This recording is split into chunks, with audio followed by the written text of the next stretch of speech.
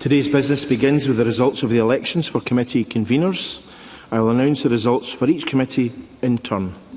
Climate Action Committee, Stuart McMillan has been elected as convener. The results were as follows. Total ballots 121, yes 106, no 12, there were 3 abstentions. Criminal Justice, Alan Smith has been elected as convener. The results were as follows. Total ballots 122, yes 107, no 10, and there were 5 abstentions. Delegated Powers and Law Reform, Callum Kerr has been elected as convener. The results were as follows. Total ballots 122, yes 118, no 1, abstentions 2, there was 1 spot ballot paper. Economy, Tourism and Energy, Duncan Massey has been elected as convener. The results were as follows. Total ballots 122, yes 66, no 21, there were 29 abstentions and 6 spot ballot papers. Education and Gaelic, Karen Adams has been elected as convener. The results were as follows. Total ballots 121, yes 105, no 11, abstentions 5. Europe, External Affairs and Culture, Patrick Harvey has been elected as convener. The results were as follows. Total ballots 122, yes 97, no 15, there were 8 abstentions and 2 spot papers. Equalities, Human Rights and Civil Justice, Katie Hagman has been elected as convener. The results were as follows. Total ballots 122, yes 112, no 6, abstentions 4. Finance and Public Administration, Claire Hawkey has been elected as convener. The results were as follows. Total ballots 123, yes 95, no 23. There were 4 abstentions and there was 1 spot paper. Health, Care and Sport, Helen McDade has been elected as convener. The results were as follows. Total ballots 121, yes 65, no 21. There were 29 abstentions and 6 spot papers. Public Audit. Neil Bibby has been elected as convener. The results were as follows. Total ballots 122, yes 105, no 3, abstentions 11, and there were 3 spot papers. Public Petitions. Paul Sweeney has been elected as convener. The results were as follows. Total ballots 122, yes 106, no 4, there were 8 abstentions and 4 spot papers. Public Service Reform.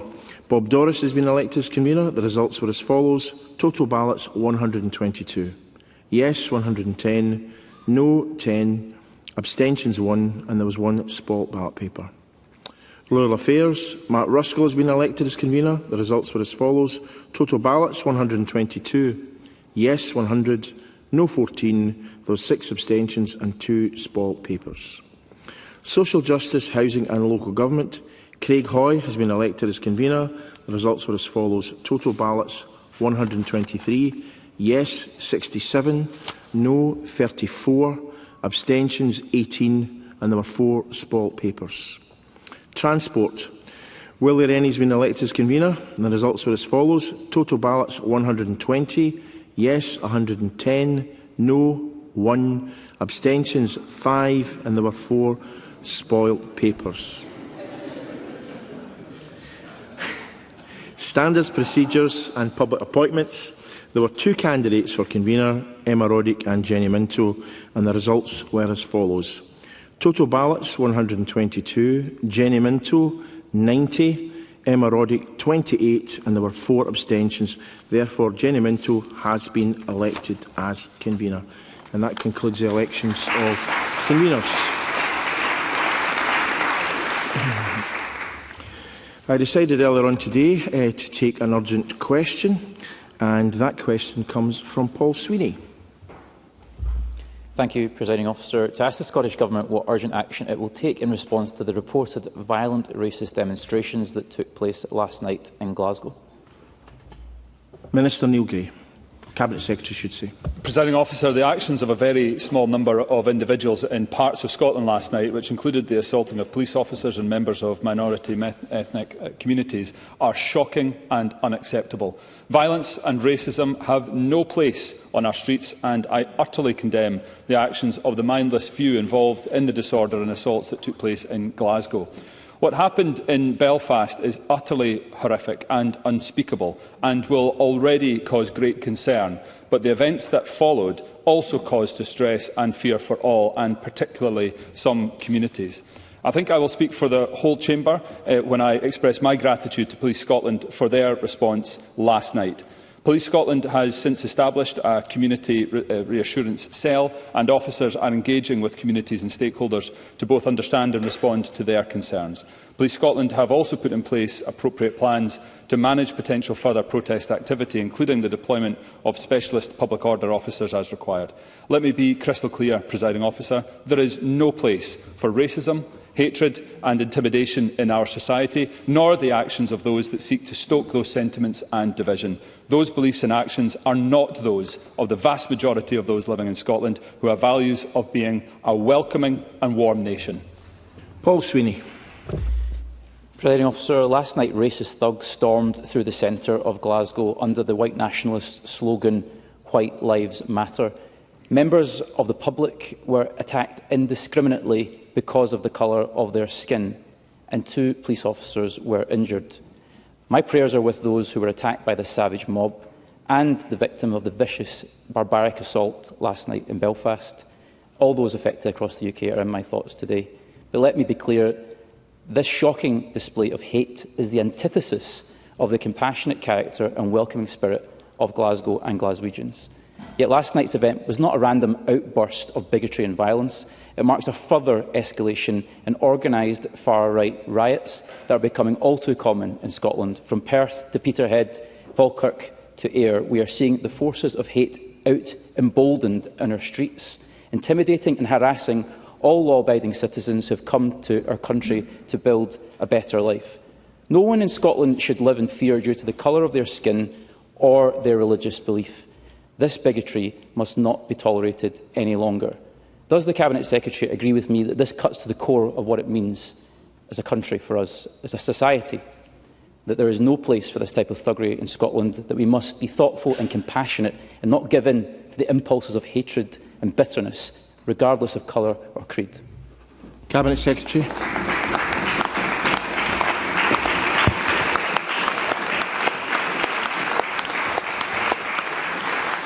Presiding Officer, I completely agree with everything that Paul Sweeney has put on the record in his supplementary question there. The Scottish Government's approach is grounded in tackling hate consistently and proportionately across all communities, underpinned by a zero-tolerance stance on racism and hate crime. And our work is underpinned by community cohesion, promoting mutual respect, understanding and positive relationships across community. Last night was designed to intimidate. It was designed to cause alarm. It was designed to divide. But, Presiding Officer, we will not allow those who seek to intimidate us or to divide us. The values of the people of Scotland must prevail, and we must show leadership across this chamber in order to ensure that is the case. Thank you. And I would say to Paul Sweeney before he comes in, I'm looking for questions around speeches. A number of other people are keen to come in, so it's important that we try and keep questions as brief as possible. Paul Sweeney. Presiding Officer, I thank the Cabinet Secretary for that response. Some members of this Parliament have sought to fan the flames of this division with continual talk of strangers and calls for further protests tonight. Does the Cabinet Secretary agree with me that every one of us in this Parliament has a duty to calm tensions in this country and not inflame them, and to be reminded that their first duty is to their constituents and the people of Scotland and not American neo-Nazis on social media? Cabinet Secretary.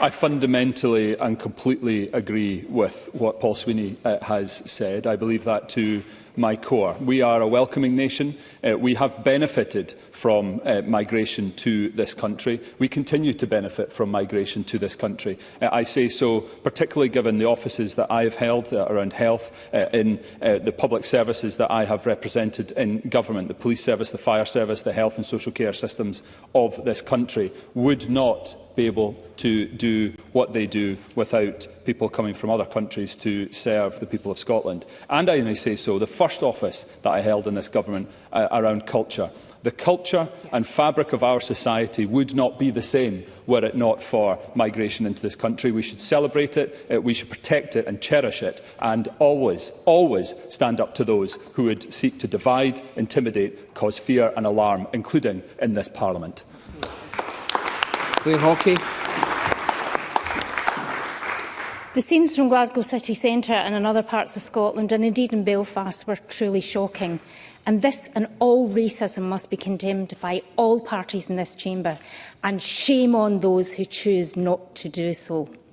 Can I ask the Cabinet Secretary, how the Scottish Government will reach out to and work with minority communities to reassure them that all measures will be taken to prevent this disgusting racist behaviour from reoccurring, and that all Scotland is a welcoming place for all of those who choose to live here?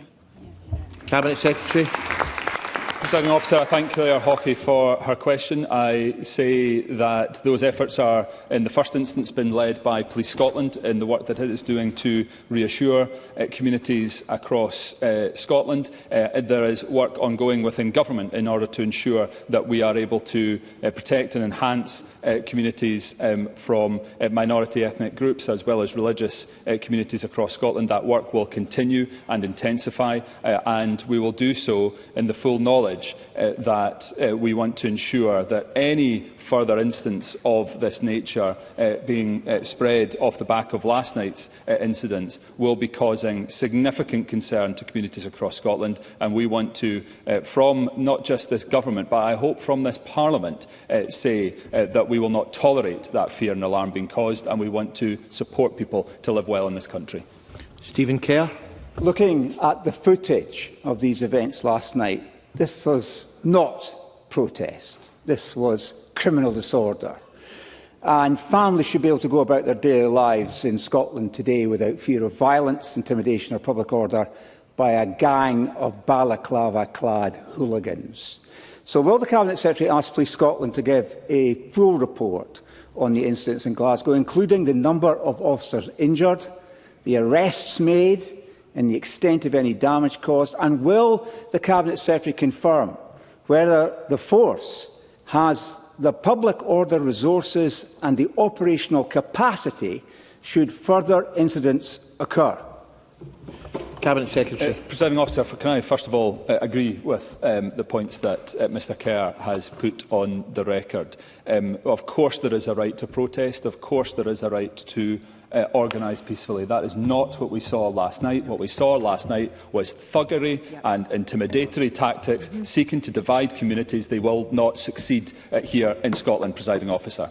I also was in live dialogue through my officials to Police Scotland last night. I think we see, in answer to the final question, in the very clear response from Police Scotland, standing up in very short order, that they do have the resources at their disposal in order to deal with incidents such as this. But of course, to his middle question, I am in constant dialogue with Police Scotland. We'll expect further information from them as to the outturn of this event and seek continued reassurance that they are prepared for any further such disorder. Alan Smith. Presiding Officer, thank you, and I'd commend Paul Sweeney for his contributions to the Chamber today. I think there's a lot of unanimity across the House, and we should all be careful of our words in discussing these matters in general. But I'd ask the Cabinet Secretary, and I commend his response as well, these are aggravated offences, and would he agree with me that the nature of these offences is so significant that we do need to make example of a zero-tolerance approach to this sort of crime, and the sentencing, when we get to that, should reflect the serious nature of these offences? Cabinet Secretary. Presiding Officer, I obviously understand the motivation behind Mr Smith's questions. He will understand that Police Scotland, the Courts and Tribunal Service and the Crown are independent of government, rightly so. However, what we are able to see from the footage that Mr Kerr, that Mr Smith has alluded to, speaks to the motivation behind this organisation of thuggery last night, and I would want to ensure that we continue to have a zero tolerance to racism, hatred and division. We've taken steps over many years in Scotland to legislate to ensure that we have the fullest protections possible for people choosing to live here in Scotland, and I would expect to see the full weight of the law coming forward for anyone that is prosecuted or convicted of any incidents from last night. Thank you, Cabinet Secretary. That concludes the urgent question. We'll just have a 1-minute break to switch over, and then we'll go on with portfolio questions.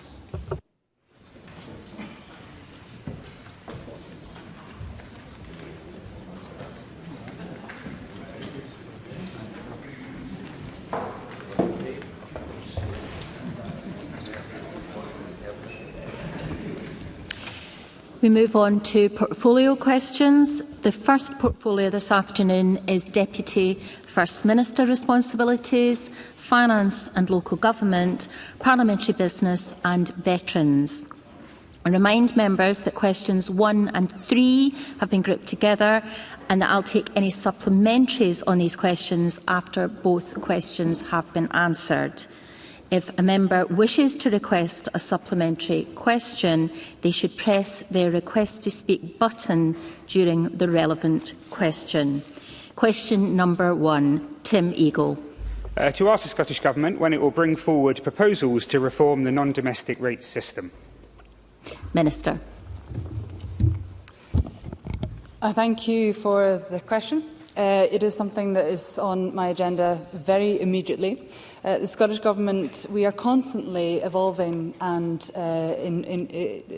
reforming the non-domestic rate system that we have, given the ever-changing circumstances that business find itself under, and including looking specifically at retail, hospitality and leisure. So very soon, before summer, we're actually going to be having a meeting with business leaders from across the sector to start the process of a comprehensive review on non-domestic rates, which will build upon our commitment to examine the impact and configuration of all our reliefs in advance of the next re-evaluation on the 1st of April 2029. Tim Eagle. I'm not alone in calling for non-domestic rate reform. New MSP Jack Middleton, actually, from the SNP, has said there are flaws in the system and it's a top priority. Even the SNP manifesto promised to rebalance the system. But I've spoken with businesses in Murray, from funeral parlours to clothes shops, who are describing real pain and real uncertainty about their future. We need a clear timeline for change. Now, I don't expect that full timeline right now. So can I request that we get a ministerial statement that draws out what the Minister has just said, so that we can, and all businesses in Scotland, can be absolutely clear on the timeline and moving forward for change? Minister. Thank you for the follow-up. We are going to be giving our medium-term update next week on the budget and the statement, so we will come back on that. As I said, it's on my agenda to meet with business leaders before summer from the 6 priority business areas, so that is something that is on my agenda and something that will be priority as we go into the recess and summer. Claire Baker. Thank you. To ask the Scottish Government how it will take forward plans to rebalance the non-domestic rate system. Minister. So, as I said, this is something that we want to make sure that the non-domestic rate system offers the best environment for business. And that's in terms of business growth, investment, but also competitiveness, to make sure that business has predictability, stability and a line of sight as to what's coming down the tracks. I also have to acknowledge that the important role that non-domestic rates play in the income of our funding for public services as well, just over £3 billion. So, as I said, comprehensive review was going to be starting on the non-domestic rates, and we will be engaging with business to help shape how the system operates in the future, one that's fair, transparent and accountable. Claire Baker. Thank you. The Minister will be aware that a big issue is empty properties, and local businesses regularly raise concerns about costs and barriers to taking on premises. While £20 million of UK Government money is going to be invested in Kirkcaldy Town Centre, does the Minister accept that we need to have a business rate system that actively supports new businesses to occupy vacant units and enhance our high streets? And when can we expect to see progress on potentially widening the scope of the Fresh Start relief as agreed by Parliament last week? Minister. So, as you know, we've agreed to the Fresh Start campaign that we discussed last week, which the amendment came from the right, from the Labour benches. And we're looking at this type of relief as the only type that we actually have in Great Britain. But we are very mindful of the tax avoidance risk that is associated with that relief. So in the round, when we are looking at the review and moving forward with business rate review and reform, the Fresh Start and occupying empty properties will be part of that. Liam Kerr.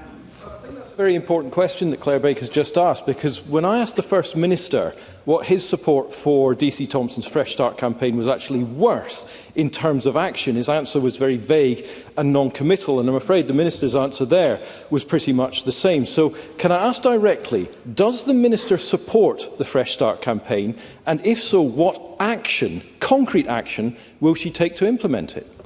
Minister.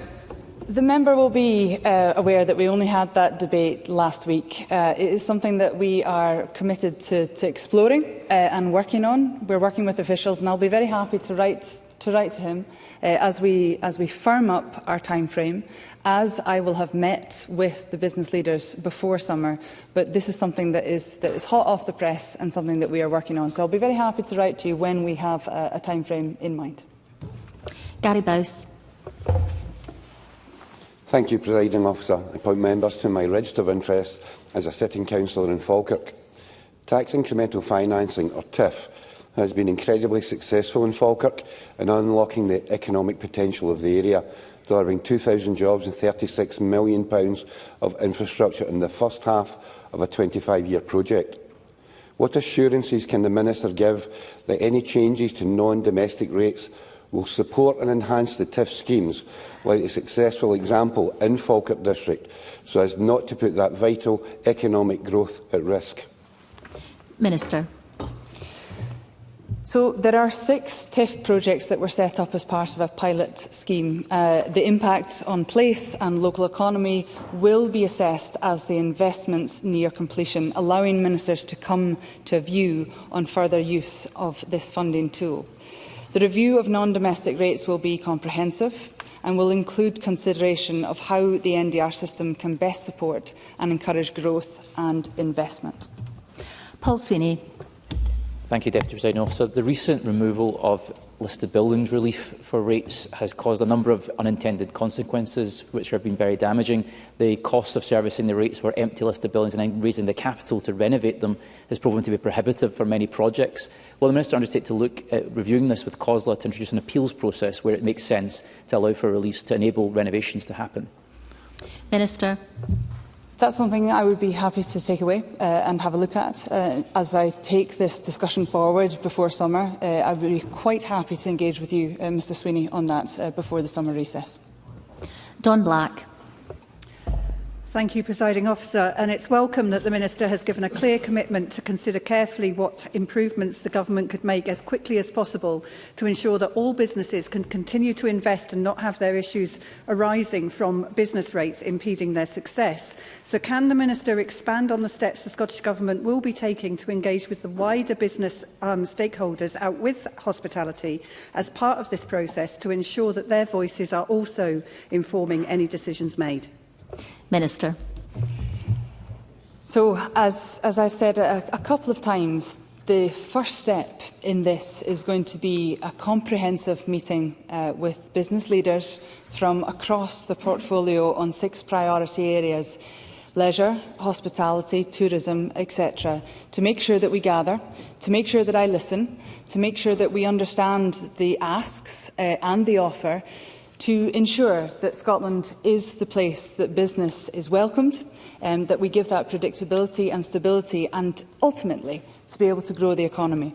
So this is in the round. It's happening just before summer, and that is really going to be the first start that we take forward to make sure that we are taking forward those reviews as we head away from recess into August and beyond. Question number 2, Mark Griffin. Thank you, Presiding Officer. To ask the Scottish Government what discussions it has had with COSLA regarding the pay negotiations for 2026-27. Deputy First Minister. Presiding Officer, I can confirm that I had an introductory meeting with COSLA on the 28th of May, and I will meet again with COSLA next Thursday, along with the Cabinet Secretary for Public Service Reform. And although the Scottish Government has no formal role in local government pay negotiations, we worked very closely with COSLA to confirm funding flexibilities and additional funding that allowed COSLA to provide a fair and an affordable 2-year pay deal worth 7.64% across 25-26 and 26-27. Mark Griffin.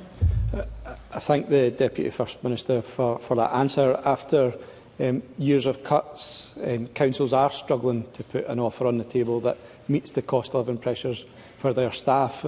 Year on year, we have these disputes and disruptions. We have rubbish piling up on Edinburgh streets during the festival, school and nursery closures, and the annual late intervention from the government that resolves that. And I just wonder what more constructive, regular discussions can happen between national and local government to break that cycle of continued dispute and then late intervention to solve that after the public have already been disrupted, and how the government plan to formalise that. Deputy First Minister. I thank Mark Griffin for his supplementary question. He will know from my former role that I spent a good amount of time with our teaching trade unions and local government trying to negotiate an agreement in relation to reducing teacher class contact, and we were able to do that through joint negotiation, but it did take time and it caused unnecessary stress and concern for parents and carers because we thought we might be about to be in receipt of some industrial action. So we had to work at pace to get to that point. I don't want, as a Deputy First Minister, to get to that stage. I actually want us to have a much more strategic approach to how we negotiate in relation to pay. That work was led by my predecessor across government, and I want to continue that. I had a very helpful discussion with Ros Foyer, who joined the event that the Cabinet Secretary and I attended on public service reform only on Monday, to talk a little more about how we can have that strategic overview. I'd be more than happy to hear any suggestions that Mr Griffin has on that, but we have to work in close partnership with local government and with our trade unions. And I think the point the member makes in relation to disrupting services is well made, and I'll take forward the suggestions he's made today to that end with our engagement with COSLA next Thursday. Question number 4, Jenny Young. To ask the Scottish Government for its response to warnings issued on 27 May 2026 by the Institute for Fiscal Studies that, if earnings in Scotland grow in line with the rest of the UK, Scotland could face a deficit of over £6 billion by 2030. Deputy First Minister. Presiding Officer, governments across these islands face significant pressures on public finances, and these challenges have intensified in recent months due to global instability.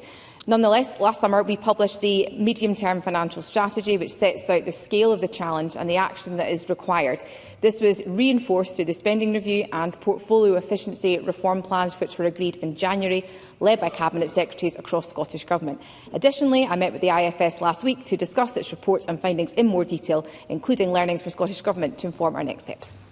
Jenny Young. I thank the Deputy First Minister for that response. The interventions that she references were made when we thought the budget deficit would be £5 billion, and now if these projections for earnings growth turn out to be more optimistic than what will transpire, it's quite likely that that will increase by a further £1 billion. So the Scottish Government has a budget of around £60 billion, and this would be a £6 billion deficit. So more than or around 10% of the entire Scottish budget. The IFS have said Scotland faces a fiscal reckoning with spending cuts or tax rises on the way. So can I ask the Deputy First Minister which one it's going to be? Deputy First Minister. I thank the member for her question. I hope she knows I'm taking a keen interest in these matters, given my responsibilities as Deputy First Minister, but I have to work in partnership, of course, with the Cabinet Secretary for Public Service Reform, which is exactly why the event we held on Monday was so important to that end. The Government has to work and meet and balance our budget every year. We do not have borrowing powers that exist in other parts of the United Kingdom. The member will well understand that. But the discussion I had with the IFS was important, as was the engagement that we've already had with the SFC. But this all goes back to the work that Ivan McKee is leading, actually, in relation to public service reform. And I really want to engage on a cross-party basis on that, which is why I've been in contact with all parties to set up initial meetings in that space. I know Mr Mara is keen to engage on these steps, and I'd be more than happy to engage with the member on this too. We have to work together and collaboratively on how we respond to this, and I think that is the most appropriate and responsible action that a government can take. Murdo Fraser. Thank you, Presiding Officer. When I asked in this chamber last week how the black hole would be filled, the Cabinet Secretary for Public Service Reform replied to me and said it would be public service reform that would fill the gap. But at the same time, he's saying that public service reform is not about reducing the overall spend on public services. Both these statements can't be true at the same time. So which is it? Deputy First Minister. I hear Mr McKee disagreeing with the member's suggestion or description rather of his contribution last week. Look, as I said to the member previously, we do have to work on a cross-party basis on this, and I'm more than happy to hear any suggestions that Murdo Fraser might have. Of course, the budget setting process in Scotland would be a lot better had there, of course, not been a mini-budget introduced by Liz Truss, which has made things far more challenging. And of course, had we adhered to some of the tax cuts that Ms Truss was advocating for some time ago now, we would be poorer to the tune of £1.8 billion. But again, I'm more than happy to take any further learning that Mr Fraser can offer the Scottish Government on these matters. Michael Mara. Thank you, President Officer. The Deputy First Minister says she met with the Institute for Fiscal Studies last week to understand what learnings they might take. Perhaps could you tell us what they are? Deputy First Minister. I thank Mr Mara for his question. There's actually going to be a follow-up meeting over the summer recess on that. There are a number of learnings in relation to health and social care, actually, in relation to the use of technology and actually our use of capital across government. We had an introductory meeting around 30 minutes, so I'm more than happy to come back to the member with further detail in that regard because I want to continue that dialogue with the IFS. I think it's hugely important. We listen to this and we act accordingly because of the challenge that is recognised across the chamber in relation to our budget. Question number 5, Pauline Stafford. Thank you, Presiding Officer. Can I refer members to my register of interest as an elected member for West Lothian Council to ask the Scottish Government whether it will provide an update on its work with West Lothian Council and other local authorities on plans to unlock pension fund assets, including local authority pension schemes, to deliver more affordable housing. Minister. Thank you for the question. I think this is a really interesting question. There are 11 local government pension schemes across Scotland worth about £75 billion, consistently outperforming the UK peers when it comes to the last decade as well. And I think that this is something that we should be doing more of, exploring how we can invest from Scotland to Scotland and have a bit of a recycle on that capital. We will continue to work with them, the Council in West Lothian, in pursuit of our manifesto commitment to deliver and progress funding models that safeguard fiduciary duties and long-term investments of pension schemes, members, and accelerate the delivery of social and affordable homes across Scotland. But let me just say that this requires an unprecedented level of commitment and investment, and that won't be done in isolation. That is private and public sector working together, and it also is government and also pension funds working together. So collaboration is the name of the game, and we need to think more creatively about accessing pools of capital to build the affordable housing that we need at scale. Pauline Stafford. Can I thank the Minister for that response? Given the acute demand for affordable housing in West Lothian in particular, can she outline when local authorities might expect to see tangible developments resulting from their work? Minister. Thank you. As set out in the manifesto for this parliamentary term, we will work in partnership, in collaboration with others, to progress funding models that safeguard these duties and provide secure inflation-linked returns that can accelerate the development of housing.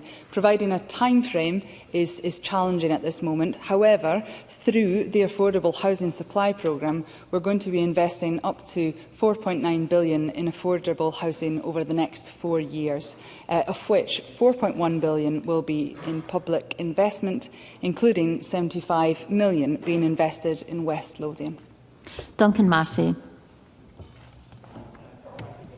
Presiding Officer, may I just start with a transparency statement? I'm a member of the Pension Committee of Aberdeen City Council, but just wanted to follow up with another question on that. In terms of pension funds investing in local housing. It was just a question about how we see the investment returns on those sort of investments and how those pension funds deal with their fiduciary duties, ensuring that they meet their first and foremost their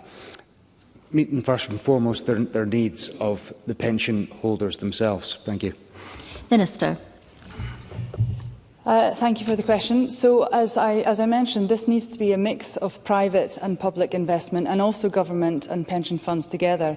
I was actually at a dinner last night where members of the SNIB, the Scottish National Investment Bank, were talking about the investment in 6 affordable houses in the Shetland Islands, which is my constituency, and how that had actually provided the most stable return that they have in their portfolio. So I think it's about making sure that we bring private and public together, and that we have that stability of return for pension funds that are seeking that stability over multiple years at an interest rate that is good for their portfolio. Question number 6, Mark Ruskell. Thank you. To ask the Scottish Government whether planning authorities have adequate guidance on how to assess proposed hyperscale AI data centres.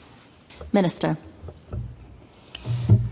Thank you for the question. Planning authorities have qualified planning officers who apply their professional analysis and judgment to inform decisions. Now, I recognise the speed and the scale of these hyperscale AI data centres in a very new and evolving part of our society. It provides risk, both in terms of upside but also downside, that needs to be considered. The National Planning Hub has been working with planning authorities, infrastructure providers and industry stakeholders to share an understanding of those benefits but also impacts. And we will continue this work with diligence and thought and time, whether we consider if there is more formal guidance that would be beneficial to a planning authority locally. And we'll need to make sure that those local authorities are appropriately supported in the assessment of these data centres coming. Mark Ruskell. Well, can I thank the Minister for that answer? It is a new and rapidly evolving situation. I hope that she recognises that, because there have been huge concerns raised about the proposed data centre at Ochtertool and Fife. Its size, its proximity to the village, the energy and water demand, and the fact that Fife Council have not requested that an environmental impact assessment be conducted. Now, I hear what she says about time, but given the lack of specific guidance and also the inconsistencies that we're seeing across local planning authorities in Scotland, will the Minister commit to urgently reviewing and updating planning guidance to ensure that the full impact of these AI data centres are being considered? This is a problem that exists now, not in the future. Planning authorities need to make proper decisions now. Minister. Thank you for the question. AI data centres are a very rapidly evolving sector. It would not be appropriate for the Scottish Government to comment on individual development proposals to make sure that we avoid having that favouritism. The Scottish Government is clear that the voices of communities affected by these kinds of development must be central in any considerations, and that also planning authorities have a responsibility to consider the environmental impacts of all developments which require planning permission. The Scottish Government is also clear that any new AI infrastructure development should minimise reliance on fossil fuel solutions. So our AI strategy for Scotland is clear that data centre development should include steps to assess and mitigate potential risks of infrastructure, including to the relation of environmental sustainability. Claire Baker. Thank you. The Scottish Government's AI strategy does have a clear aim of promoting Scotland as a green data centre, but it is less clear on what the terms mean in practice. It says guidance on what factors are prevalent in a green data centre will be expected in 2027. And, for example, would that include the necessity to have an environmental impact assessment? Because at the moment my understanding is that is not a necessity. And does the Minister think that the timescale we're working towards, is that still appropriate given the number of projects that are already seeking planning permission that are in principle? Minister. The member will appreciate that there are local planning decisions that I cannot comment on from a government perspective. And to be honest, this is a matter devolved to Fife Council on planning. So I would put that back, that this has to be the Fife Council that consider that. Julie McDougall. Thank you, Presiding Officer. I firmly believe that Scotland can't be left behind in the new digital age. However, this should not come at a direct cost to the environment or local communities without seeing any substantial benefits to them. Many parts of Fife have been hit badly by deindustrialisation, with generations of people struggling with unemployment and underemployment. So does the Scottish Government agree with me that if these data centres do go ahead, that the sufficient creation of permanent full-time jobs with upskilling opportunities for local workers should form part of the conditions for granting planning permission to these data centres? Thank you. Minister. I thank the member for the additional question, and of course economic growth, job creation and benefit within communities that are hosting infrastructure projects such as data centres have to be front and centre. When it comes to planning and using planning as a tool, this is something that I am starting to explore within my portfolio. I had a meeting with planning officials yesterday. I'm still to get my head around exactly what can be done on that, but I am sympathetic to using planning as more of a tool to actually stimulate the kind of growth, the kind of benefits that you're talking about. Because I think that if we look at what the devolved powers are here, planning is a tool that we could be using to our advantage. So I'll be taking that on board as I continue to have my own thoughts and questions around that. It's something I don't have an answer on yet, but it is in my agenda and in my mind. Thank you. Duncan Dunlop. Thank you, Presiding Officer.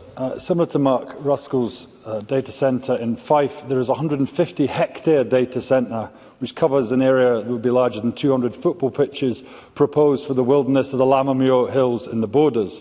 In the absence of a Scottish Government strategy for locating energy-intensive industries, communities are being left to fight ad hoc developments with potentially irreversible environmental impacts. Does the Minister agree that industrial projects like this belong in industrial areas, not in our pristine wilderness? Minister.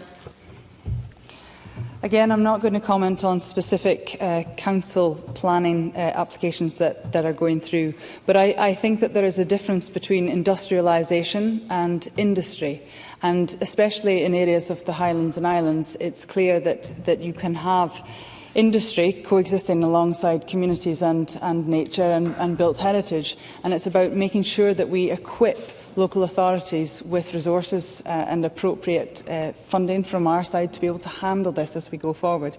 So I think it's inappropriate for me to comment on individual cases, but I am sympathetic to your point about the difference between industrialisation and industry, because it does come at a balance that needs to be struck, especially in rural and island communities.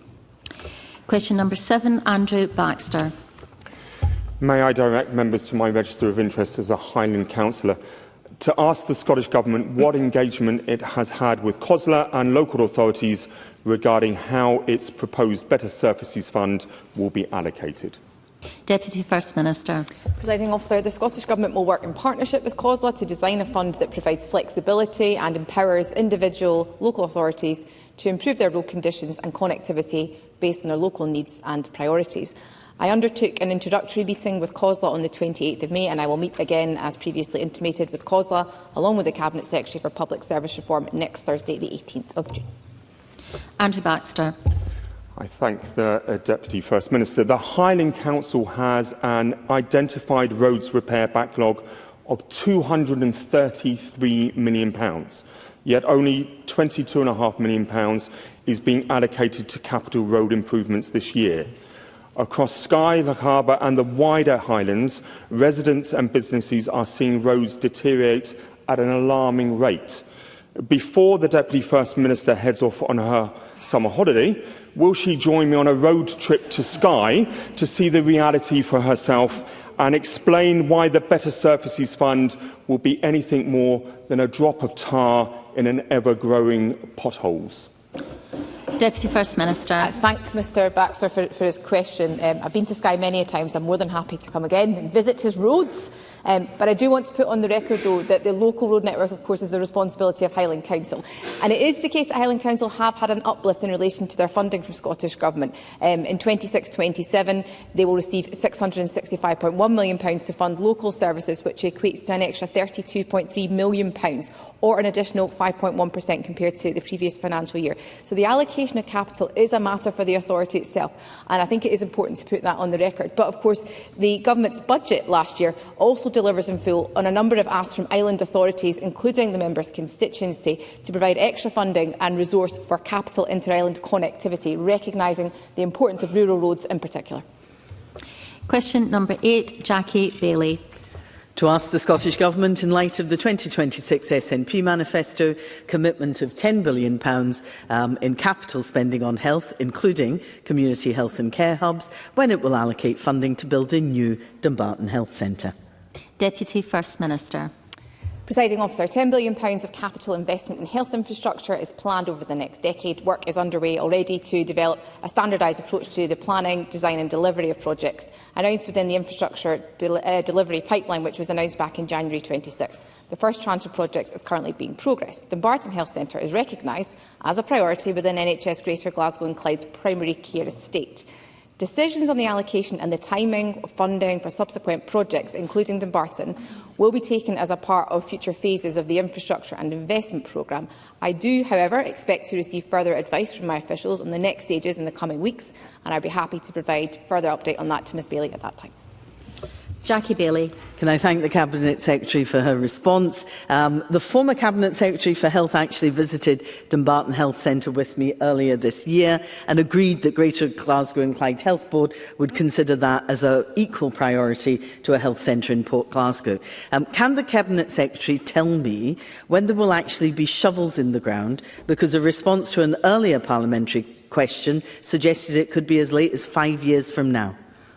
Deputy First Minister. I thank Ms Bailey for her question. I can't give her a specific date at the current time, as I'm awaiting advice on this from my officials, but I'm more than happy to correspond with her in relation to the challenge that she puts to me here today. But I do hope she recognises there is significant investment being put in place to support projects just like the one she's outlined today. But I'm more than happy to write to her with further detail when I've received it myself. Question number 9, Claire Hawhey. To ask the Scottish Government how it is supporting businesses on Scotland's high streets. Minister. Thank you for the question. High streets are vital to our economy and our town centres, especially in rural and island contexts.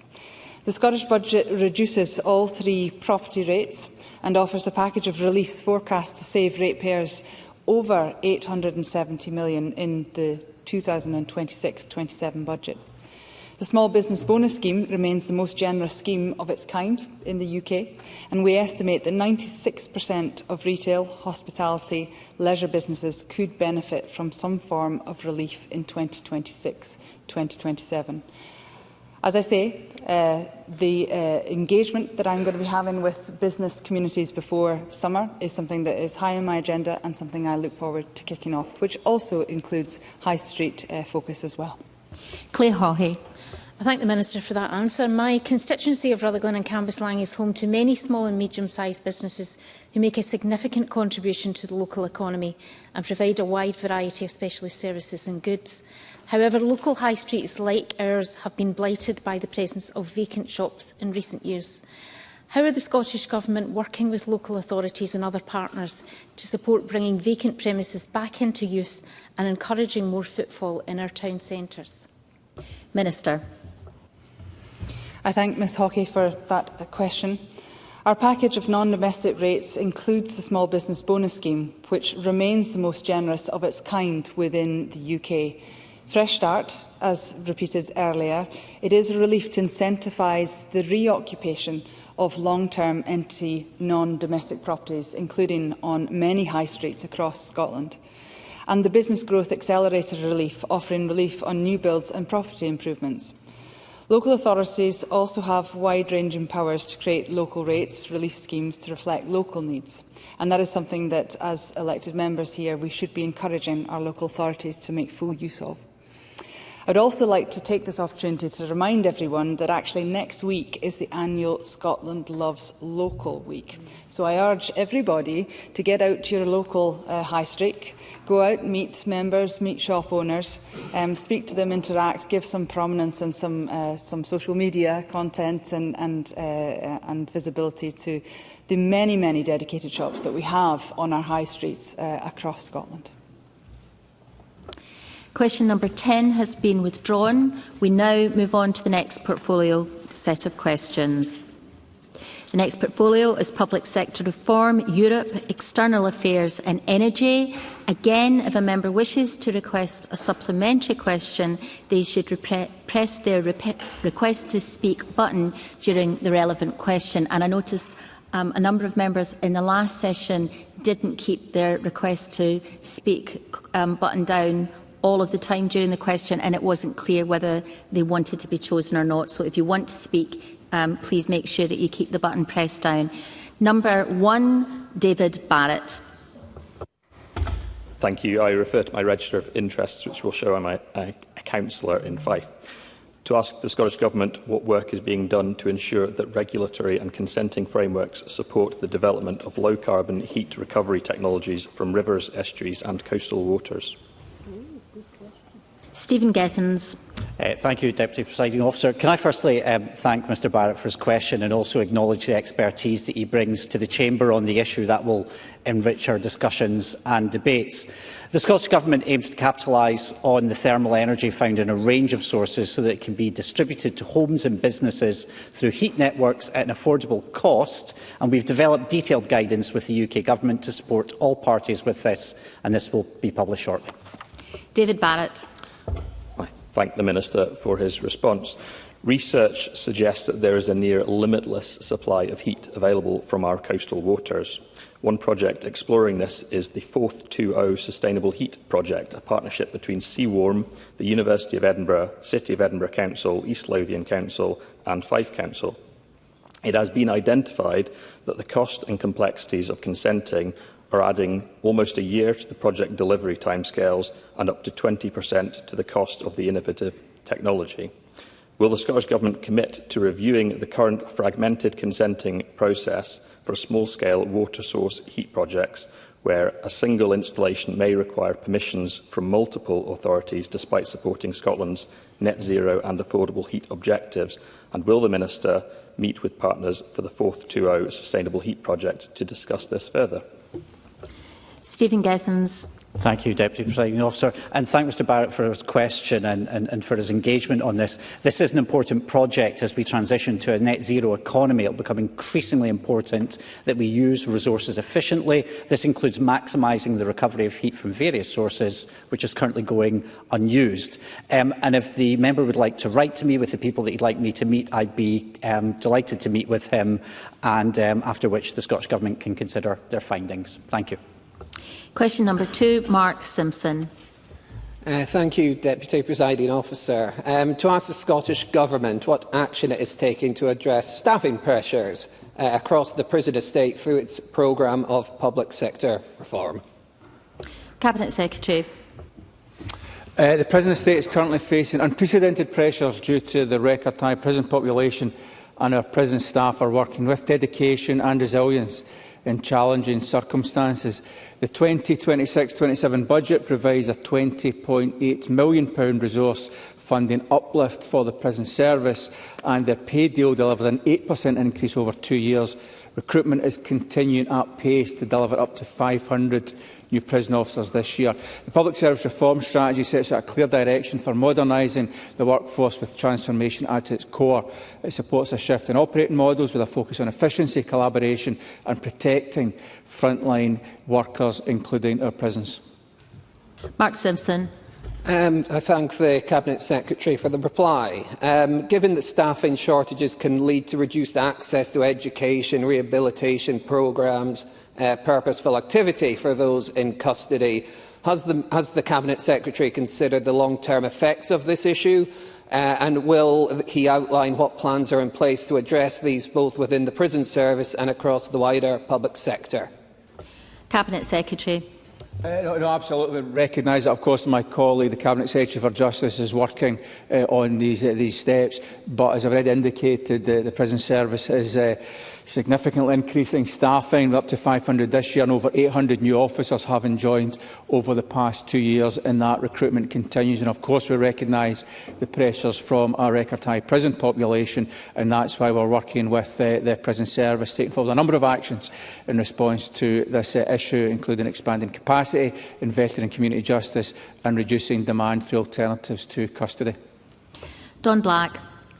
Thank you, Deputy Presiding Officer, and thank you for the detail that you've already given, Cabinet Secretary. But could you also outline what more can be done to use the public service reform agenda to encourage staff to move outside of the Central Belt and into other regions and areas where they are needed, such as the new His Majesty's Prison Inverness, which will require an increase in staff? Cabinet Secretary. Public service reform gives us the tools to better match staff to where they are most needed, and the strategy includes commitments on strengthening leadership and on workforce reform to ensure we have the right number of people in the right roles with the right incentives and empowerment to deliver change. The forthcoming workforce management governance framework will include good practice guidance on recruitment and redeployment, and that means supporting staff to move into priority roles, including in areas like the Highlands. For HMP Highland, which will replace HMP Inverness, this includes targeted local recruitment, outreach with partners and encouraging experienced staff to transfer, ensuring both community benefit and a safe, resilient service. Question number 3, Jamie Langan. Thank you, Presiding Officer. To ask the Scottish Government what assessment is made of whether farmers and producers in Scotland are better served and protected within the single market of the United Kingdom rather than operating in a European market. Minister. Thank you, Deputy Presiding Officer. Of course, previously it wasn't an either-or. When we were in the EU, our farmers were able to benefit from free access to an EU market of 450 million consumers, with funding stability provided by CAP and much more. Brexit, that his party campaigned for and wanted, was a costly mistake, and our agri-food industry has suffered as a result. The UK Internal Market Act, far from helping ensure a functioning domestic market, is a recipe for confusion and uncertainty. We strongly support a closer relationship with the EU, including on agri-food, to help businesses access the EU market, expand consumer choice and sustain Scotland's agri-food sector. Best way to do that, of course, is with independence. Jamie Langan. Could I thank the Minister for his response, but ask if he recognises the serious challenges currently facing the Scottish pig farming industry due to the glut of Spanish pork imports depressing prices? And can he confirm what work the Scottish Government has undertaken with the UK Government to address these challenges? Minister. I'm going to thank the member for his question, and I'll write to him more broadly on the specific issues, but I would set out the hit that consumers, that businesses, including agriculture, have taken from leaving the EU, including a Treasury hit of 90 billion less in tax revenues. That's £250 million being wasted every single day, and UK food exports to the EU well below pre-Brexit levels. It's been a disaster. It's the 10th anniversary next week, and in a couple of weeks' time, and I hope that they'll reflect on that. Question number 4, Liam Kerr. Thank you, Presiding Officer. To ask the Scottish Government what assessment it has made of Scotland's energy security, including any consequent action it plans to take in light of heightened global tensions, particularly in the Middle East and Ukraine. Minister. Thank Liam Kerr for his question. The ongoing conflict in the Middle East and, of course, Russia's war in Ukraine has brought Scotland's energy security into sharp focus. Our assessment remains that on the current information available to us, Scotland's position in relation to energy security remains robust. But despite this, and as a responsible government, we continue to monitor the current situation and prepare for any disruption. We're also continuing to pursue engagement with the UK Government to assess risks, share intelligence and ensure Scotland's energy security remains resilient, and to inform our planning. Liam Kerr. Well, I'd like to help the Minister in that regard. You see, it's reported today that if the largest undeveloped oil and gas field in the UK, Rosebank, is given the go-ahead, it will generate £8.5 billion worth of direct investment, £6.6 billion of that spent on UK businesses. It will support 2,000 jobs during development alone, and help our energy security. Now, the SNP has maintained a presumption against oil and gas for years now, and it was confirmed by this government again in Politico this week. But for the sake of energy security, for thousands of Scottish jobs, for the environment and for the economy, will the Minister join me in demanding that Ed Miliband give Rosebank the green light? Minister. I'd like to thank the member for his question. It is, of course, as he knows, a reserved issue to the Westminster Parliament, but I'm glad that we're able to discuss reserved issues in this place as well. And on the question of energy security, that, of course, is one of the tests that we apply, as well as the climate, when considering these options. But I have to say, it takes something of a brass neck for the Conservatives to come here and lecture anybody about the oil and gas industry, given the thousands of jobs lost on their watch. David Green. Thank you, Deputy Presiding Officer. The Minister will no doubt agree that our energy security must be considered alongside our climate obligations. But that's why I would urge the Scottish Government to recognise the advice of the Climate Change Committee when they say that nuclear is essential to the UK's decarbonised electricity mix. I also urge the Minister to recognise that decommissioning in Scotland, including at Dounreay in my constituency, depends on retaining those skills in the long term. Will he therefore agree to visit Dounreay, meet our nuclear workforce and address those concerns that his government's opposition to new nuclear sends them a message that their future lies elsewhere? Minister. Thank you, Deputy Presiding Officer. Well, the first thing that I'll say to the member is I'd obviously be delighted to visit him in his constituency, and he's obviously a champion for his constituency. Scotland is an energy exporter with excellence in renewables and in other industries. Nuclear has been proven to be a very expensive technology. That being said, I will commit, as I said at the start, to engage with members and speak to them. We can always learn something from one another. Thank you. Alan Brown. Thank you, Presiding Officer. Grangemouth provided aviation fuel and could have been used to develop sustainable aviation fuel for the future.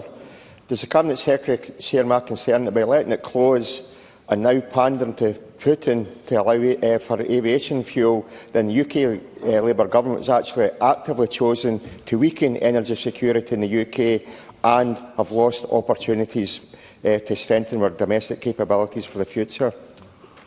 Minister.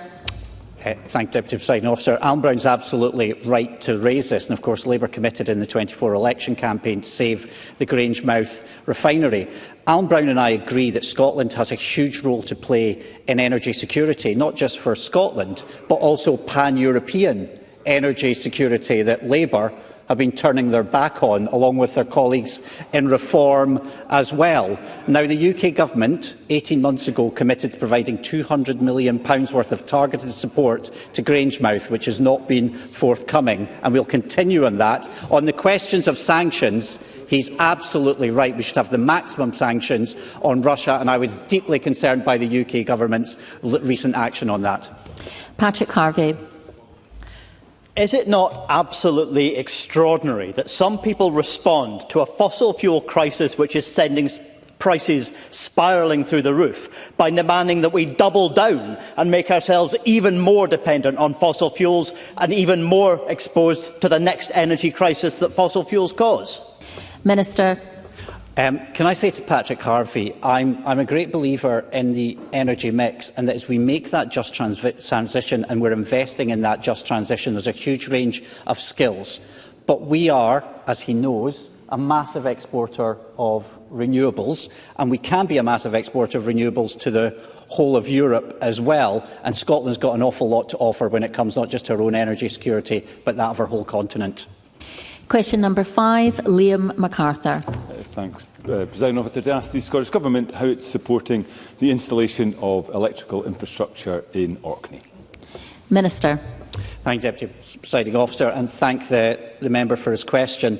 Since my appointment as Minister, I've undertaken introductory meetings across the energy sector, and I'm clear that the energy transition represents one of our greatest economic opportunities, and I'll continue to hold those meetings over the coming weeks and over the summer, and I know that the members are champion for that as well. The Scottish Government has supported Orkney's ambitions for decarbonisation and electrification, including through providing £5 million to support the development of a harbour facility for the assembly of offshore wind turbines at Scapa Flow. Liam MacArthur.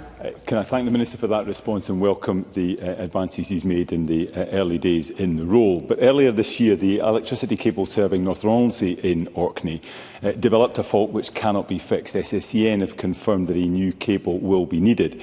Given the impact on my constituents, I hope the Minister will agree that consenting the new cable should be done as quickly as possible. But will he also agree to ensure that the fibre within the cable is now used to provide long overdue digital connectivity and resilience to the residents of North Ronaldsay? Minister.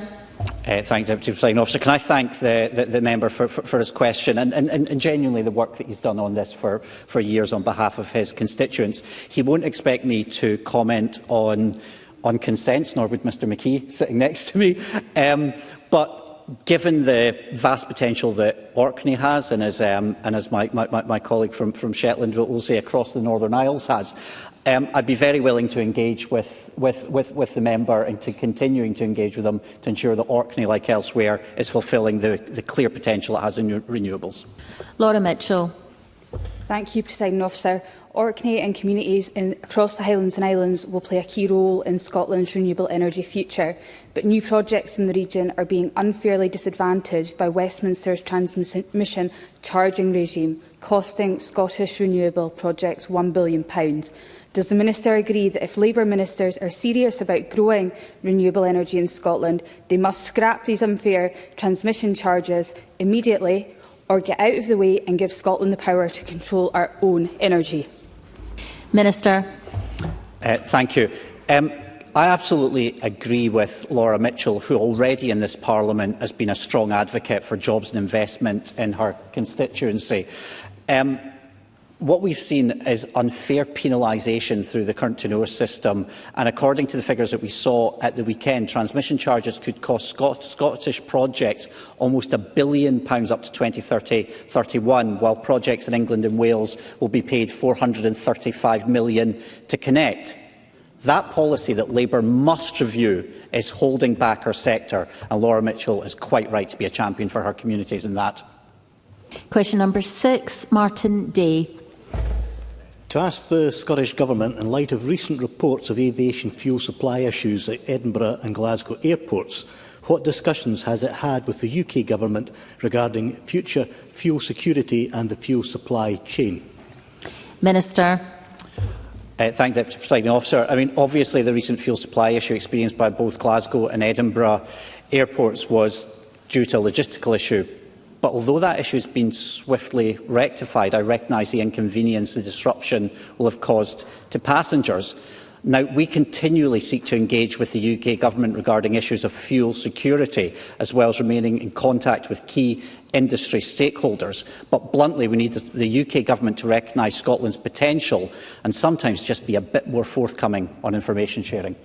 Martin Day. I thank the Cabinet Secretary for that reply. This issue underlines how precarious Scotland's position has become on jet fuel supplies. Before its closure, Grangemouth refined jet fuel for the whole of Scotland, giving us a measure of energy security. But the betrayal of the workforce at Grangemouth and the false promises once made to them by Anas Sarwar have helped put paid to that. Does the Cabinet Secretary agree with Unite the Union, who have accused the UK Labour Government of industrial vandalism in allowing the Grangemouth refinery to close when Scotland could have been producing its own green aviation fuel? Minister. I'd like to thank Martin Day for his question. Martin Day has been a strong advocate for many years for people in Grangemouth and for the industries there. Grangemouth is a prime location, including having the highly skilled workforce for the development and production of sustainable aviation fuels. Scotland is part of the solution when it comes to our energy security. But when I said that the UK had been less than forthcoming, the First Minister has, of course, had to write to the Prime Minister asking for more detail and greater security cooperation in the areas in which we still, I'm afraid, have to rely on the UK Government. Now, this Parliament has voted, this democratically elected Parliament has voted for those powers to be devolved, and I hope that that can provide part of the solution. Question number 7, Jenny Minto.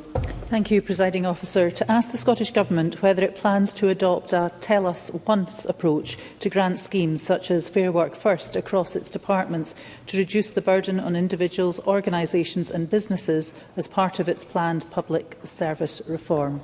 Cabinet Secretary. Our public service reform strategy commits us to review and simplify reporting requirements for grant recipients, and this will include understanding how a tell us once approach to grants could be implemented. Work is also underway to simplify the grant landscape across government and agencies to increase clarity and impact and reduce administration costs for government and indeed for grant recipients. On Fair Work First specifically, the Scottish Government has commissioned an independent evaluation, including around compliance and operational processes, and this is due to report this summer, and we will continue the recommendations, including any further improvements that could be made to administrative processes. Jenny Minto. Thank you, and I thank the Cabinet Secretary for his response. And I welcome the Scottish Government's commitment to fair work and fully support its underlying principles.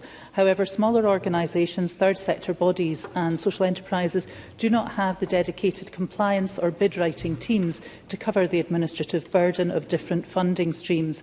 Could I therefore ask that the Cabinet Secretary meets with myself and Mull and Iona Community Trust to discuss what immediate, low-cost improvements could be made to the process in line with the Scottish Government's stated aims of efficiency, fairness and accessibility of grant funding? Cabinet Secretary. Thank you for the invitation. I'll be happy to meet with the member and representatives of the Trust. It will be helpful to hear about their direct experiences to inform our improvements, and I'm sure they'll chime very much with what I hear from community organisations in my own constituency.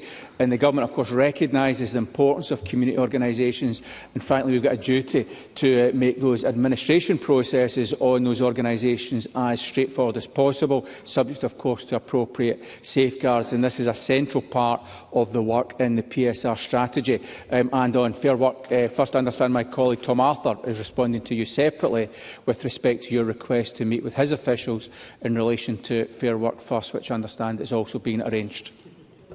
Question number 8 was not lodged. Question number 9, Gillian Mackay.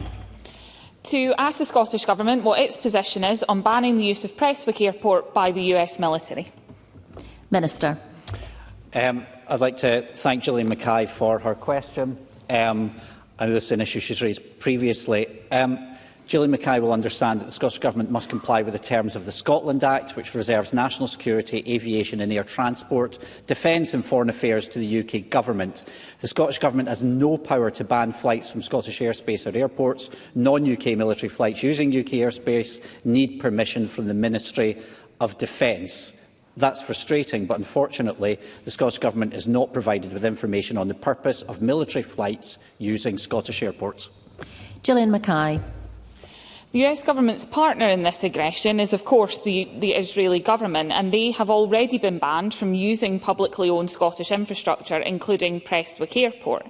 During the last session of Parliament, this chamber passed a motion calling for boycott, divestment and sanction of Israel.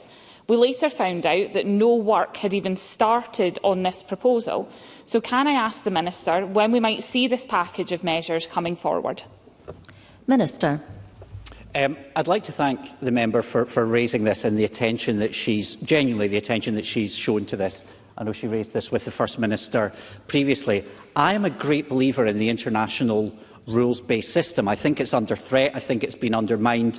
And although we don't have the full range of powers that we'd like, and that's frustrating, that we must adhere to that. Now, I'm perfectly willing to go, have a look at this in good faith, and I can write to the member about this particular issue. But I wish we had the full range of powers that we just do not have. And that's a source of frustration to me, as much it will be a source of frustration to Gillian Mackay. Question number 10, Colette Stevenson. Thank you, Presiding Officer. To ask the Scottish Government whether it will provide an update on its vision for public procurement, particularly in relation to supporting small businesses, social enterprises and local supply chains. Cabinet Secretary. Sustainability is central to public procurement. It's driving jobs and growth, generating £14.7 billion in economic activity, with £7.6 billion of that going to SMEs. Communities are benefiting. 78% of suppliers winning public contracts were SMEs, and 61% of those were Scottish SMEs. And the third sector are engaged with £1.2 billion of spend. Local impact is being delivered with £3.6 billion retained locally. And in this regard, Scotland leads the way. 47% of procurement spend in Scotland goes to SMEs, comparing very favourably with the UK's 20%, according to British Chamber of Commerce report. And reducing barriers remains a priority for the Government through the Supplier Development Programme, with 25,000 contracts awarded to registered suppliers. Colette Stevenson. I thank the Cabinet Secretary for that response, and as you highlighted, procurement offers great opportunities for small businesses and social enterprises, which in turn can boost local economies and well-being. And the Supplier Development Programme, which the host authority, South Lanarkshire, in my patch, works so hard to support this. There's also a lot of potential to improve things, including in local supply chain development. One example of this is the use of locally sourced venison, a healthy, low-carbon food source which could be better used in hospitals, schools and other public sector organisations. Can the Cabinet Secretary outline how subcontractors will be further encouraged to get involved in large public sector contracts, as well as work to boost local supply chains, including food provision? Cabinet Secretary. Absolutely. I'm very happy to confirm that the legislation is in place that requires public bodies to consider opportunities to involve SMEs, third sector organisations and supported businesses. And for higher value contracts, this includes splitting contracts into smaller opportunities to make them more accessible for smaller businesses. Public Contracts Scotland alerts suppliers to relevant contracts and allows main contractors to advertise subcontracting opportunities down through the supply chains. And the flexibility public bodies have to promote local sustainable produce is underpinned in the National Good Food Nation Plan. Ms Stevenson gave the example of venison, and I'm very happy to confirm that we have provided funding to help build capability within the venison sector to improve and establish new supply chains. Daniel Johnson. Thank you, Deputy Presiding Officer. I think there's broad consensus in this chamber about the need to develop Scotland's supply chains and using public procurement to do so. But I think in practice, especially on this side of the chamber, we felt that there's been an overly cautious view, especially with regard to the interpretation of the Subsidy Control Act. So I'd ask the Cabinet Secretary in his new role if he's going to re-examine the Scottish Government's interpretation, or indeed looking at how procurement processes and grant schemes can be redevised so that they don't fall foul of the Subsidy Control Act. Cabinet Secretary. So first of all, I'd point the member to the numbers I've gone through, because it's hugely important to recognise that Scotland is absolutely leading the way, with more than 47% of our public sector procurement going to SMEs, compared to only 20% across the rest of the UK. And that's hugely important to recognise the progress we have made there. But of course, as I've indicated, we're always keen to make more progress, to look for opportunities to be able to further expand the amount of procurement opportunities for SMEs, third sector supported businesses and others in our communities. With regards to subsidy control, that's always an area that we need to look closely at when we're taking decisions. And there are, I know I met with procurement officials this morning, and we talked about the work that they're undertaking with others across government to understand where those restrictions apply and where we can, where we're able to take steps that don't fall foul of those regulations. And that's something we'll continue to do to push the envelope as much as we can in this regard. That concludes portfolio questions, and we now move on to next business.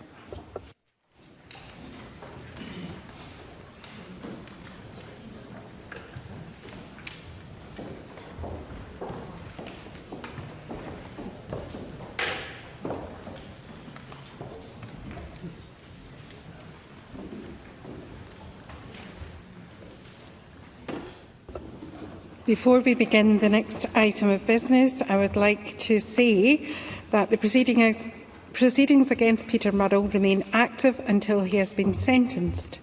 The sub judice rule is engaged. However, the presiding officer has exercised his discretion to allow the motion and the related amendments to be debated. In their contributions, members should specifically avoid commenting on the matter of sentencing.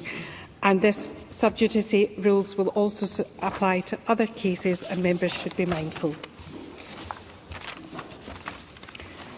So the next item of business is the debate on motion 294 in the name of Anna Sarwar on inquiry to restore public trust in Scottish politics. I invite members who wish to speak in the debate to press the request to speak buttons now. And I call on Anna Sarwar to speak to and move the motion. 8 minutes, please, Mr Sarwar. Thank you, Deputy Presiding Officer. The choice before us in this debate is a simple one. Do we believe in honesty, openness, transparency and the rule of law? Is this a Parliament that believes its job is to hold the government, and no matter how uncomfortable or inconvenient, the institutions in this country to account? Or do members believe their job is simply to use this Parliament to protect the very culture that enabled Peter Murrell to commit his crimes? The answer to this monumental scandal is not to repeat the culture of secrecy and cover-up, but to confront it. It is to shed light, ask questions and to meaningfully learn lessons. So I say to the SNP, if you have nothing to hide, then you have nothing to fear. Let me say clearly from the outset that the responsibility for Peter Murrell's crimes lie with Peter Murrell. But the issues raised by his crimes go beyond Peter Murrell himself. Operation Branch Farm goes to the heart of the culture of the political establishment in Scotland. These are serious issues that require a serious response, and that is why it is beyond doubt that there must be a parliamentary inquiry. Now, there has been some deliberate misinformation from the SNP, all in the hope that they can blag their way through this and hope the story moves on. It won't. This inquiry is not to repeat Operation Branch Farm. Its role is not to establish criminality. That is rightly the job of the police. But there are other issues, processes, judgments, implications and lessons that are not a matter for the police. That is the job of this Parliament. So let me respond directly to the SNP amendment, which is simply an attempt to muddy the waters. This inquiry is not about rival political parties inquiring into the internal workings of another party. The SNP can own the shame of the embezzlement of £400,000 of their own hard-working supporters' money. But there are legitimate questions about a culture that goes beyond how a party internally operates and affects how our government and how our country is run. So let me quote the former SNP MP Joanna Cherry, laughing at one of your former colleagues who was bullied and intimidated out of her job. Let me quote Joanna Cherry. Peter Murrell wasn't a criminal mastermind. He just took advantage of a system devoid of adequate checks and balances and a culture where scrutiny and questioning were demonised. That culture has infected the Scottish Government, our Parliament and our civic life. It needs change. Now, members may agree or disagree with the latter point, but the issues merit investigation and answers, because this is the greatest political scandal since devolution. It was a police investigation involving the governing party of Scotland. So the public understandably have questions and there must be answers. And with such high levels of disaffection with politics, this is about restoring trust in our institutions and in our politics. And I'll happily take the intervention. Ross Greer. I ask this quite sincerely. Does Mr Sarwar genuinely believe what he just said, that this is the greatest political scandal in the history of devolution, when one of his formerly close colleagues, Colin Smith, is yet to be prosecuted for what he allegedly did in this place? Does he genuinely believe that this is a greater scandal than that? If you could give me a moment, I would remind members that criminal cases remain active and sub judice rule is engaged. I would just simply say gently to Mr Greer that that is a shocking case and relates to individual behaviour. But what we are talking about here is systematic culture of cover-up and secrecy and the embezzlement of £400,000 of their own supporters' money. Now, I know Mr Greer wants to act as a human shield for John Swinney and the SNP. That's for him to answer on those questions, because this scandal has implications and lessons for the Scottish Government, for ministers, for Police Scotland, for the Lord Advocate, for the Crown Office and Procurator Fiscal, for the Electoral Commission, for the Scottish Legal Aid Board, for His Majesty's Revenue and Customs, and for those who administer short money on behalf of taxpayers. Questions for the Lord Advocate. Yes, she may have recused herself, but the controversy caused by her sharing information about charges against Murrow with the SNP leadership nearly a year before they were made public deserves answers. And there are already questions about the dual role of the Lord Advocate. Questions for the Crown Office. Why did it take so long to bring charges against Murrow? And after years of investigation, why was the case conveniently not disposed until merely weeks after the Scottish election? What were the terms and details of any plea deal, and why?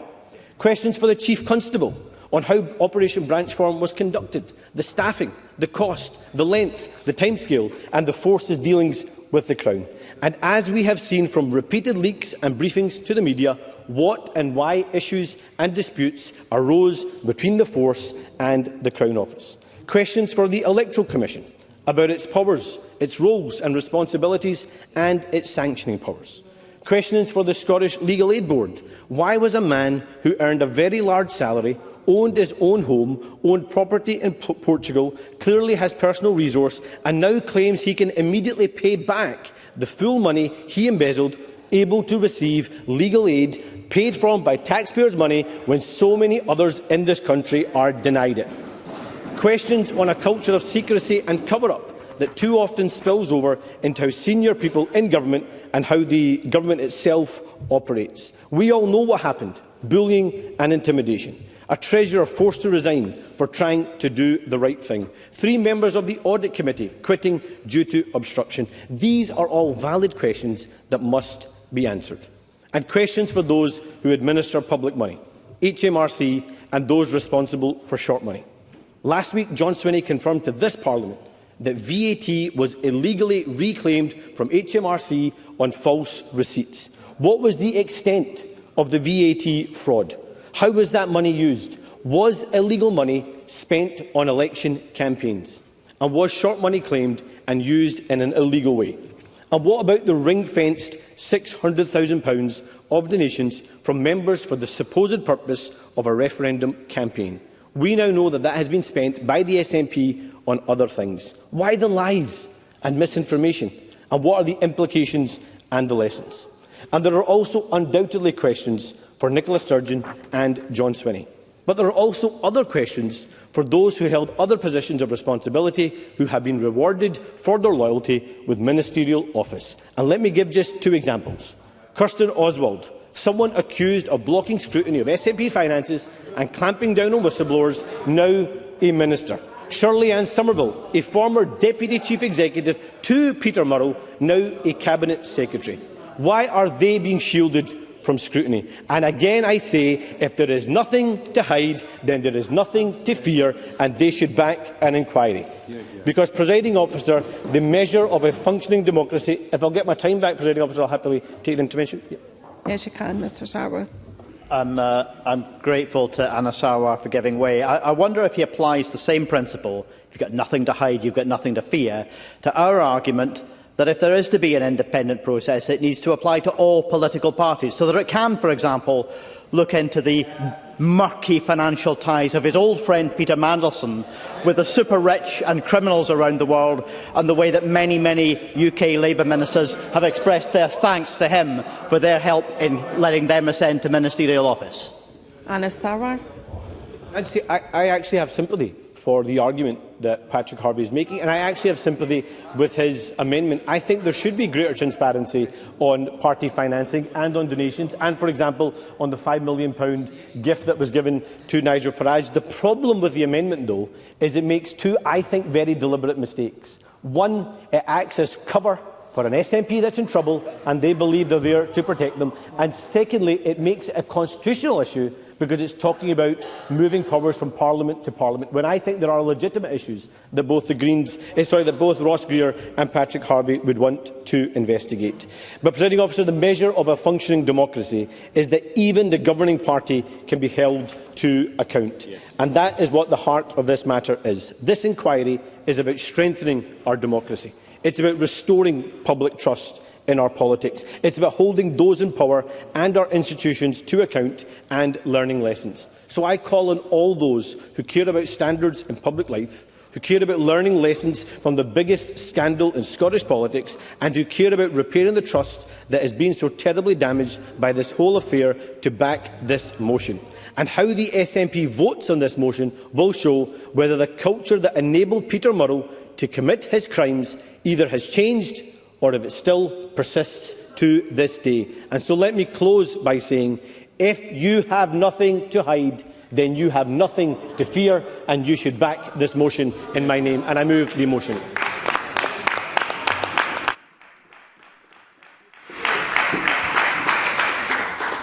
I call Jamie Hepburn to speak to and move Amendment 294.1. Thank you, Presiding Officer. At the outset of my contribution, let me move the amendment in my name, lest I forget to do so later. In the interest of transparency, I also want to place on record that my wife is presently employed with the Scottish National Party and has been since April 2023.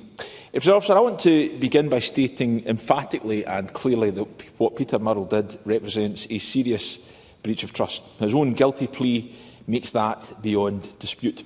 Over more than a decade, he abused a position of privilege to embezzle more than £400,000 from the Scottish National Party, my party, and from the many dedicated members and activists who placed their faith in him. People that I and those of us in these benches know and who we've campaigned alongside for many years. It is a matter of settled record that has, quite understandably, shone a spotlight on the relationship between the public and elected representatives, and I think we all recognise this has led to some calling into question some sense of trust in our political system. It is for this very reason, Presiding Officer, that my belief that this Parliament must be disciplined in its response. A response that must not be about protecting any single party, but must also not be about promoting any other, but rather about protecting the integrity of this Parliament itself. Presiding Officer, let us be very clear about what is actually being proposed today. We are being asked to agree to conduct an inquiry, presumably by the convening of a parliamentary committee, comprised of elected representatives of competing political parties, to scrutinise the internal financial operations of one of those competing political parties. Every single member who would sit on such a committee has a direct material interest in the outcome of its findings. Their parties contest the same seats. They seek support from the same electorate. They fight the same elections. So it is surely reasonable to question whether any inquiry and any committee constituted under those conditions could be independent, or at the very least could be held to be independent. There is, I believe, an obvious conflict of interest in parties investigating each other in this way. When conflict of interest is baked into the very structure of a proposed parliamentary inquiry, no amount of procedural formality can remove that partiality, or again, at the very least, the perception that such an inquiry fails to meet the test on partiality. I'll happily give way. Stephen Kerr. I'd like to assert what the Minister has said is outrageous, because he's called into question the very idea of why we have parliamentary committees, why we have parliamentary inquiries. If the SNP is the victim in all of this, which the First Minister and others have claimed, then why on earth would a Minister for Parliamentary Business not entrust this Parliament with the vital work of learning the lessons from what has happened? Minister. Well, I'm not convinced that was particularly worth hearing, I'm afraid to say, Mr Kerr. And I have to say, it's interesting, given that presumably we all accept the objective fact that the issue in question was the former Chief Executive of the Scottish National Party embezzling money from the Scottish National Party.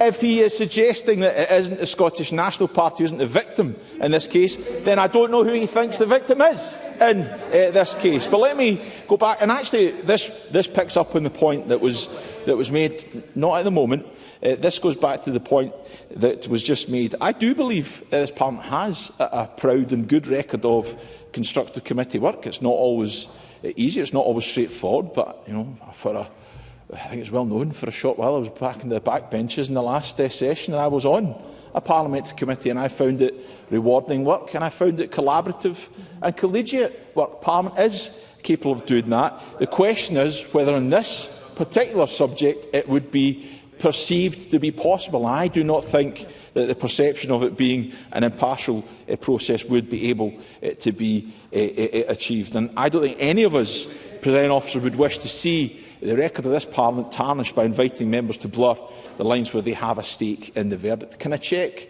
Presiding Officer, if I'm giving way, I will get the time back? Yes, the Presiding Officer has agreed that that should be the case for all debates if you take an intervention. I do appreciate the Minister giving way. We need not recognise that there is the question of public money paid in short money to the SNP. So there are questions of public policy that have to be addressed in there, where it's not just the SNP, as he asserts, as the victim.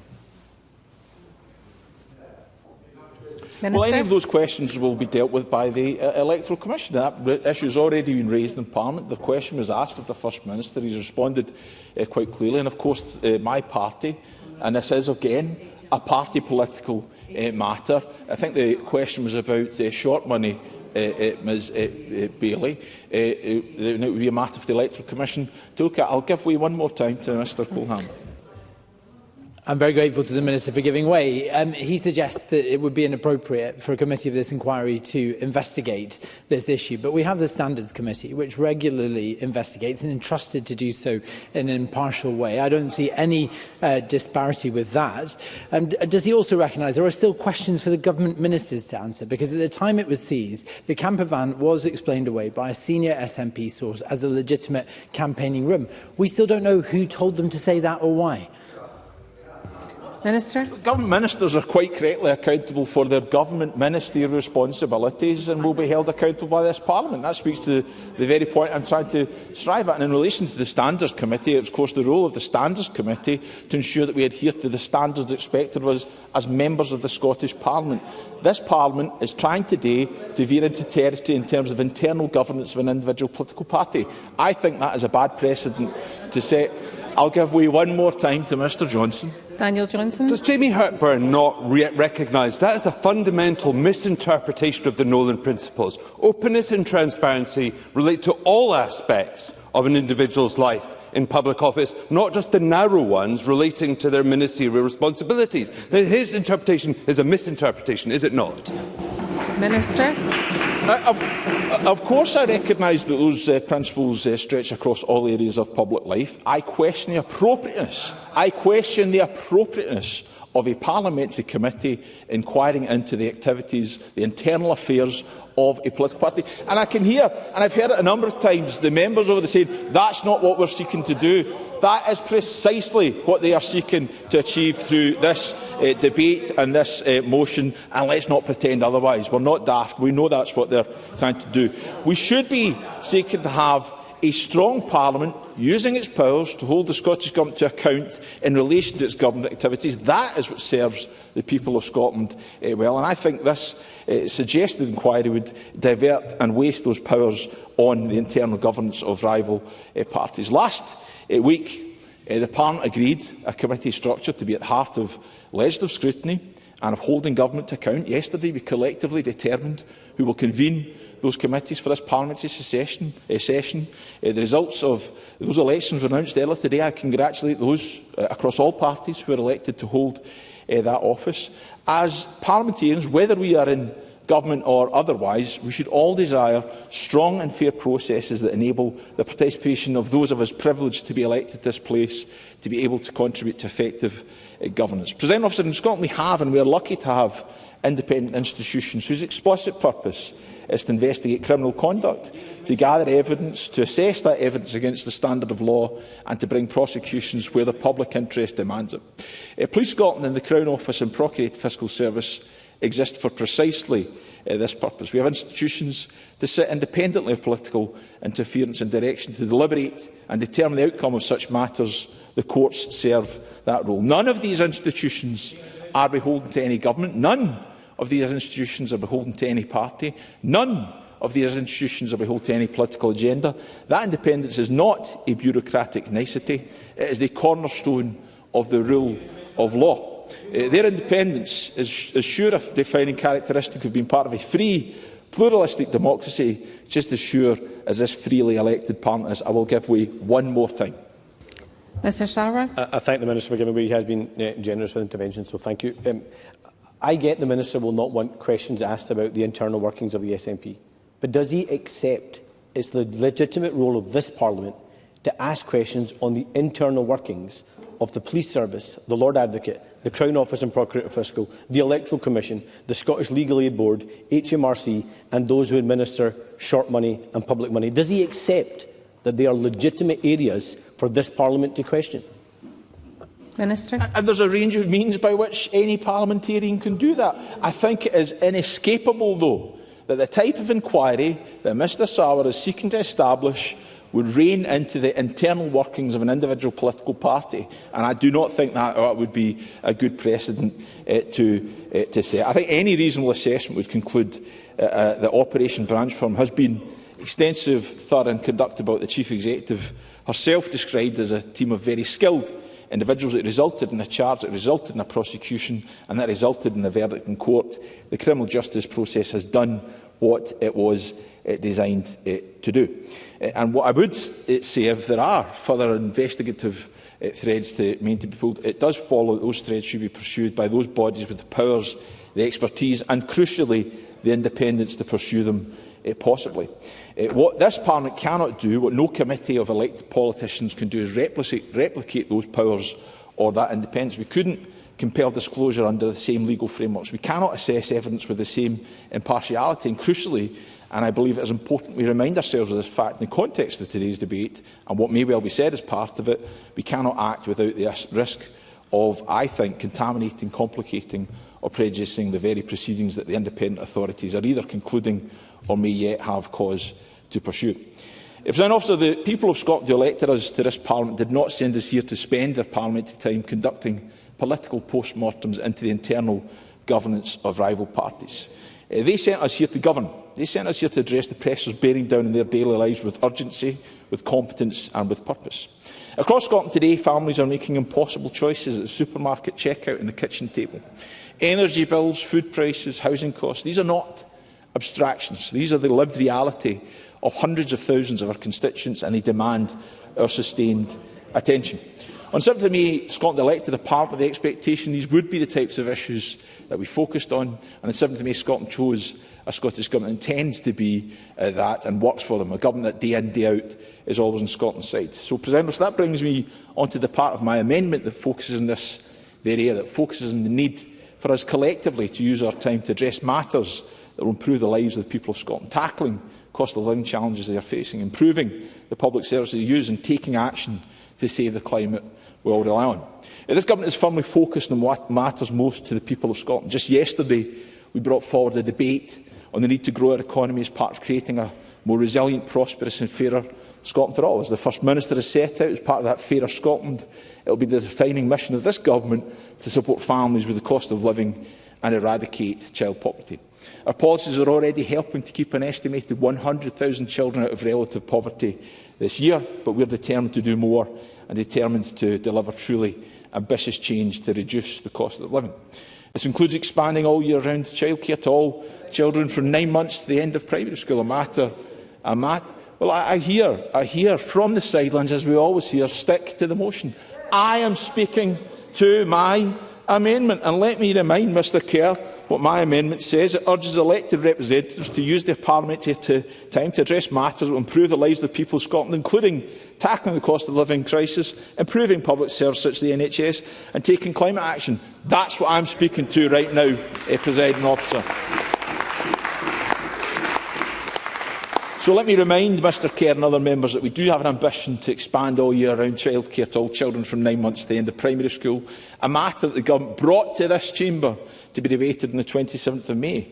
We have other plans to reduce the cost of living, an introduction of a £2 nationwide cap on bus fares and increasing the Scottish Child payment to £40. And these two are matters we're happy to bring back to the chamber to be subject to scrutiny, just as we brought the issue of the First Homes Fund into this debating chamber. A statement delivered on the 27th of May which set out the fund will open by the end of June, providing first-time buyers with a £10,000 contribution towards a deposit on their first home. That fund is expected in its first phase to support 2,000 households over the first 100 days of this Government and 50,000 over the course of this Parliament. And just last week, the Scottish Parliament brought a debate to this chamber to set out the progress we've made in improving our NHS and to deliberate on how we can collectively respond to the challenges that it means. Waiting lists continue to fall in Scotland, with new outpatient waits over a year decreasing for 11 consecutive months, and inpatient and day case waits reducing for 15 months in a row. Our plan is delivering for the people of Scotland. Let these be the types of issues, President Officer, that we bring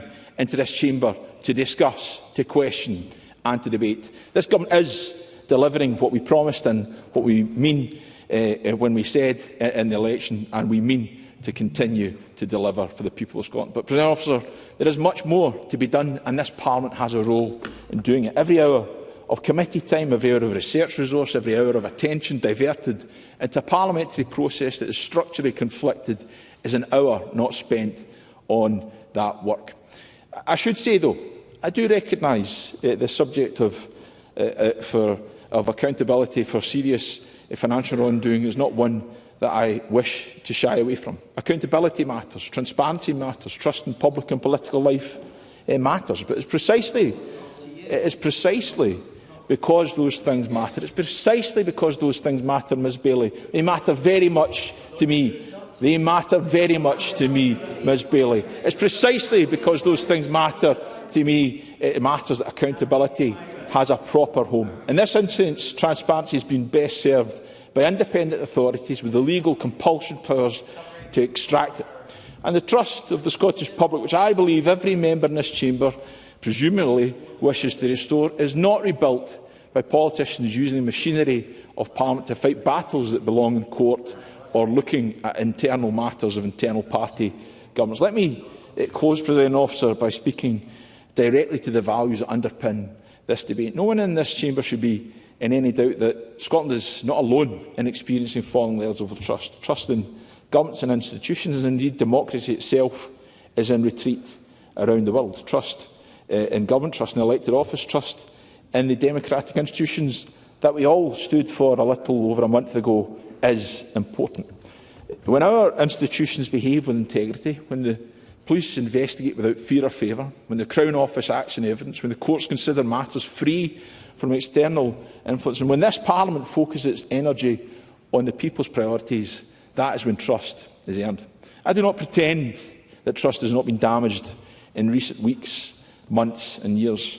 But let none of us pretend, and this speaks to the points that were made by Mr Harvey and Mr Greer, let none of us pretend that that can be laid at any single door. But let none of us pretend that damage isn't real and it doesn't deserve a real response. The real response is not to conduct an exercise in what my view would inevitably become, whatever its formal terms of reference, a partisan political exercise. The real response is to ensure that our independent institutions are properly respected, properly insulated from political pressure and properly trusted to complete their work. Let the law do its work, let this Parliament do ours. Let us ensure that this Parliament returns to doing what it does best, legislating, scrutinising government and making the case for a Scotland that works better for the people who live here. President Officer, I urge Parliament to support the amendment in my name.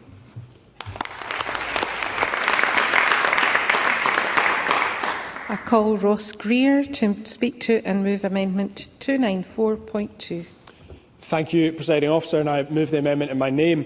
I am glad that the Labour Party have titled this debate Restoring Public Trust in Scottish Politics, because quite clearly the public do have very little trust in our political institutions.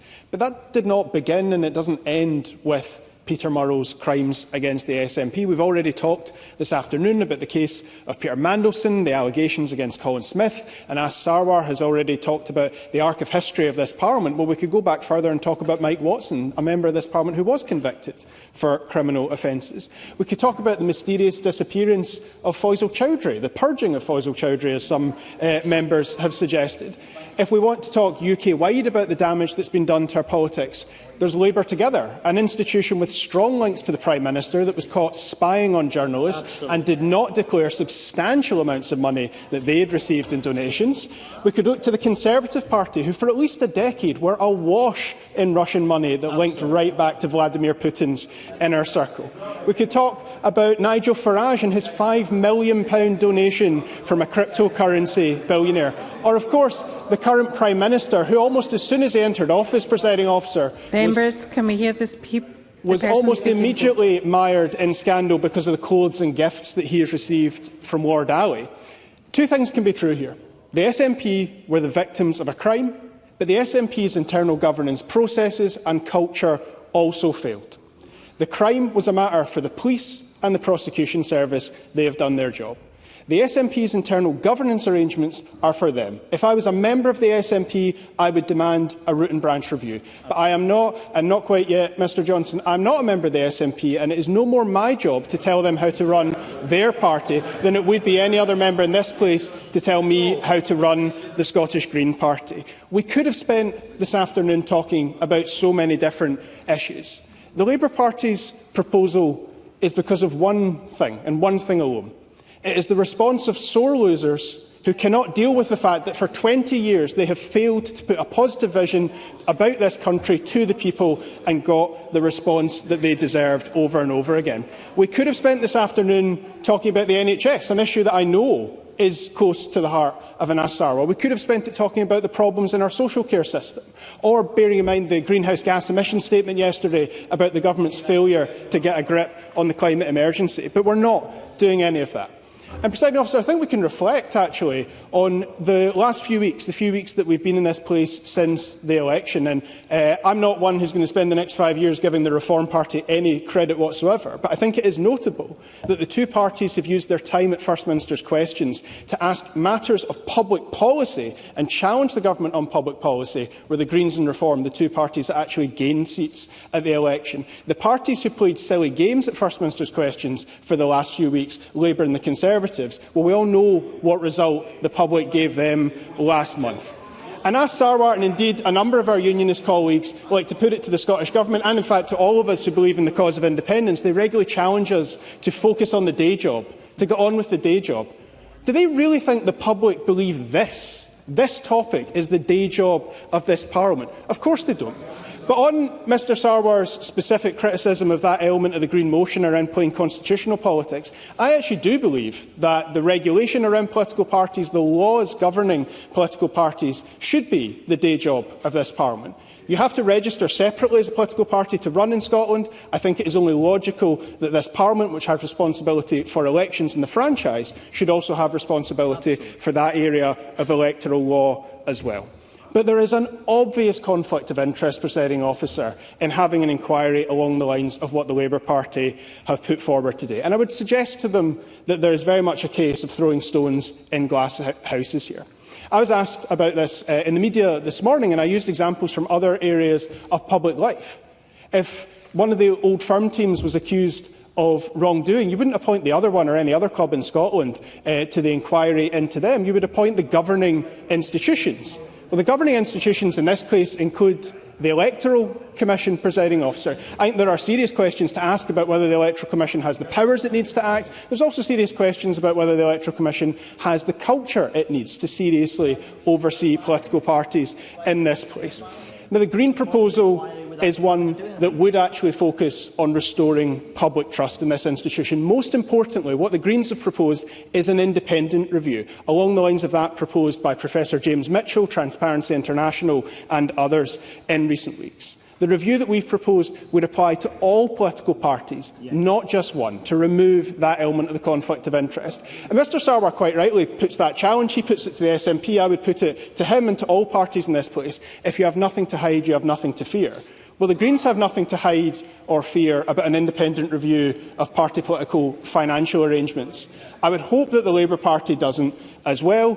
So we believe an independent review that looks at all political parties, the governing arrangements, the rules, the regulations that apply to all of us would be the appropriate way forward. We would like that review to look into issues like the influence wielded by wealthy donors and dark money organisations, those who don't declare their own funding before giving to political parties and working with them.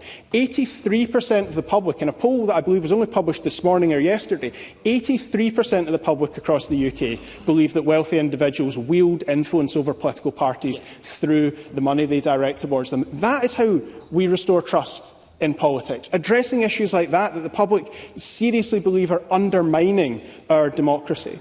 There are serious risks to our democracy, Scottish or UK-wide. Foreign interference is a serious risk, and donations to political parties are one of the ways in which foreign interference has wormed its way into our system. The Rycroft review made that very clear. The last UK Conservative government wouldn't act on that, I suggest because of the Russian money that I've already referenced. To their credit, the current UK Labour government are entertaining proposals to actually deal with that issue. Mr Sarwar is missing the limited praise that I'm giving to the UK government at the moment because of the conversation he's having with other members, but the UK Labour government does seem to be willing to get a grip of some of these issues, and I would give them credit for that, because transparency in our politics is important. I've already mentioned the role of the Electoral Commission. Members across the Parliament will appreciate why the Greens in particular are frustrated with the Electoral Commission over their failure to act on issues that are undermining the legitimacy of our politics. But in closing, Presiding Officer, I want to go back to what James Mitchell proposed. I'm not claiming his endorsement of the Green proposals here, but I think what we've proposed is clearly closer to his calls than anything else offered today, because he said we need to make sure that what is done results in improved outcomes, enhances transparency and improves internal party governance, and not an opportunity for grandstanding, obfuscation and hyper-partisanship. Presiding Officer, the Greens don't want a review for its own sake. The 2025 Social Attitudes Survey showed that less than half of the Scottish public trust the Scottish Government. Far fewer trust the UK Government. That lack of trust is easy to exploit. We see that in the other major story in Scotland this week. That is more relevant to all of us than the situation inside the SNP. So the Greens don't want to waste public money on a hyper-partisan parliamentary inquiry with no clear objective other than bashing the party of government. I would urge members to support the Green proposal instead. We can produce something positive from this mess. It won't restore trust in politics in and of itself, but it takes an important step towards that. We can do something for the public this afternoon, not just to advance our own party interests. I would urge members to support the Green proposals. I call Russell Finlay. Thank you, Presiding Officer. I begin by moving the amendment in my name. And I also begin by praising both Police Scotland and the National Crime Agency, who delivered justice in the face of inappropriate political meddling. Remember when the SNP Chief Executive attacked Police Scotland? Peter Murrow's successor described their inquiry as a wild goose chase and a grotesque circus, even offering a £5 bet that no charges would be brought. Well, charges were brought. Peter Murrow admitted his guilt and is behind bars awaiting sentencing. But this debate is not about one high-profile criminal. It's about public trust in Scottish politics, which has been dominated by one party for decades.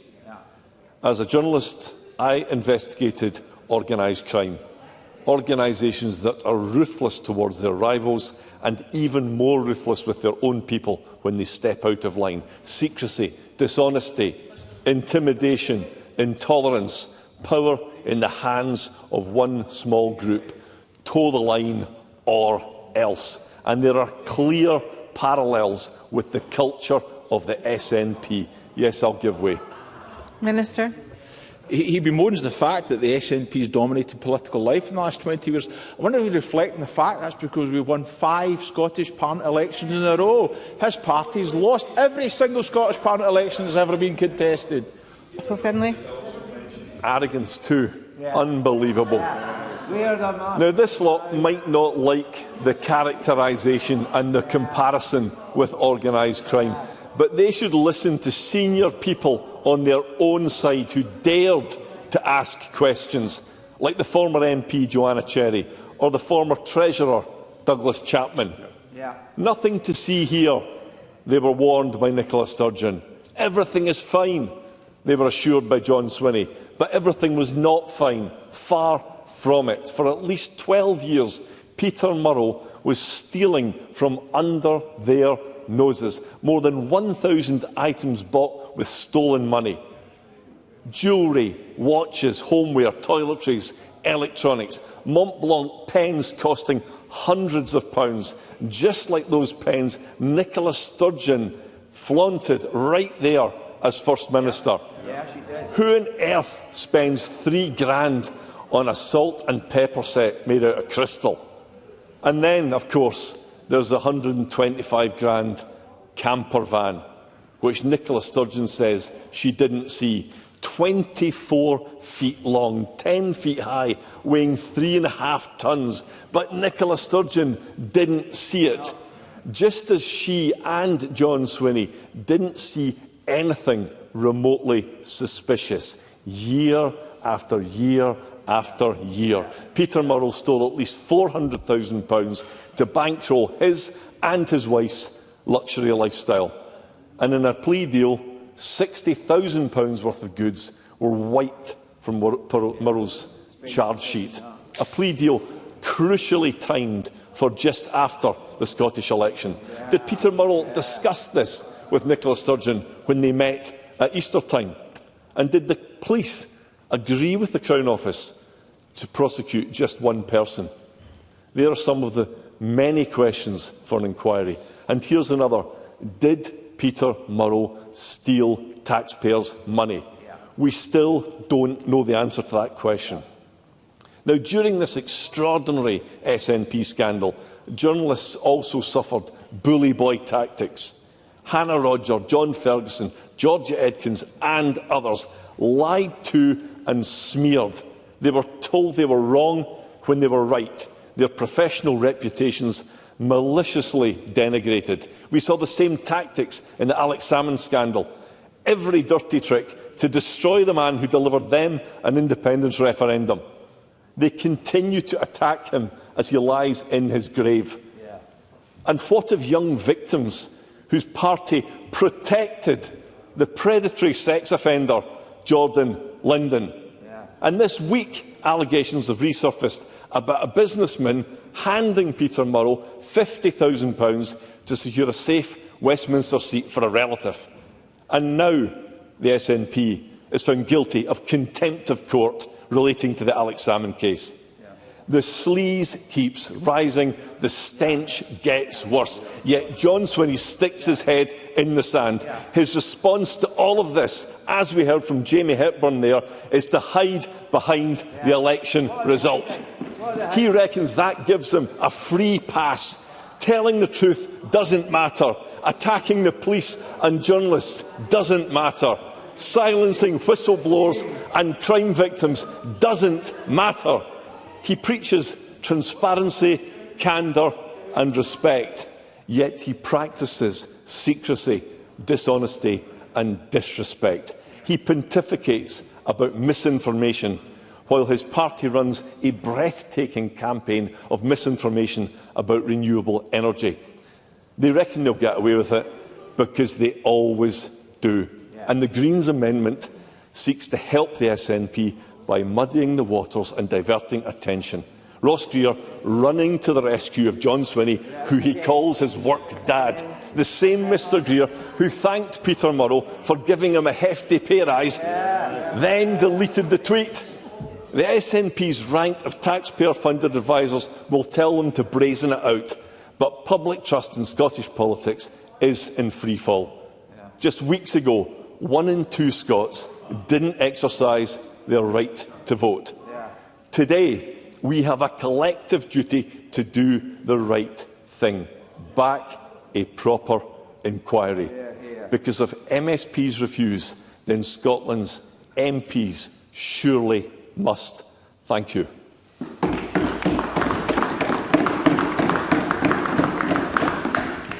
I call making their first contribution, Amanda Land.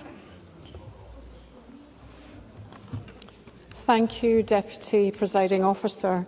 I very much look forward to working with you and all my colleagues in Parliament, and I wish you all the best of health, and may we all serve Scotland with integrity, compassion, justice and wisdom. And to the constituents that I represent in Central Scotland and Lothians West, I will serve you well. I deliver my first speech with a sense of irony. It is ironic that as I arrive in Parliament and I'm given my portfolio as Justice spokesperson for Reform UK Scotland, the biggest political scandal in Scottish history unravels, and the former Chief Executive of the SNP, Peter Murrow, pleads guilty to embezzling £400,000 from SNP funds. You couldn't make it up. I take my duties as a regional MSP and Justice spokesperson seriously. Many people know me as a primary teacher in Scotland. However, before teaching, I was a police officer. I specialised in child protection and working on incredibly complex, disturbing and serious cases where children were abused, neglected, and sadly some died at the hands of their abusers. And I have a deep respect for the public sector workers who serve us with grace and dignity and who sacrifice themselves and their families to serve their communities. And I thank you for your service. However, we also have to acknowledge that those very services designed to protect the most vulnerable sometimes fail to do so. The recent publication of the Learning Review of Family C outlines a deeply disturbing case of systematic child abuse within a family unit that took place in Glasgow. The experiences described in the report reflect the very worst outcome when systems designed to protect the most vulnerable fail to function as they should. Key strategies for improvement for the Scottish Government to consider have been highlighted in the report, and I look forward to working with the Government on delivering those improvements. I reflect on the tragic deaths of the child Victoria Climbié, who died on the 25th of February 2000, and Peter Connolly, known as Baby P, succumbed to his injuries on the 3rd of August 2007. Young, innocent lives lost to abuse that led to serious case reviews in England and lessons to be learned. After the death of baby Peter, I, along with other multi-agency professionals, delivered high-level training to frontline professionals based on the recommendations in the Lord Laming report to prevent anything like these cases ever happening again. Yet, child abuse continues and organisations designed to protect don't deliver. Here we are again. In Scotland, we have key pieces of legislation, guidance and frameworks for protecting our children. The Scotland Act 1995, Children and Young People Act 2014, Protection of Vulnerable Groups Act 2007, the National Guidance for Child Protection in Scotland 2021, Getting It Right for Every Child, GIRFIC, to name but a few. My point, presiding officer, as Justice spokesperson for Reform UK Scotland, is that we have the legislation, guidelines and frameworks in place to protect our children. However, the systematic abuse of children and young people continues within our communities. We must do better. Domestic abuse and child abuse are often intrinsically linked. As an MSP, I have visited amazing domestic abuse charities. So many charities provide services to victims of crime, and these services are a lifeline for them. Statutory agencies depend on them as part of the wider referral systems to keep victims safe. Individuals rely on the ability to self-refer to try and protect themselves. And yet, despite having huge waiting lists, these charities are left to seek funding each year through a variety of means, not knowing from one year to the next if they can keep their doors open. Quote, "On Christmas Eve, we didn't know if we would have to shut our doors for good. Our funding streams are unpredictable and fragile," one manager said to me. We need to do better. Criminals do not work in isolation. They are in our communities, they are in our workplaces, they are in our homes, they are amongst us. Criminals rely on individuals failing to act. They rely on failing systems, they rely on smoke screens, they rely on whistleblowers being silenced, and they rely on coercion and control of others. My job as a police officer was to shine a torch in some very dark corners. My job was to hear hard-to-hear information and not to turn away, but to act, investigate, arrest, interview, charge and work towards a successful conviction. As a teacher, my job was to educate and nurture young minds, care for and be part of a wider community, and raise children in a safe, happy and secure environment. All these skills I bring to the table. As an MSP, I will be shining a torch in dark corners. I will not turn away when the darkness disturbs me. I will not be deterred. I will not be silenced. I will work with others who will work with me. I will challenge and question this government, and I will remain resilient because people are reliant on those in positions of authority to do better. We must, we can and we will do better. Thank you, Deputy Presiding Officer. I call Willie Rennie.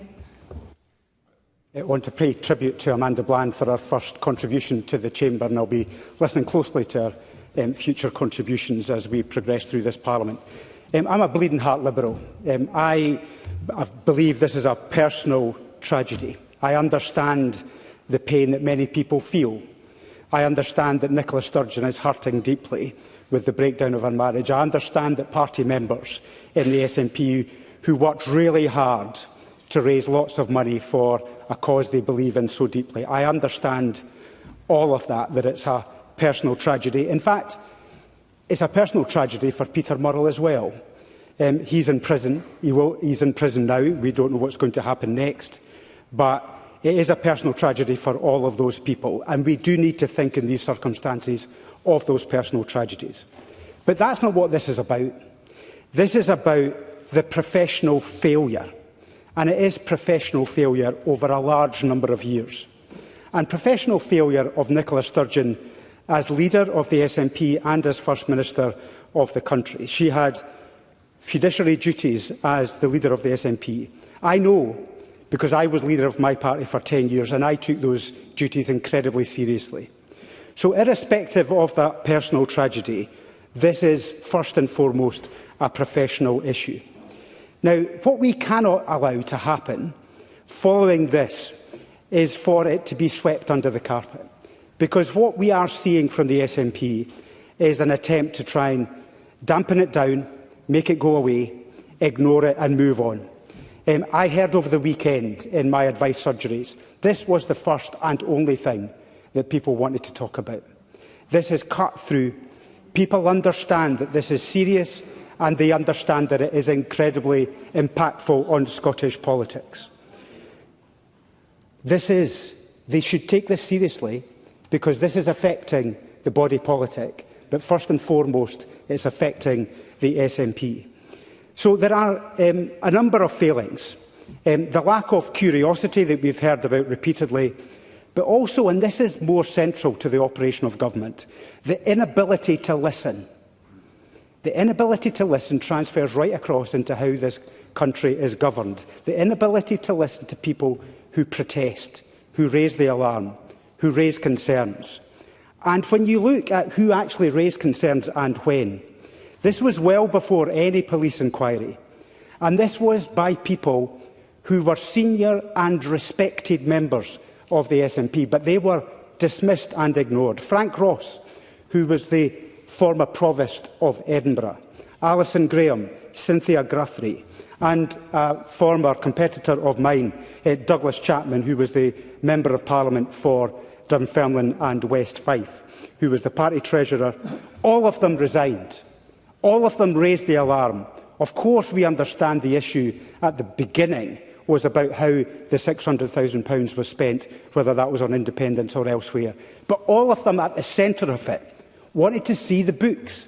and they were denied the opportunity to do their duties, to carry out their functions. Now, if that is how they were treated by the First Minister of the country, then surely that is a matter for this Parliament to inquire about. Surely that is our responsibility, because that has massive ramifications. Now, Douglas Chapman in recent days, he's not said, yes, I'll take an intervention. Thank him for giving way. In 2005, the Lib Dems accepted £2.4 million from Michael Brown. That money turned out to be stolen money he defrauded.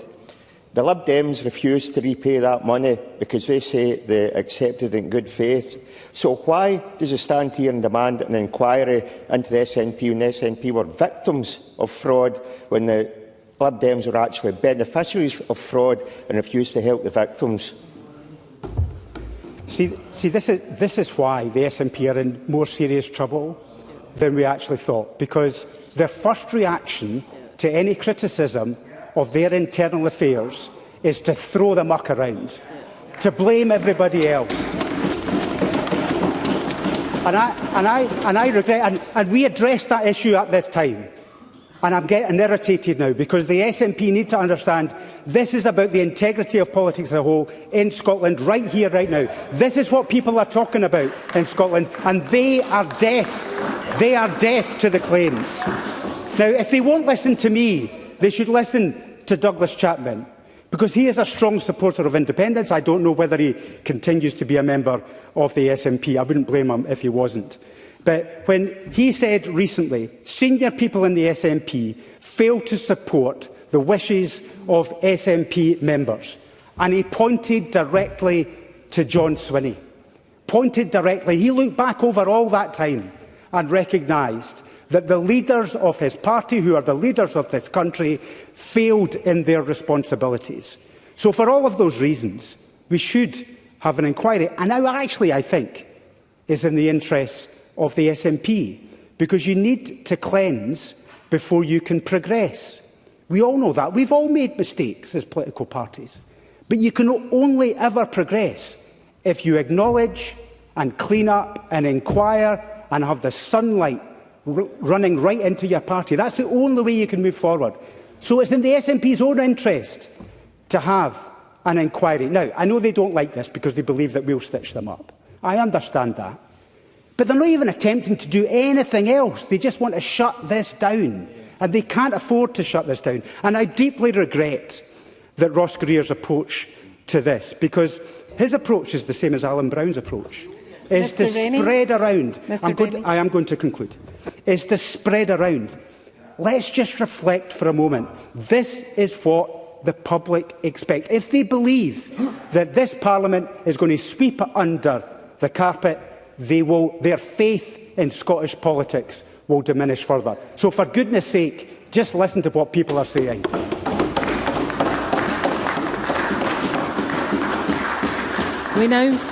We now move to the open debate, and I call Jack Middleton to be followed by Daniel Johnson. 6 minutes, please, Mr Middleton. Presiding officer, a month ago the people of Aberdeen Central put their trust in me to deliver for them. Labour told Aberdonians the election was a two-horse race. While I talked about policies designed to improve folks' lives, the Labour candidate spent the campaign talking about the SNP and talking our city down. In the end, I won that election by 7,000 votes. And shortly after that result was announced, Anas Sarwar, humiliated, was forced to concede the election. His leadership led Labour to their worst ever Holyrood result, while the SNP won by a landslide. Presiding officer, the old Confucian maxim teaches us there are 1,000 lessons to learn in defeat. But I regret to inform the Chamber that private schoolboy Anas Sarwar has failed to learn just one.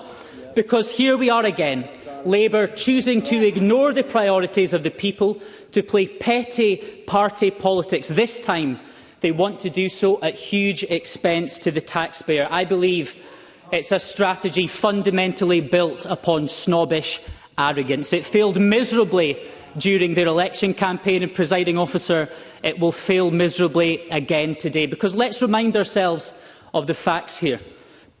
Police detectives, decades of experience, the cream of the crop, forensically investigated this issue for over 3.5 years. Their thorough and extensive investigation cost the taxpayer over £2 million. But now Anas and co want to run it all back, cosplay as Columbo and charge taxpayers millions for that very luxury. Presiding officer, I knew he thought highly of himself, but even I'm shocked that after such a heavy defeat, his ego seems to be inflating faster than a hot air balloon. MSPs are not above the law, nor are we police detectives. Our function is to improve the lives of Scots, and Parliament's function is to hold the government to account. It's the job that I want to get on with. It's the job that we should let the police get on with, and we should let the Scottish court system get on with theirs too. But, presiding officer, frankly, this smug stunt from the election losers. Well, I think it's very cute, Stephen Kerr, that you're jumping to the rescue of your better together colleagues. I want to make way with my speech. Thank you very much. This stunt gives me the opportunity to explore a catalogue of scandals from within the Labour Party that have rocked public confidence and outline how I believe Labour may seek to restore the trust that they've lost. They say you can tell a lot about a person by the company they keep. Peter Mandelson was known as the Prince of Darkness to most, but to Anas Sarwar, he was known affectionately as an old friend.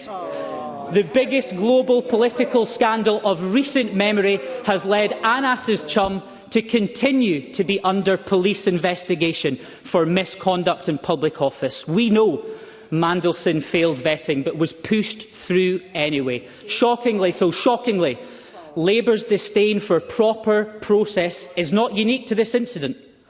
Matthew Doyle was a widely known friend of Sean Morton, a convicted paedophile. Yet Doyle's appointment to the Lords and into a plum job for life was pushed through anyway. Anything goes, it seems, for Keir Starmer's former head of press. And we know too that links to Morton extended their tentacles into this very chamber and resulted in another huge scandal for the benches to my right. These events eroded trust in politics, yet Labour still won't come clean about the facts. Presiding officer, members may be wondering who on earth in their right mind would donate to a Labour Party that's up to its neck in such sickening scandal. Well, presiding officer, I'm nothing if not prepared. More than £100,000 in donations has flowed into the accounts of Scottish Labour politicians from a shadowy think tank found guilty of 20 breaches of electoral law. Worse still, they spent tens of thousands of pounds hunting down and spying on journalists. I would happily give way to any Labour member right now who can tell this chamber that not a single penny of that tainted Labour Together cash was used during their election campaign. Of course, the silence is deafening, presiding officer, deafening. But what's in it for the donors? What's in it for the donors? In the case, again, thank you, Russell Finlay, for a jump. I'm sure Anas will buy you a pint later on for helping the Better Together chums. I'm going to make way with my speech. What's in it for the donors, presiding officer? In the case of a convicted sex offender who donated thousands of pounds to Anas Sarwar's leadership campaign, it was access to party events. In the case of Lord Ali, who donated over £500,000 for designer gear, VIP tickets for new Labour Swifties and swanky penthouse flats, it was an access all areas pass to the protected corridors of number 10 Downing Street. And for the Sarwar family themselves, who funded the Scottish Labour Party to the tune of almost £300,000, their reward has been watching their son, the humble multi-millionaire dentist, win a single constituency election in 2010. And of course, he lost 3 others in quick succession, 2015, 2021 and 2026, to our very own Zen Ghani. Presiding officer, I appreciate that I'm new to this chamber, but I can't recall any Labour members calling for an inquiry into any of these revelations. And in Could closing, the member wind up, please? In closing, presiding officer, whoever steps up as Labour's next leader when Anas Sarwar inevitably steps down and shoots off to the House of Lords, they would be wise to follow my lead and that of every SNP backbencher here who is rolling up their sleeves, standing up for their constituents' priorities and holding the Scottish Government to account. That is our duty as MSPs, and importantly, it is the function of this Parliament. Multi-million-pound show trials certainly are not.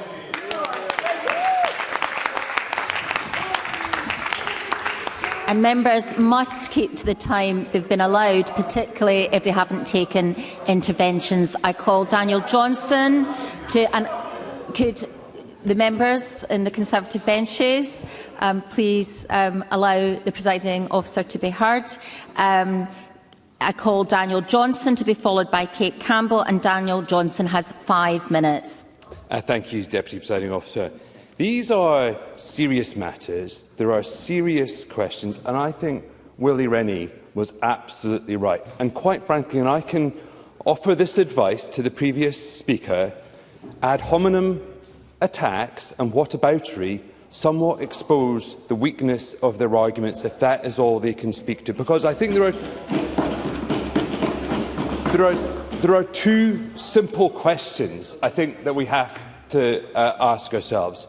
Do we know all the facts with regard to these events? And is there a public interest in having those facts? We don't have all the facts. And what is more, there is a clear public interest, because despite, I think, the attempts by Jamie Hepburn, the conduct of political parties, especially the political party of government, has a direct bearing and relationship to the way that public power is exercised in this country, and that is why it is important. So this would be of public interest, I believe, regardless of what organisation this is about. I think if there was embezzlement in any organisation of any size or scale, there would be questions occurring in this Parliament. We have a separation of duties through legal entities because that is a suitable thing to do so that we can organise ourselves. But as a consequence of that, we have requirements to disclose and provide information, whether you're running a company, a charity, or indeed arm's-length public bodies. And there has been a clear failure of oversight in this regard. And what is more, questions of conflicts of interest, because let's be clear, the Chief Executive and the party leader were married. But furthermore, we need to also observe that political parties are not just private entities or associations. They have wider public duties and roles. We are all here because we were selected by political parties. Political parties fundraise, they develop policies, they coordinate political activity. Therefore, their conduct has a bearing more widely to the public. But clearly, there's been a breakdown in this particular party in this circumstance. That is why those resignations occurred. From hitherto, or up until that point, people that had been elected representatives and loyal members of their party. But also to some of the very specific points, and particularly there's been questions around the prior investigations. Let's be very clear. Yes, the police did sterling work. They are dedicated, they're professional. But they are investigating to a different threshold and to a different scope to the ones of the wider public interest. The criminal threshold has to be much higher than the broader thresholds that we need to look at. And the scope of the criminal law is very different to the wider public interest. But let us also be very clear that this is about the actions of people holding public office and some of the most powerful offices in this land. Actions and conduct that occur in one space are not discrete from another. It is not good enough to say that it was with regard to their party responsibilities that information was either withheld or statements were misrepresented, or indeed the truth was not forthcoming. We expect people to hold public office to act with integrity and transparency in all their affairs. And the reality is that there are serious questions that things were misstated, misrepresented, while people were in public office. Issues and events occurred, denials that there was anything to see, just a matter of weeks and months before police investigations were launched. And you don't have to take my word for it. Roger Mullen, one of the key people concerned with this, who subsequently resigned, with regard to Nicola Sturgeon's statement to the NEC, said that it was ridiculous. And she was the accountable officer ultimately responsible, but she turned her face against allowing any proper scrutiny. The way in which she behaved throughout the period was entirely inappropriate from a governance point of view. That is Roger Mullen, a former MP and a member of the SNP NEC, making very serious allegations, which I think have wider questions. But ultimately, we do have wider questions about the separation and exercise of power. The timeline with regard to the court proceedings, the information provided by the Lord Advocate to the party of government are all serious and ones which cannot be investigated and properly examined in a way that we need to satisfy ourselves and the public need to be satisfied through either criminal investigations or those of the Electoral Commission or any of the other bodies that wheeled out. But above all else, and I invoked them earlier, we need to consider the Nolan principles, those of selflessness, integrity, objectivity, accountability, openness, honesty, leadership. Are we all confident that in the events that have occurred, they have been upheld by people who have held government office? And if not, then we need an inquiry. Thank you. I call Kate Campbell to be followed by Graham Simpson. Kate Campbell has 6 minutes. Thank you, Presiding Officer. The irony, the absolute irony of Labour bringing this motion on public trust. 2 years ago, people in Scotland voted Labour. They voted on the promise of change. And what did they get? More of the same. Only worse, actually. And that is what erodes public trust. Promising to protect the vulnerable, but then cutting winter fuel allowance, cutting disability payments. That is what erodes public trust. Promising to end sleaze.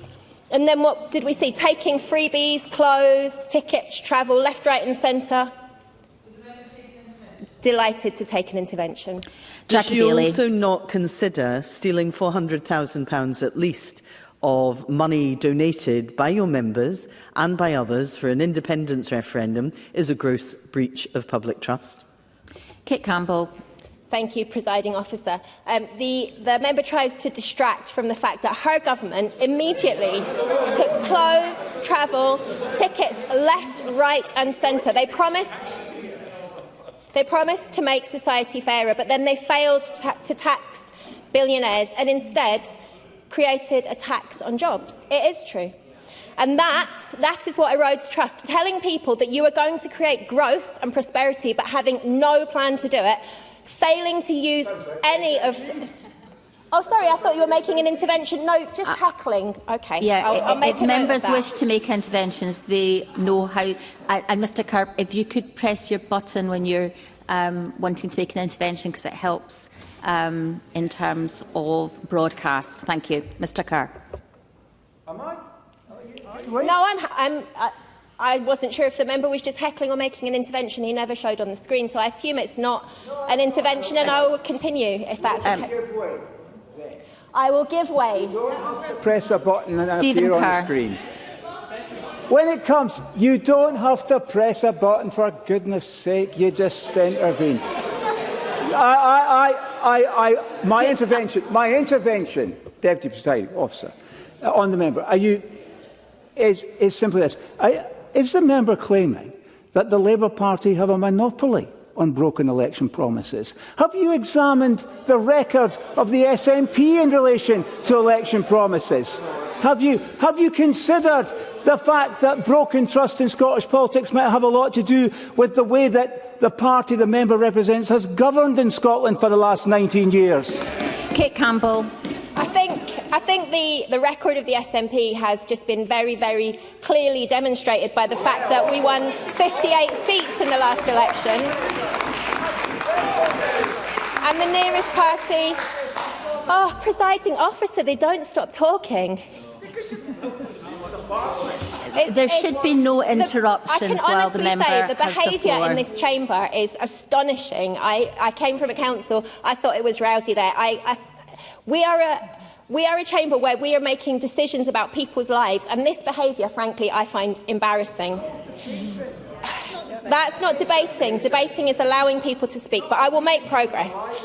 Telling people telling people that you are going to create growth and prosperity but having no plan to do it, failing to use any of the levers at your disposal to improve our economy or reduce the cost of living, and refusing to devolve those powers to a Scottish Government standing ready and willing to use them, that is what erodes public trust. And most of us have spent the last year or so speaking to voters, and what have they told us? They have told us that they are worried about the cost of living crisis. They're worried about the impact of global events on their lives, and they absolutely hate to see politicians who seem more interested in slinging mud than making the lives of ordinary people better, and they want politicians who take those concerns seriously. The SNP won the election, an election that frankly we had no business winning after 19 years in government, and we won it by a landslide, because we put forward plans to make life better. And we showed people that we care about the same things that we do. And what happened to Labour? What happened to the Tories in that election?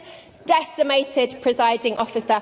Absolutely decimated. Because, no, I'm going to make progress, because they didn't listen. They didn't come up with plans to make life better. They thought that they could just bandy around words like secretive or dishonesty, and somehow that would damage the SNP. Well, we can see how that went for them. No, I will not take an intervention. I will make progress.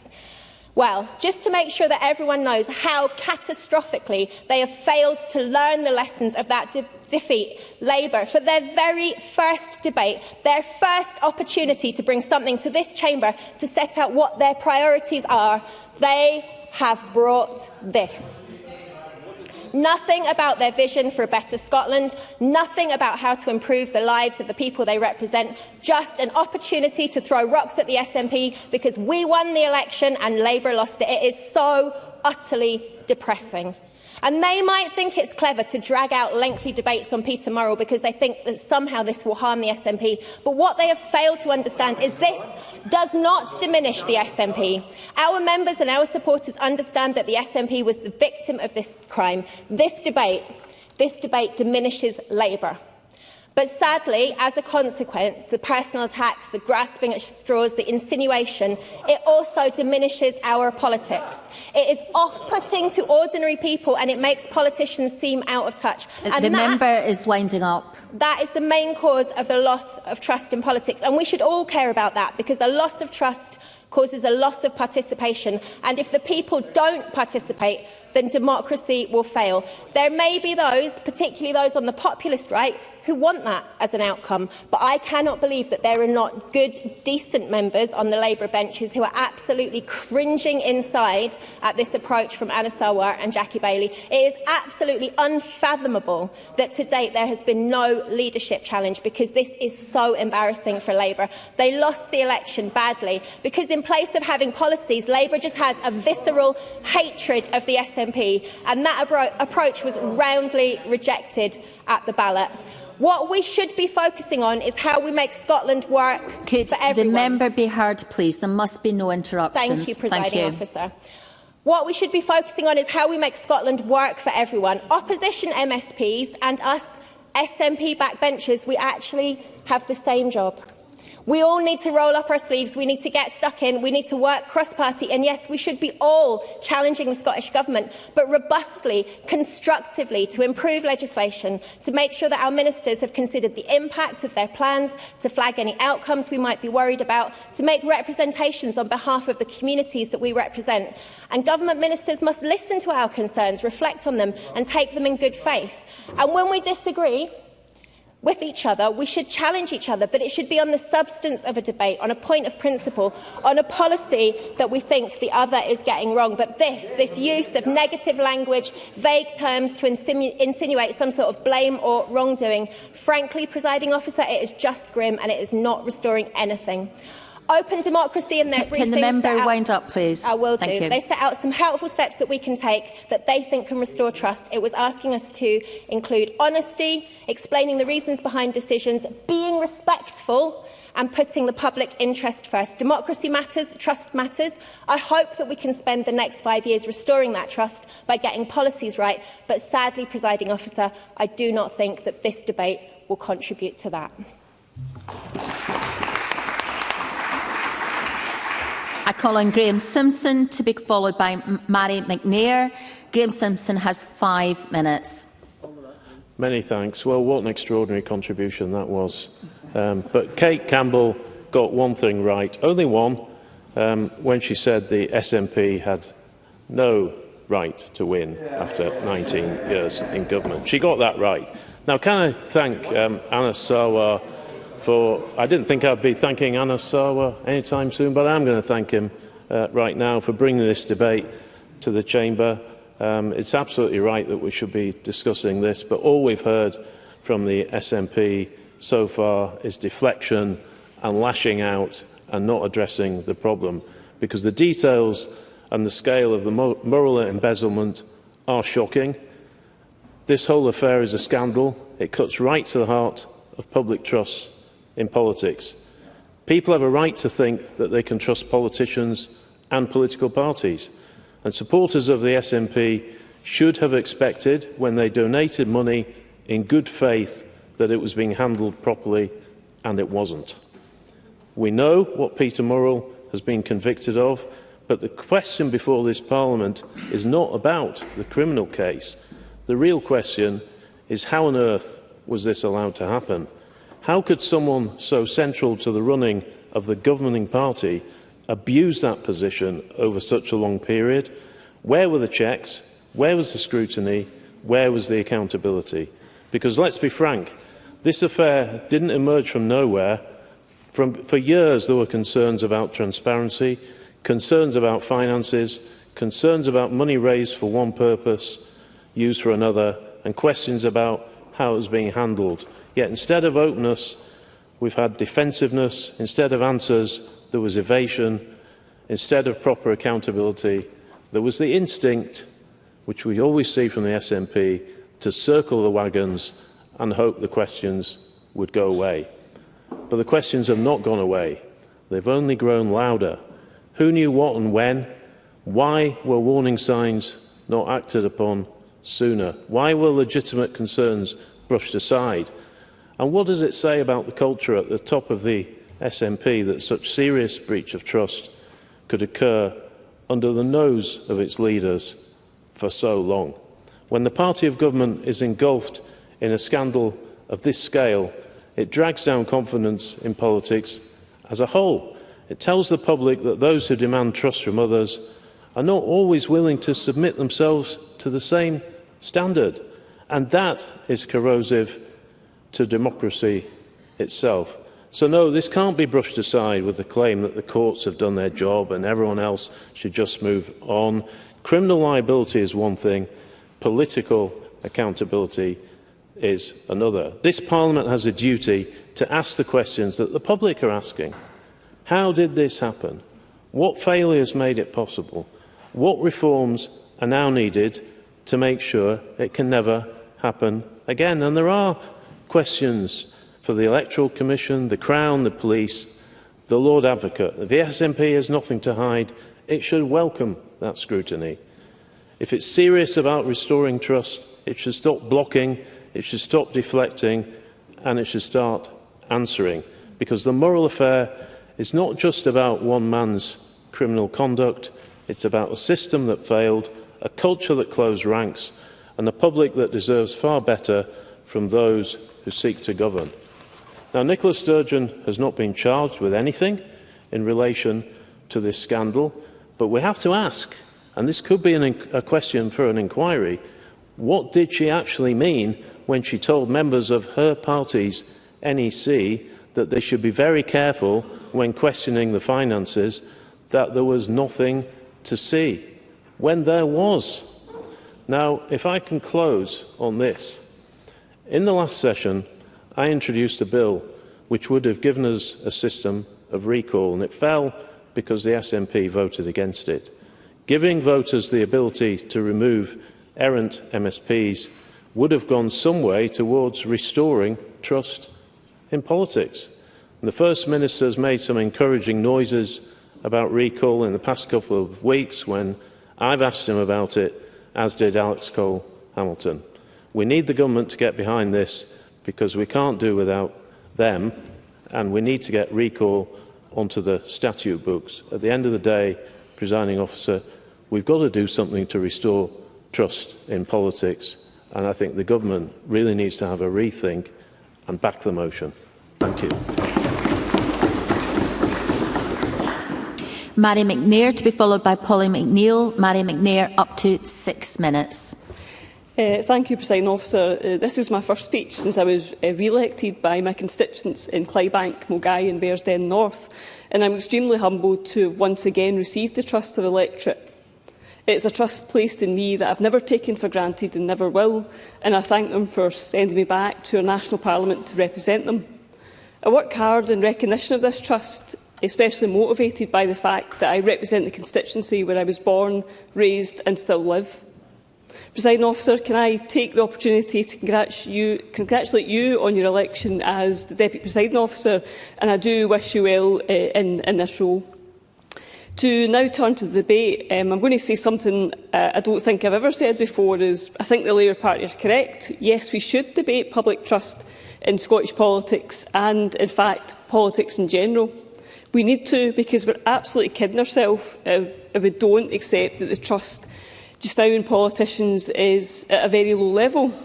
Therefore, it is absolutely correct that we address that in debate in our actions as politicians. To do it justice, we need the widest possible discussion and not one in the narrow partisan terms presented to us today by the Labour Party. As someone recently said, this is above party politics. It's a matter of trust, integrity in public life. But unfortunately, that was Mr Sarwar. So I can only say it was just a soundbite and not really meant much.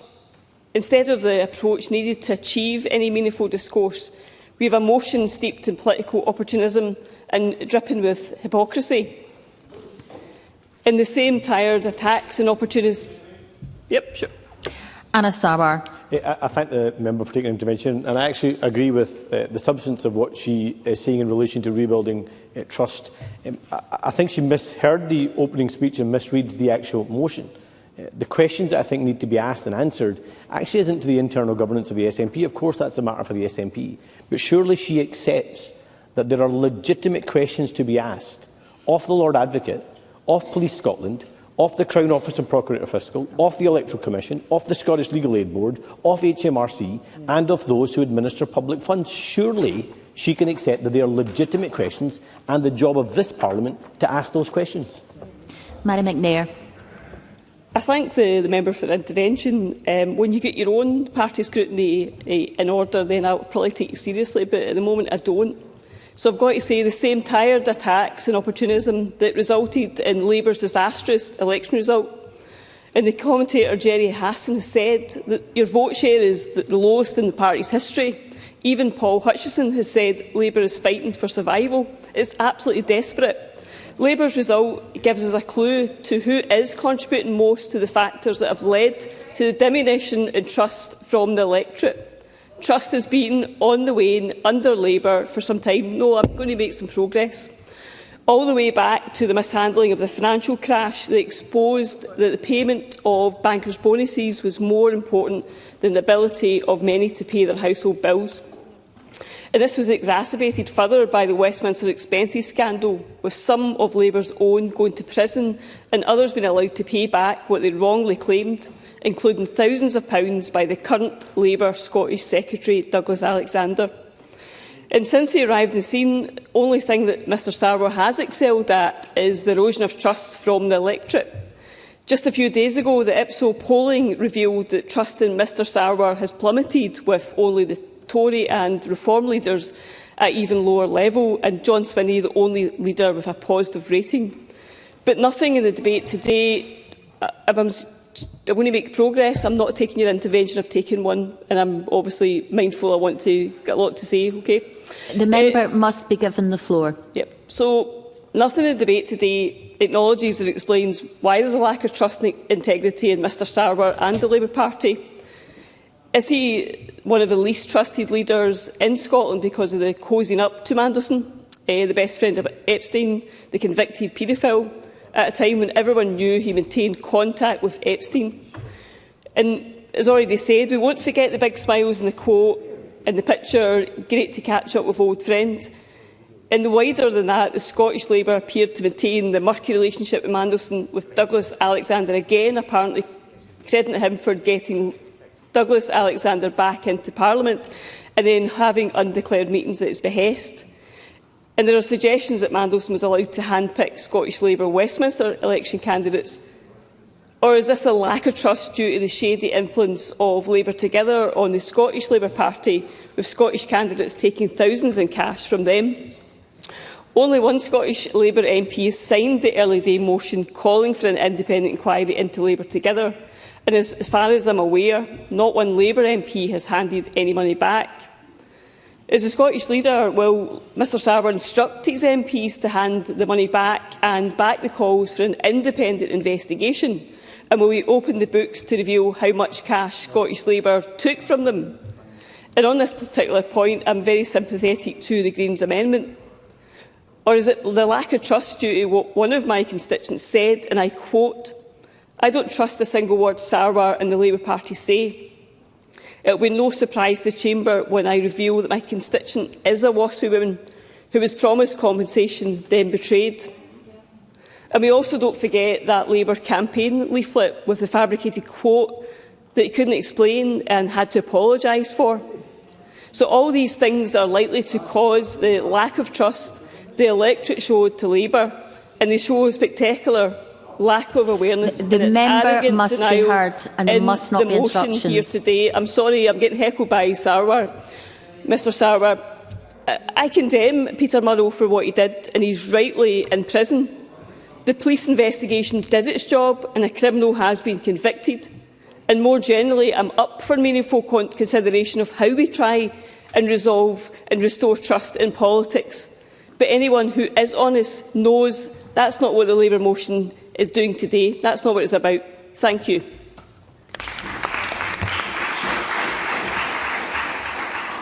I call on Pauline McNeill to be followed by Alan Brown. Pauline McNeill, up to 5 minutes. It was Robin McAlpine, writer and well-known Scottish campaigner and supporter of independence, who said, when addressing the SNP response to the Morrell criminal case, that the biggest mistake you are making is misunderstanding the nature of this scandal for the public. And I believe he's right. He said they are sick of powerful people abusing their power. There is a cost of living crisis, and the list of luxury purchases that Peter Morrell stole is nauseating. They think you're all at it, he said unfairly, that you all have each other's backs, and justice is never done. But I don't think the SNP see what's going on, and that's the point he is making. Well, he already made this point. You don't see that it is not just hurting Scottish politics, but it is hurting your party. I've just heard that apparently it doesn't diminish the SNP what's happened. Well, we'll come to that. The talk of victims, there hasn't been much mention of the ordinary people who believe in the cause of independence and gave their own hard-earned cash, and they have public interest too. But that does mean the SNP have been in power for 20 years, a success, but it'll be 25 years. It's never happened. But surely do you not think that that means there's a much greater responsibility on you now to lead the way in tackling the cynicism of an electorate against all of us, almost half of which did not vote in the recent election? So public distrust is with all of us, but you have a big responsibility here. You do not seem to be waking up to it. There has not been a bigger scandal in Scottish politics in recent times, because people, as Anna Sarwar has said, still have questions about how it was ever allowed to happen. There's been no evidence. We have not seen it that lessons have been learned. The SNP position remains the same throughout. This is our business. Keep out. Coincidentally, that is exactly what those who questioned those accounts were told. That's our business. Keep out. So you're opposed to parliamentary inquiry, opposed to parliamentary inquiry, and there's some points that I have listened to, but my problem is you've not said anything, any of you, that's serious about how you do think there could be a wider look at the questions I think that need to be asked. I'm happy to give way to Patrick Harvey. Patrick Harvey. I'm grateful, and I am genuinely trying to take this issue with the seriousness that it deserves, and we have proposed a way to take this forward that is independent. My question to those who are still seeking a parliamentary process is how on earth, realistically, do you expect that to avoid the kind of naked partisanship that we saw during the inquiry into the Alex Salmond allegations in the previous session, in which evidence given by witnesses off the record to protect their privacy was leaked by members of the Parliament? Polly McNeill. I think there are people in all parties that I think would take an honourable position in the committee, and that's just my personal view on it. But I want to come to why I think there are wider questions to be asked. Every newspaper, social media outlet, broadcast is talking about this. It is not going to go away. It will not go away, because it's further fuelled by the refusal to consider any real scrutiny of how it was supposed to happen and allowed to happen in the first place. And there can be no denial of the public interest in the course of events reported in 21, and it does involve the governing party. So it is in the public interest and the SNP's interest, I think, to do more to show that these questions can be answered. So whilst it is the case that an individual who has now been convicted of a serious criminal offence responsible for this crime, that it goes beyond that. And I think that's where the Green motion misses the point. The fact that the SNP appeal for donations for an independence referendum was not included in the Crown investigation is something I don't really understand. But further than that, it doesn't sit comfortably with me that today the press announced that Murrell said that he was interested to talk about a plea of guilt in March. Now, I know the court system quite well, and I am not comfortable with the fact that it took until the second or third week in May in order for that plea to be discussed, negotiated and for an outcome. So I do have questions, and I wanted to say this to Jamie Hepburn. He is quite right to say that we need to be careful about questioning the independence of the Crown and the police. I totally accept that point. But if we as politicians are never ever prepared to challenge when we do not feel comfortable about things that we see, forget the fact that it's me or the Labour Party. I am telling you, the people on the streets of Scotland, police officers and behind closed doors are asking the same questions. Now, it may be that nothing corrupt went on at all that was wrong. But until there is some kind of inquiry that allows these wider questions to be asked, I'm afraid the SNP, this will simply not go away. So give us something, if you're not going to support tonight, a parliamentary committee, give something to the general public, never mind the Labour Party, that they can be satisfied that those questions can be legitimately asked.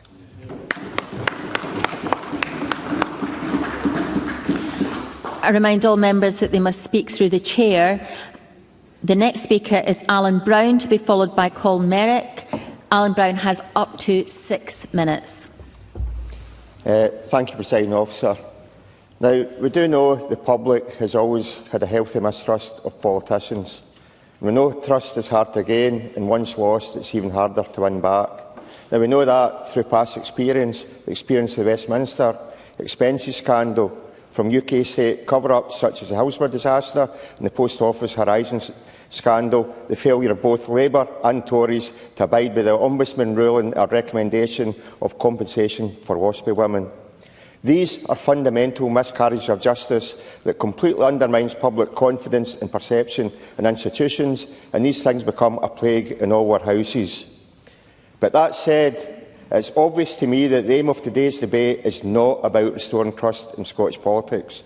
The concept of political parties holding an inquiry into only the SNP is clearly partisan.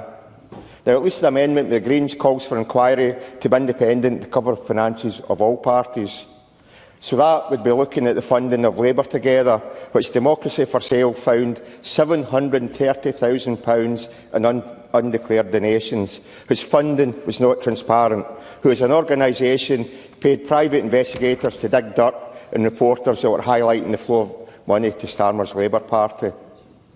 We also need to consider the outrageous donations to Reform UK and the crypto billionaires, about Farage's undeclared £5 million gift from Christopher Harborne, and what was Farage's response to his non-declaration, Farage claims his phone was hacked by Russia.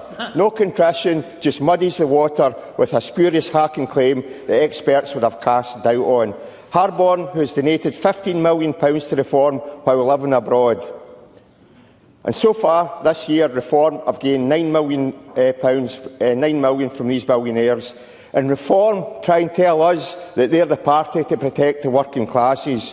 These are the same type of people who funded the Brexit campaign with dark money, with lies and funding Cambridge Analytica. And if anything ever undermined public trust, it was the Brexit promises of £350 million a week that would then go to the NHS. And of course the Tories were funded by the Russian oligarchs, and if Russell Finlay wants to come in now, I will take his intervention. Russell Finlay. Although the member had anything to say about the journalists in Scotland who were denigrated, attacked, told they were lying by members of his party during their hard and tenacious work about getting the truth about the Nicola Sturgeon-Peter Murrow scandal. Alan Brown. I genuinely don't know what the guy's talking about, but obviously... Mr Brown... Obviously people shouldn't be denigrated. I actually agree there should be no smearing. A la what I was talking about with Labour Together and the fact that they were attempting to shut down journalists by paying private investigators. So I agree with that premise there.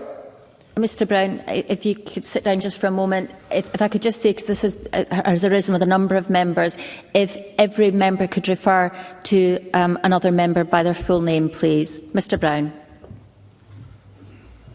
Thank you, Presiding Officer. So returning to this, the reality here is that there has been a police investigation into embezzlement of funds from SNP. Parliamentary inquiry is not going to add any more and would be a waste of money.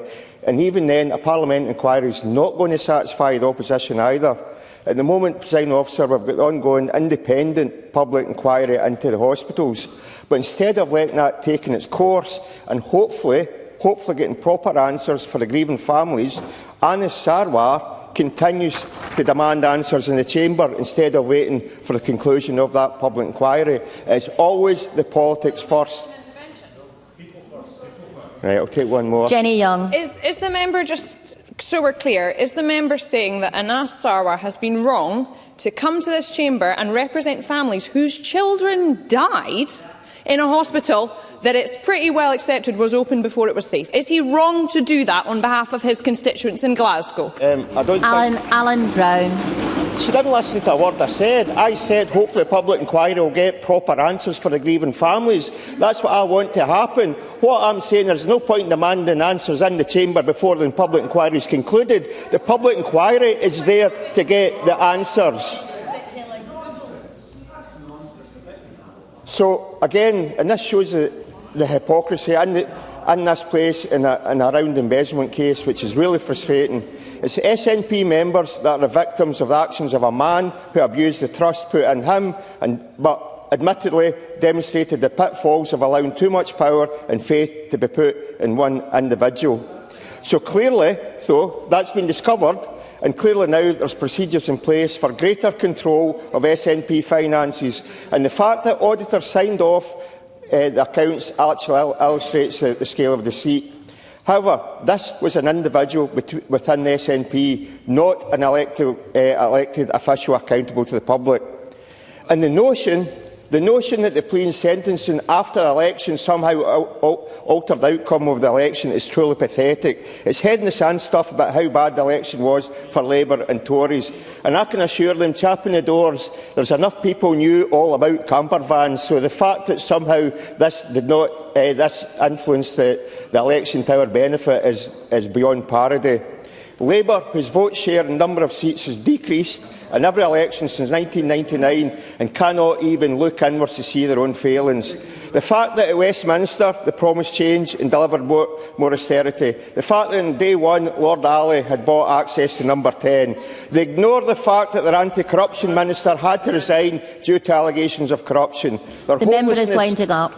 Their homeless minister had taken a couple of interventions. No, exactly, and you have time. You have time in hand, but I was saying to the member that you don't have time to take interventions, but you do have time to wind up because you've got additional time. Thank you.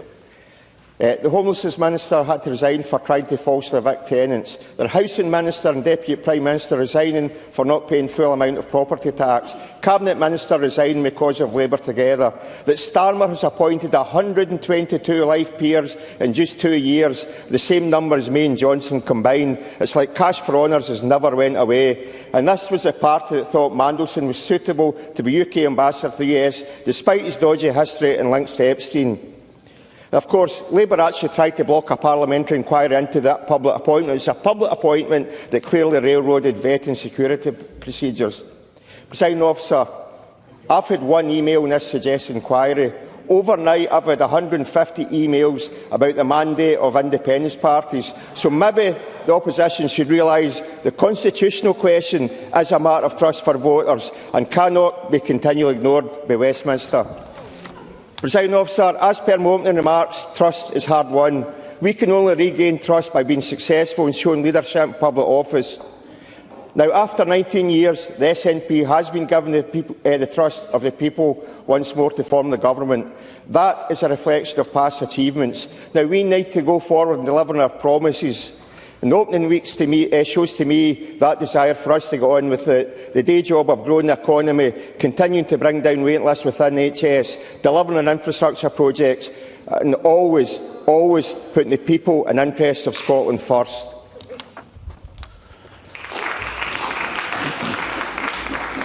And as the final speaker in the open debate, Colm Merrick, who has up to 6 minutes.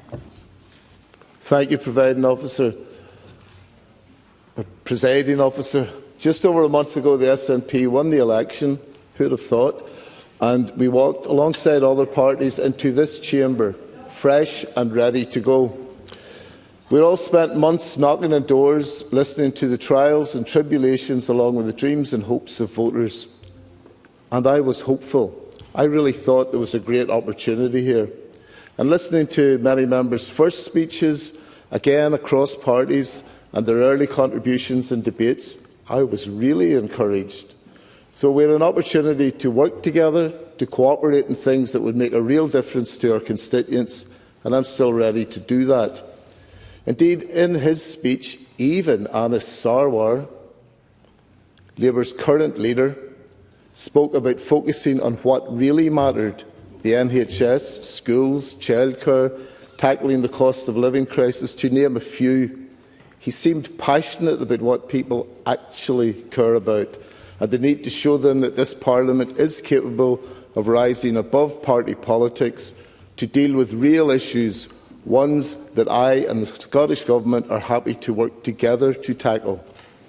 But as they say, a week in politics is a long time, and it has only taken a couple of weeks for many members to show their true colours, because here we are today, not debating about how we can work together to help people, but instead creating the same old division, sowing doubt and scoring political points, rather than scoring for Scotland. The people of Scotland did not elect us to come here and spend our time engaged in petty party politics. They elected us to represent them, to listen to them and to help improve their lives. Sadly, though, some members seem incapable of resisting the temptation to debase this place in pursuit of a political headline, they should hang their heads. Presiding Officer, let us be clear about the facts. Operation Branchform has already taken place. Police Scotland spent more than 5 years investigating these matters and more than £2 million of public money. And this was not a superficial investigation. It was a thorough, detailed, independent criminal investigation which ran its course, secured a conviction and ensured that justice was served. To stand here now and imply that there has somehow not been a proper investigation is disgraceful. It is a slight on those, that's the message that's coming across, it is a slight on those who carried out that investigation and on the institutions that have already done their job. We should be concerned about the repercussions of these solely political-driven actions and worry about the effect this approach has on devolution. We should be worried about the willingness of many members to undermine devolution and the powers of this Parliament. Increasing calls for Westminster committees to interfere directly in matters that are fundamentally Scottish should concern every member of this Parliament, regardless of their party affiliation. It certainly concerns the residents that I represent. The Scottish Affairs Committee has carried out a number of principled and worthwhile inquiries dealing with Scotland's renewable energy sector, economic development and welfare issues. Those are serious inquiries into matters of public policy, and this is what parliamentary committees should be doing. But this proposal is something entirely different. This is not a serious attempt to improve governance. This is a farce. And I'm genuinely concerned that some members seem perfectly willing to take a wrecking ball to the principles of devolution if they think it might provide a short-term political advantage. That is wrong. It is wrong regardless of which party is being targeted. And it is something that all of us who care about this Parliament should resist with all our strength, because once we establish the principle that parliamentary committees can be used to pursue political opponents, that principle will not simply disappear when it becomes inconvenient. It will be used again and again. Presiding Officer, if members are genuinely interested in restoring trust in politics, then by all means let us have that conversation.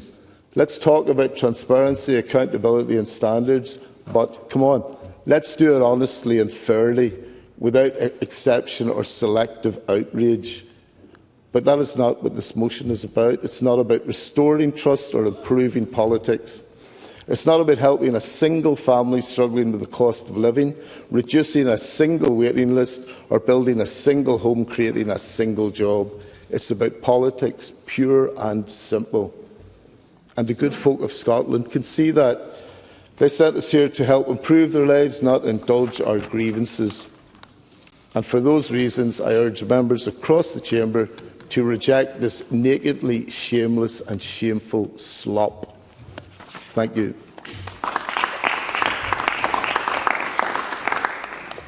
We now move on to closing speeches, and I call on Alex Cole-Hamilton, who has up to 5 minutes. Thank you very much indeed, Presiding Officer. And like Willie Rennie, I recognise the brutality in all of this, the pain that is so evident amongst the SNP benches today, the relationships severed, the careers that lie in tatters. But let me offer a word about motivation.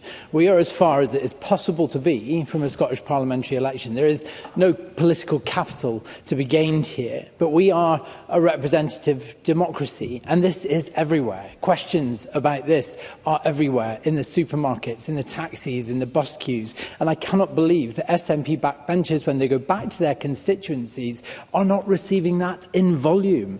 We should all welcome an inquiry. I'm afraid I don't have time. I might later, but I need to make progress.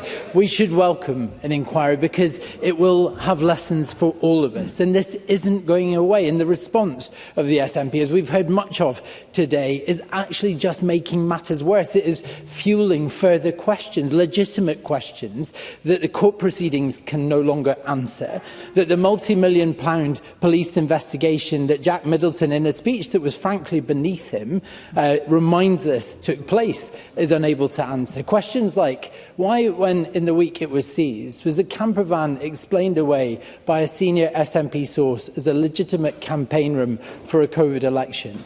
Or why did another SNP spokesperson explain away the loan of £107,000 that Peter Murrell gave to the SNP in June 2021 as a personal contribution helping with cash flow, just months after his partner, his wife at the time, Nicola Sturgeon, was captured on camera saying the SNP's finances had never been in better shape? Nobody has ever answered these questions. Who told them to say these things? These statements, Presiding Officer, for me represent the trigger point as to why a parliamentary inquiry is necessary, because these senior SNP sources could well be government special advisors on the public payroll. And if they were told to say these things, who told them and why, and what other government resources were used in a cover-up? And the central point of the SNP amendment, presiding officer, is that no committee of this Parliament should conduct or investigate the internal workings of another political party, because it would represent a clear conflict of interest. But they were not encumbered by concerns about that conflict of interest when the Standards Committee in 2008, chaired by Keith Brown, an SNP member, investigated the internal finances of the Labour Party as they pertained to Wendy Alexander's leadership election and caused her resignation. She accepted the verdict and outcome of that inquiry and resigned accordingly. And while we're on the subject of amendments, may I say to the Greens that in the last hour, I'm sorry, I must make progress. I've only got on to the Minister on that point. Minister. Just on that point, would he accept that the matters the Standards Committee looked at that time pertained to what we are required to register as elected members of the Scottish Parliament? That's a difference. Alex Cole-Hamilton. Of that inquiry went into the internal workings and finances of the Labour Party. There's nothing different about these two propositions. And while we're on the subject of amendments, let me tell the Chamber, presiding officer, that in the last hour, Professor James Mitchell has taken to social media to say he does not agree with the Green Party amendment and regards it as a serious attempt to evade the considerable questions that the SNP still has to answer. And Willie Rennie is right, presiding officer. Sunlight is always the best disinfectant, and there will be lessons for all of us in an inquiry like this about the role and the training of those who deliver the governance of our political parties, because most of those people are volunteers and are doing so in good faith, but don't necessarily understand the ledger book from back to front, about funding of political parties, about how it is collected, how it is corralled, how it is spent and how it is accounted for. Because trust in politics is at an all-time low. Of that, there is no doubt. And I'm not sure that the tone of this afternoon's debate has helped that reality in any way whatsoever. But it needed to happen. It needed to happen. We needed to expose the genuine questions that are still extant in the public domain, in the body politic, because there is no criminal trial, because there is no further recourse for answers outside of a parliamentary inquiry. And we need it to happen because when questions go unanswered, we risk losing the dressing room of public opinion. Our constituents, the people who send us to this place, are beginning to turn away. And that is why these Liberal Democrat benches will support the Labour motion tonight. Thank you. I call on Stephen Kerr, who has up to 5 minutes. Well, they all got the memo. Or maybe they received their speeches by email, I don't know, but there was a remarkable similarity in the tone and content of the speeches. Jack Middleton setting a low. I think it was very generous of Alex Cole-Hamilton to suggest it might be beneath Jack Middleton. We don't yet know what level Jack Middleton operates at, but he will discover that while robust debate on substance and policy and issues is absolutely warranted in a parliament, personal abuse and insults directed at individual members, and George Adam can laugh all he likes. But the problem with the SNP is that whenever anyone challenges them on anything, they consider it to be a personal affront, an attack. They are so thin-skinned. But what Jack Middleton... the one thing, George, you can't accuse me of being thin-skinned. That's the one thing you can't accuse me of being. Mr Kerr, I'm going to remind Mr Kerr, who's an experienced parliamentarian, that he must speak through the chair, and also remind all members they must use the full names of other members. This is something that's happened a number of times today, and the full names of other members must be used. Thank you. I say to George Adam that he, of all people, should know that of all the things he might accuse me of being, I'm not thin-skinned, but what we heard from Jack Middleton and others was an orchestrated, SPAD-organised attack on the character of a particular member of this Parliament. And it's not about riding to the rescue of anybody. I don't think I need to rescue the individual concerned. I'm sure he's more than capable of looking after himself. But I do ride to the rescue of the reputation of Parliament and the nature of the debates that we have in this place and the standards we should ascribe to. And frankly, beyond the issue of the memo or the shared speech that was put among the SNP MSPs for this afternoon's debate, I would say that they would rate nil point on self-awareness. Self-awareness. Ladies and gentlemen, self-awareness, nil point. They talk about other parties. Where have we been living for the last 20 years? Happy to give way to Kate Campbell, who quite rightly pointed out what a disgrace it is that they're sitting where they sit. But carry on. Kate Campbell. Thank you, Presiding Officer, and thank you to the member for taking an intervention. He raises self-awareness. Would the member recognise that many of the conversations we'll have had on doors where people have said that their concerns about politicians are that they are very unself-aware, that they come to a chamber, that they're just shouting at other people and that they don't seem to be concerned about what their constituents' worries are, but actually just rather heckling other members? Would he recognise any of that behaviour in himself? Stephen Kerr. I wasn't elected to serve in a reading room of a library. We were elected here to a Parliament that should have robust debate. The member needs to realise that's what a Parliament is all about. And I would say again that self-awareness is nil point, because what we heard, and Polly McNeill was right, what we heard time and time again from the SNP today was, we can do what we like because we've won elections and we are the masters. Well, that is a poor tone, because with the privilege of service in a Parliament and with the greater privilege of serving as Scotland's government, there are obligations, there are honourable obligations, because honourable is a word that I know we ruled out the word honourable earlier. I think it was Stephen Gethins who used the word honourable, and he was corrected by the presiding officer. But I would say to the Minister for Parliamentary Business, to ascribe to any of us less than honourable motives in conducting parliamentary business or sitting in committees is beneath the ministerial office that he holds. And what the SNP need to know is the public are not fools. The public are not fools. That's the first thing that we should recognise in this debate. The public can handle bad news. They can handle disappointment. They can handle difficult choices. What they cannot tolerate indefinitely is the suspicion that they are not being told the whole truth. And that, in my view, is why trust in Scottish politics has fallen so far. I'm tempted to give my fellow clansman an intervention. Carry on. Alex Kerr. Thank you, Stephen Kerr. I was just really to agree that I think the public aren't fools, which is why they elected us back to this Parliament as the government, to focus on the cost of living, to focus on tackling the NHS and performing for the people and driving up our economic growth. Stephen Kerr. Well, you've just made my point for me. I mean, I've just finished saying the very fact that you could stand up and say, well, we won the election, we can do what we like, and oh, by the way, we know all about what the priorities of the people of Scotland are. There are 129 MSPs in this Parliament. We represent all strands of view and opinion.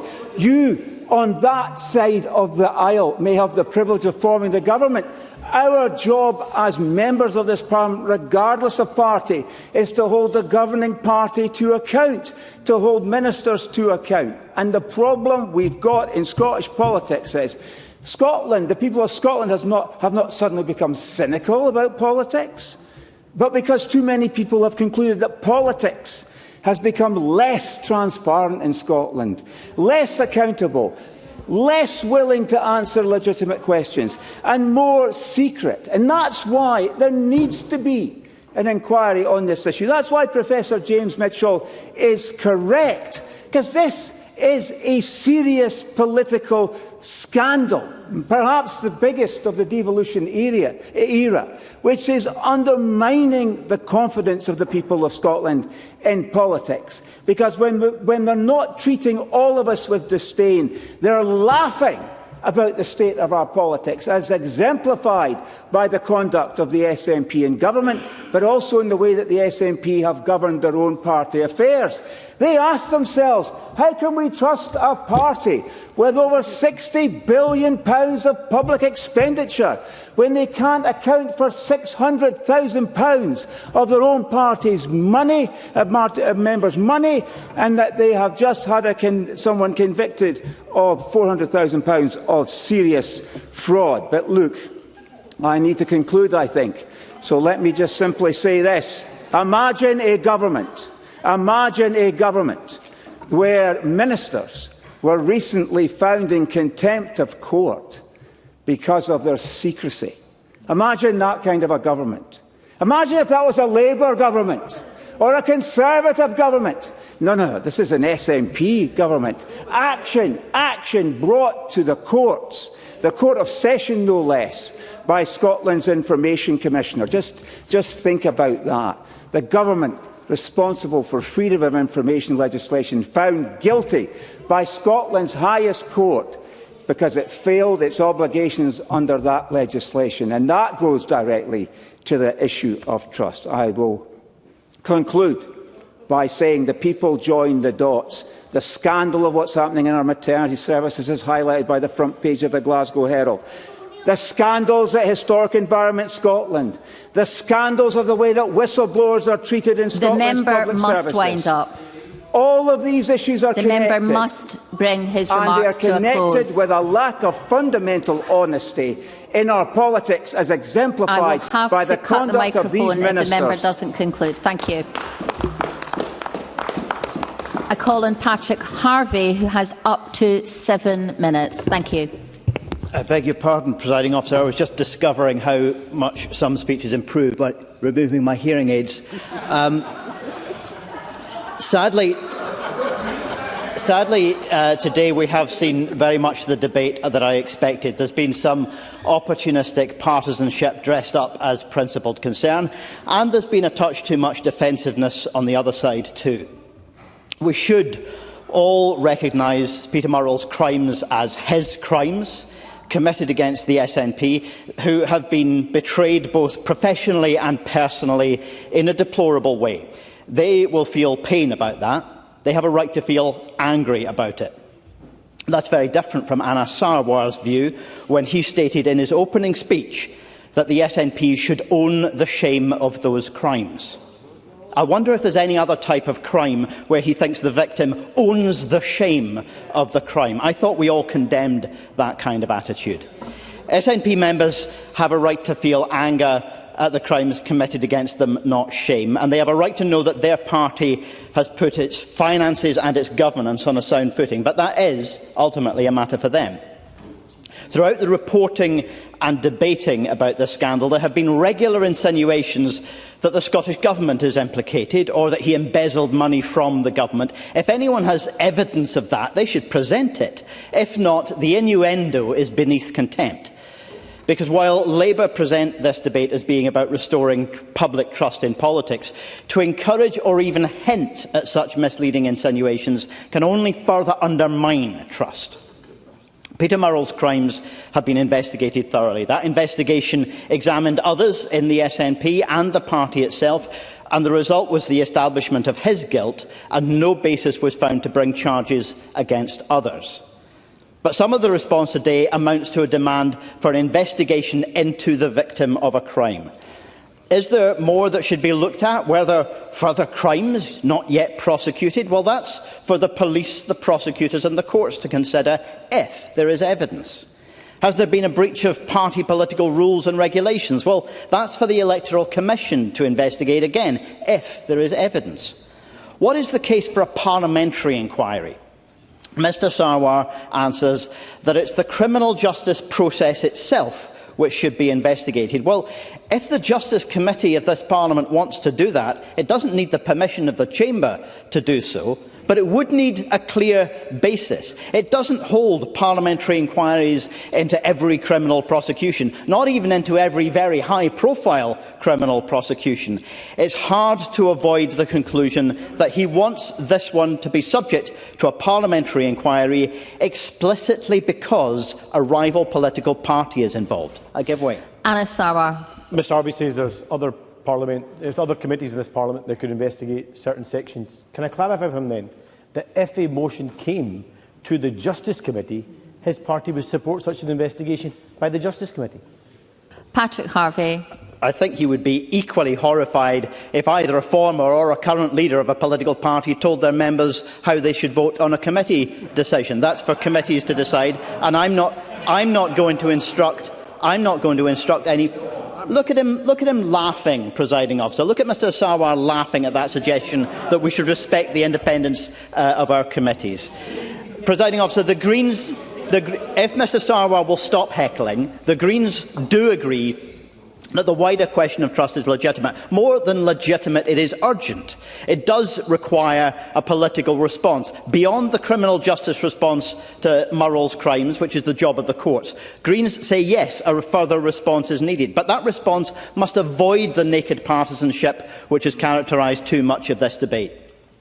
If we're serious about it, a pantomime performance isn't what's needed. If we want to restore trust across our political spectrum, we all need to face scrutiny, not only demand it from others. My party is willing to face it. Others should too.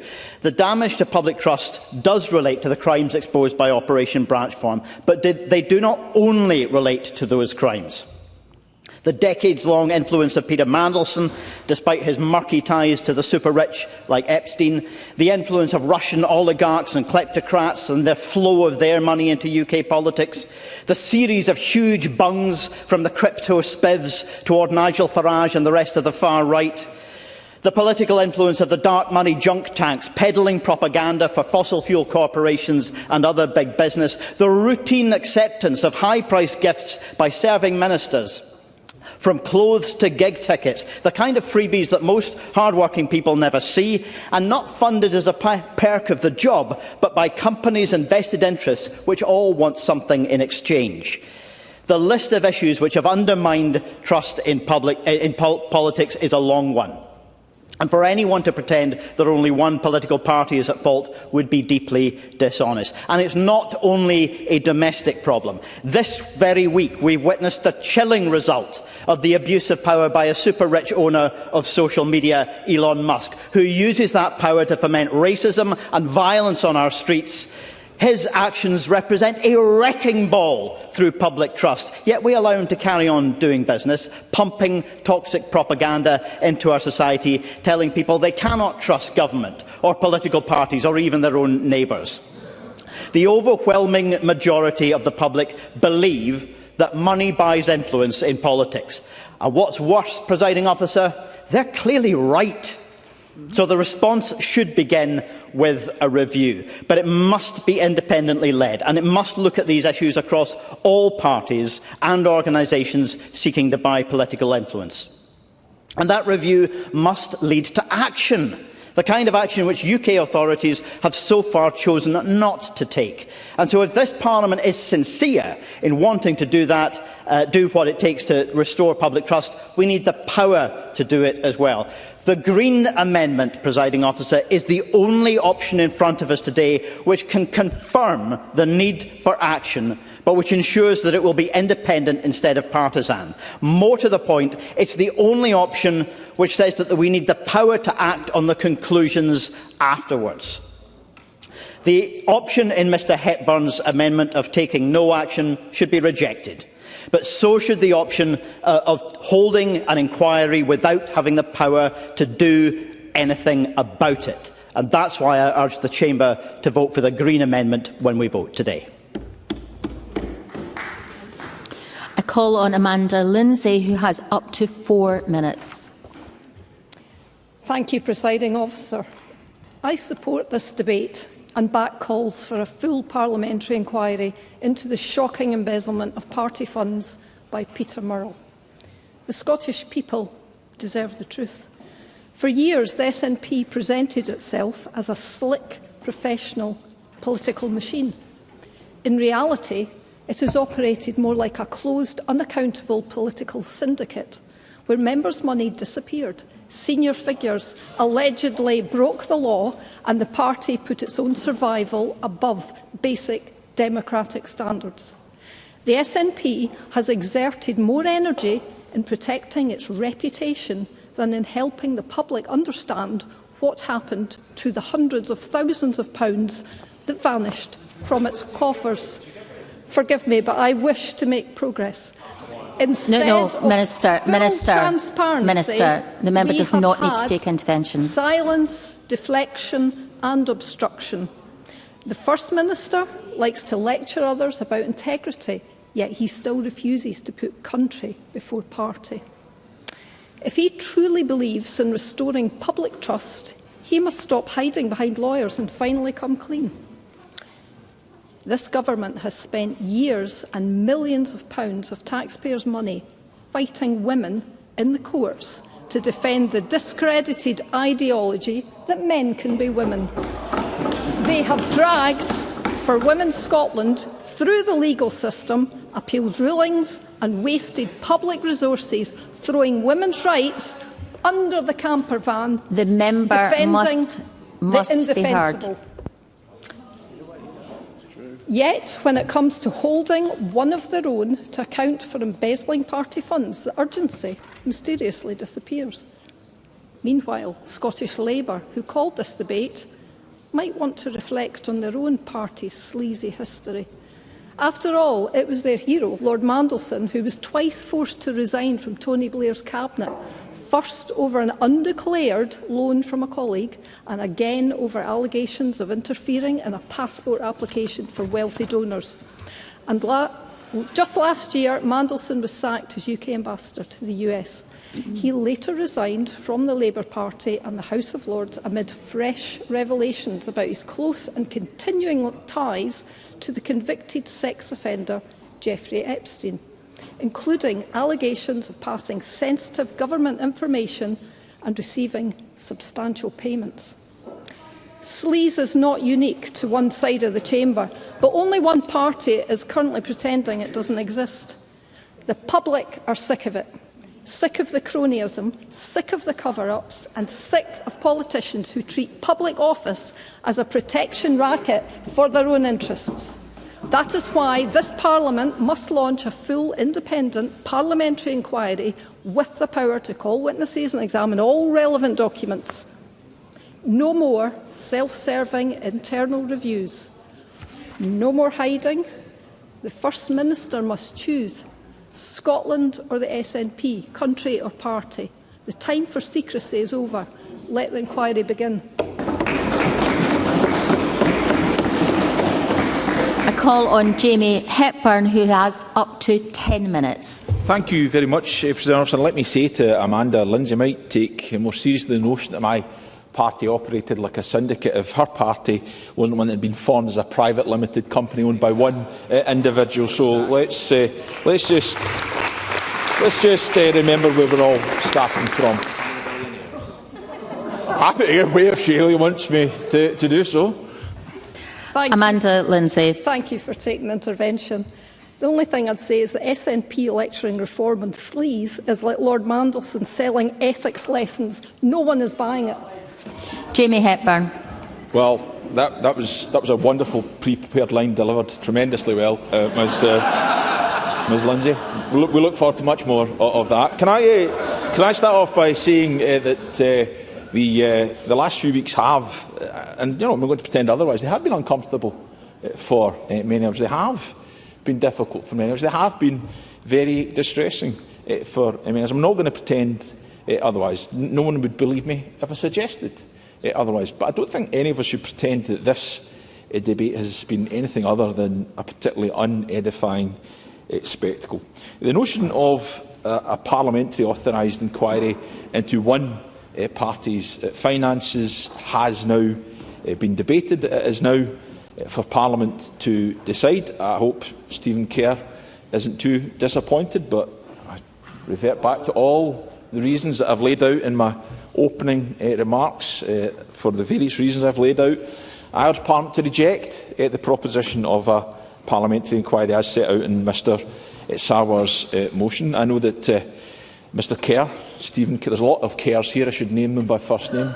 Mr Stephen Kerr suggested it was beneath me to question the motivation of bringing forward this motion that we're debating today. I should merely say that I feel somewhat obliged to point out that my cynicism is somewhat born out of bitter experience, and I don't think any of us should pretend. We shouldn't pretend that people out there are stupid. People out there will understand perfectly well why the Labour Party has brought forward this motion today. They'll understand perfectly well why we Reform UK and the Conservatives and the Liberal Democrats are supporting it. They want to score political capital. Let's not pretend it's about anything on that. But I do genuinely believe it would be a very bad precedent for us to set if Parliament established a parliamentary inquiry into the internal workings and the internal finances of an individual political party. I think it would be a poor decision. I think it would be one that we would collectively come to regret. I thought Colm Merrick was quite right to set out that inevitably it would be a process that we would all seek to return to again whenever there was an individual party facing some form of difficulty. But I will say, Presiding Officer, that today's debate has demonstrated something important. I think it's demonstrated across this chamber that there is agreement that there was a serious breach of trust, and the serious breach of trust did take place, and that was a breach of trust by one individual, the former Chief Executive of my party, a breach of trust of the members who placed faith in him. But agreement on the seriousness of that and those events do not justify what is being proposed in the motion before us. The question of whether a parliamentary committee comprised of elected representatives of competing political parties has been the right mechanism with which to scrutinise the internal financial operations of one of the parties is something I do not think we should be established. I'll give way one more time. Daniel Johnson.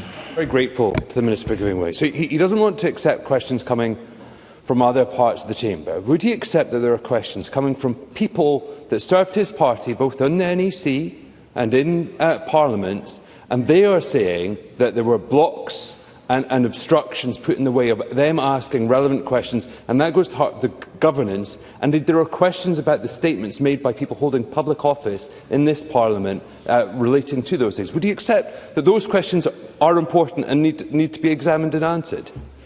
Minister. I think that brings me to the point I was going to make later, because it picks up on a point that Willie Rennie made. Mr Rennie is now paying attention to me. I see Mr Rennie made the point that my party doesn't want to do anything in response to some of the issues that have arisen out of this situation. Now he's nodding away, but I'm afraid to say that is fundamentally not the case. And I'm not going to go into the full detail of it, because this does take us into the territory of internal processes, but it does get to the heart of the issue.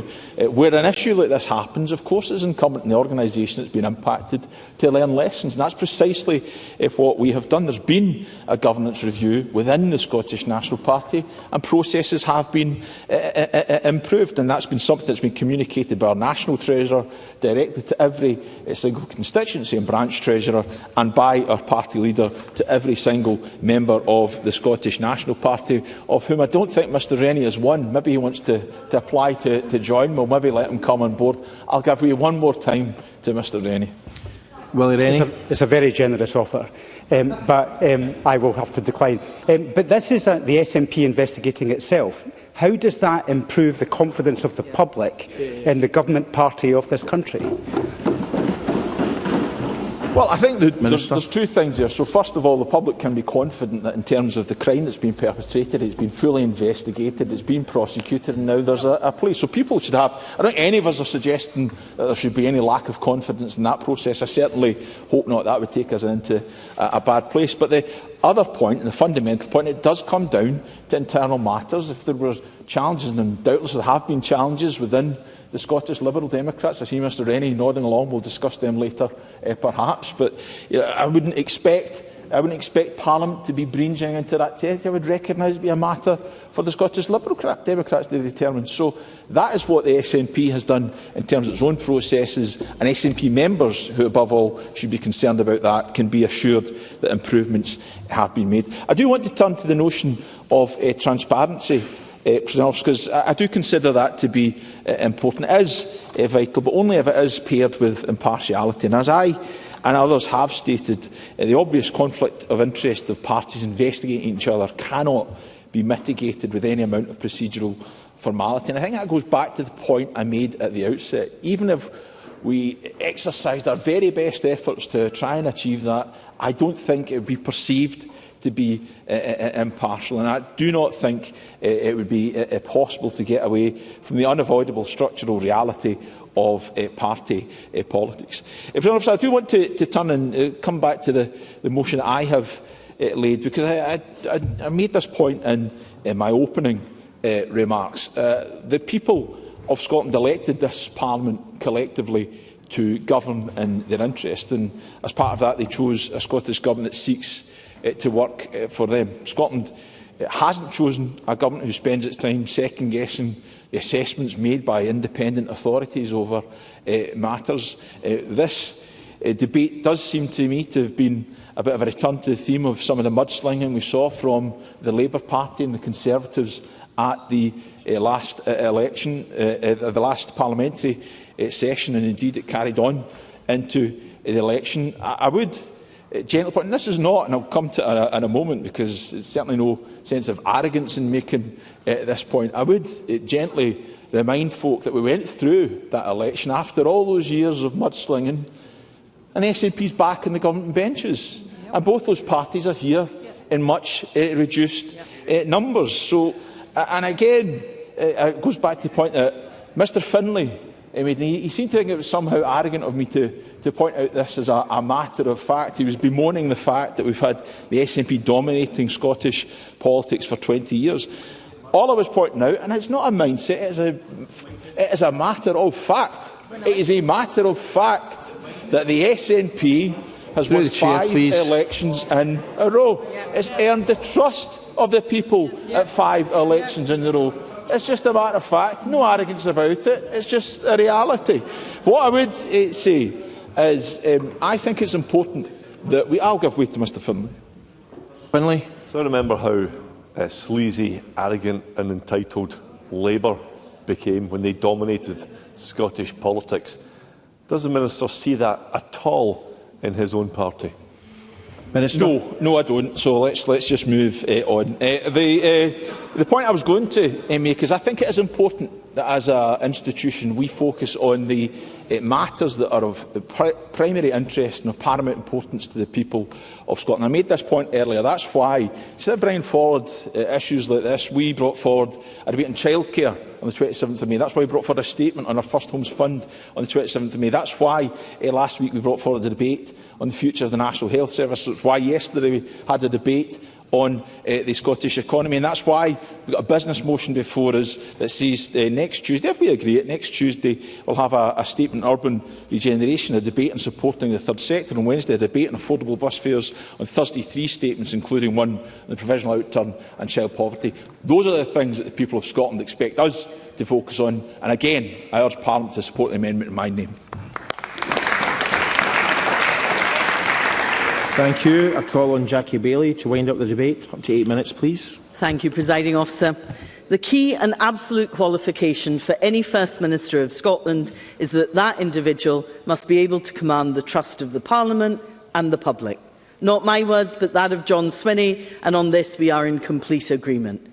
We have, though, just come out of an election in which only half of Scots voted. And let me say to those SNP members who say that this debate is simply a distraction and we should get on with delivery, you need trust and transparency as foundations in this Parliament to do exactly that. And trust in politics feels like it is at an all-time low. But with the revelations over the past few weeks, that trust has been further undermined. The story of Peter Murrell embezzling more than £400,000 from the SNP is frankly one of the biggest scandals of the devolution era. And the attempts at repeated deflection by SNP speakers have actually been embarrassing, because winning an election is not justification for covering up stealing of £400,000. And this story is fundamentally about power and trust, and it actually has implications for all of us in this Parliament. And Willie Rennie is right. There may well be personal tragedies in all of this, but this is about professional failure.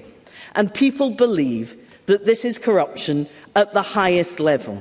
If this was just that it was a crime conducted by the most senior officer of the SNP and of the governing party in Scotland, that would be bad enough.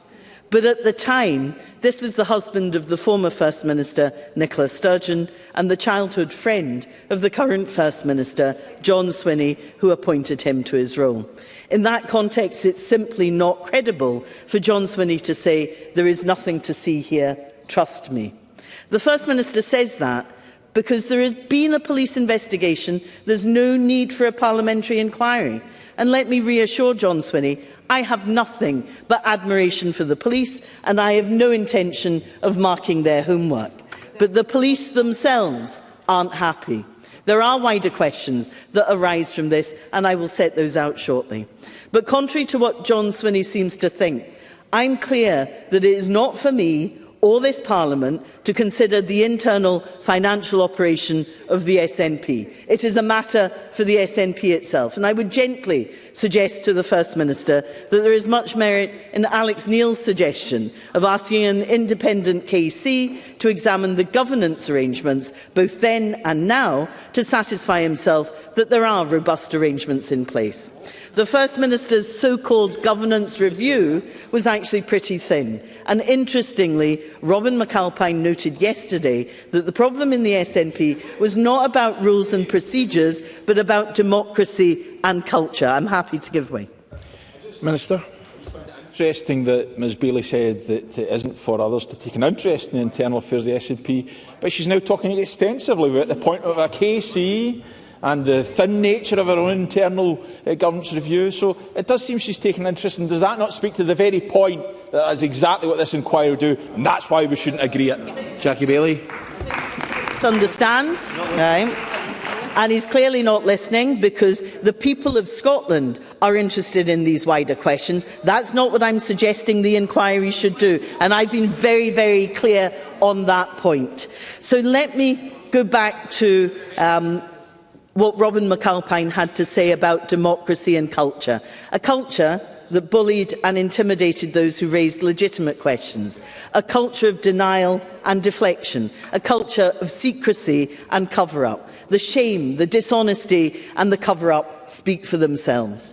Whilst I don't believe the Scottish Greens support such a culture, in coming to the aid of the SNP, they give them cover. The claim that this is about internal politics is fundamentally wrong.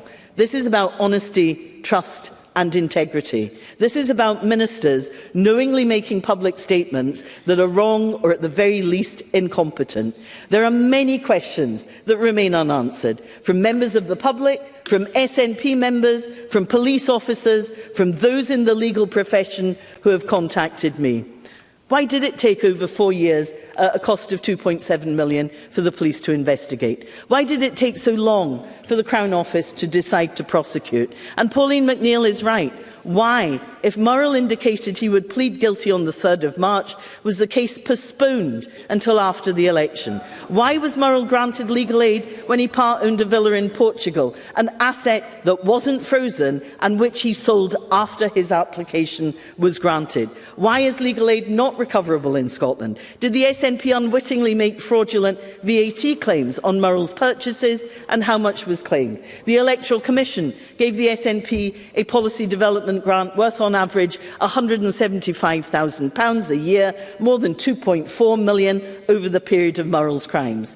The House of Commons gave the SNP more than £8 million over the same period in short money. In 2020, in response to concerns from SNP members that donations for a referendum campaign had been spent on other matters, the SNP Treasurer, Colin Beattie, said that donations are woven through the overall income figures each year. If donations were not ring-fenced, what reassurance can the SNP give that public money was not also woven through the accounts and consequently spent by Murrell? There is apparently just one bank account. So I also have questions for the Electoral Commission. Their role is to oversee and monitor the operation of political parties. Do they have enough powers? What enforcement action can they take? Were complaints made to the Electoral Commission about the SNP's finances at the time, and how were these taken forward? Now, the Greens' amendment is arguably not needed if the Electoral Commission has responsibility for overseeing all political parties. And I also gently point out to them, as Alex Cole-Hamilton did earlier, that Professor James Mitchell has indicated that he does not support the Green Amendment. It is an attempt to evade the very serious issues that require focus on SNP financial mismanagement. And that is a direct quote. As Joanna Cherry, the former SNP MP, and KC said, the fact that public money may have been stolen makes the requirement for a parliamentary or other independent inquiry all the more necessary. None of these questions are questions about the internal workings of the SNP. Now, I know that colleagues in the Scottish Affairs Committee are considering whether to launch their own inquiry. My preference is that the inquiry is done by this Parliament, but if that is voted down today, then a joint inquiry or a Westminster-led inquiry is an option that is likely to be taken forward by others. By rejecting scrutiny, the SNP are putting party before country. But we've seen this before. Last week, the Court of Session found ministers to be in contempt of court for their refusal to respond to a Freedom of Information request regarding the salmon files. Stephen Kerr referenced that in his contribution. In the last decade, we've seen the appalling way that relatives who lost loved ones at the Queen Elizabeth Hospital have been treated, and the staff who whistle blew who have been bullied and silenced. It is this culture of secrecy and cover-up that has infected the government and infected some of our public institutions. Restoring trust starts with transparency and accountability. It starts with a parliamentary inquiry, and it is not an inquiry about the internal machinations of the SNP. Presiding officer, we have better things to do. But can I say to them, in closing, that sunlight is the best disinfectant. If the First Minister and other senior SNP politicians claim that they have nothing to hide, what is there to fear? So let the sunlight in, vote for a parliamentary inquiry.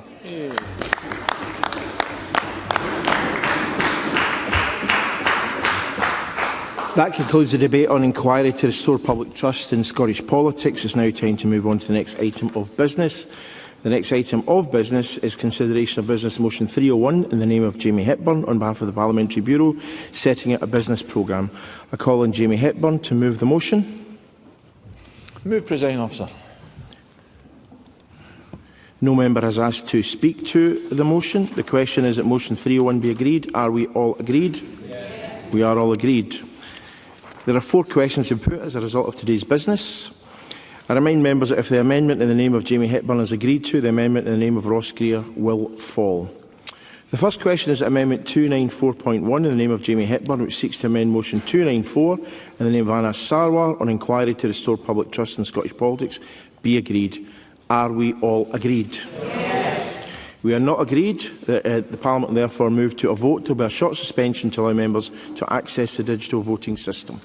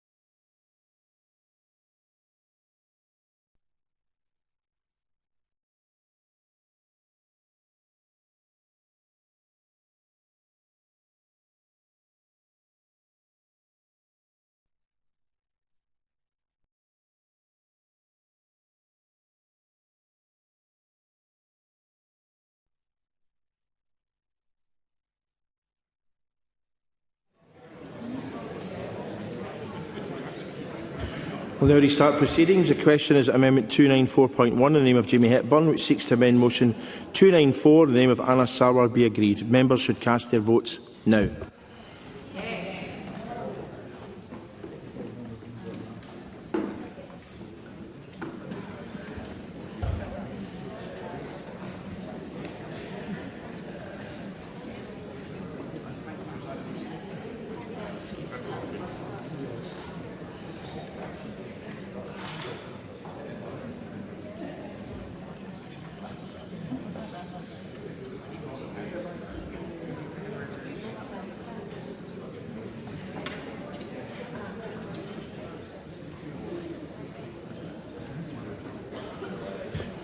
Voting is closed.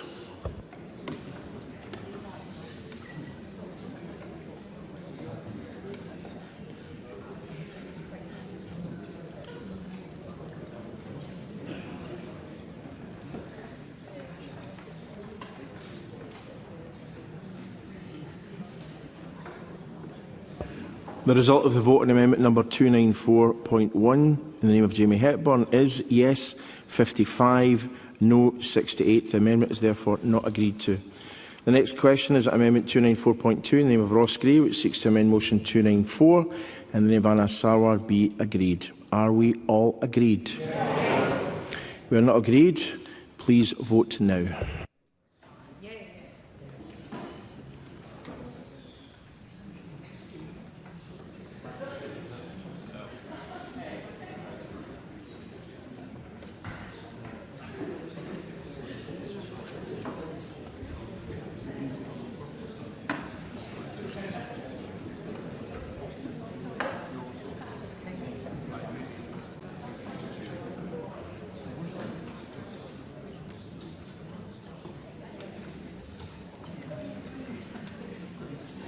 Voting is closed.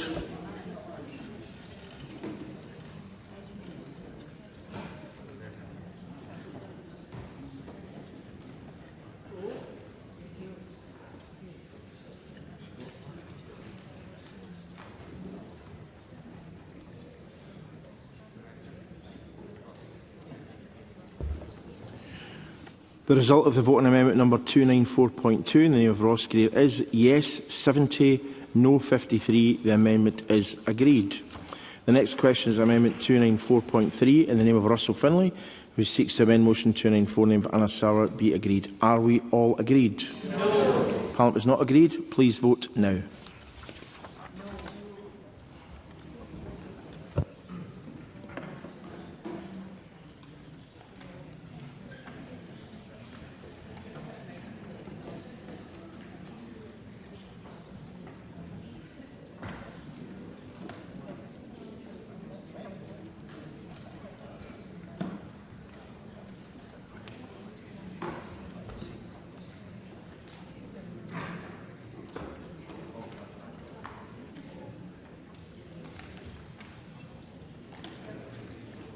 Voting is closed.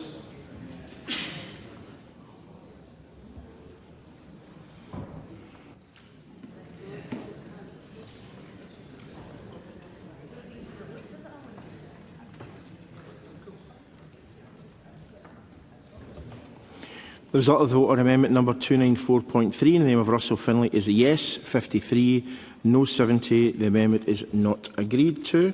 The final question is that motion 294 in the name of Anna Sarwar on inquiry to restore public trust in Scottish politics as amended be agreed. Are we all agreed? Yes. We are not agreed. Please vote now.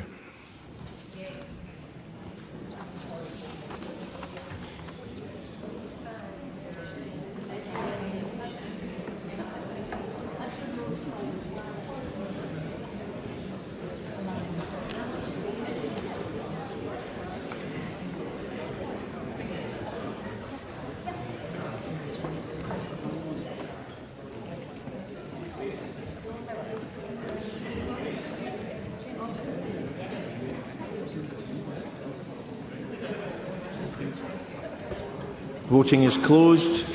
Point of order, Jenny Gilruth. My app would not connect, Presiding Officer. I would have voted yes. Your vote is recorded.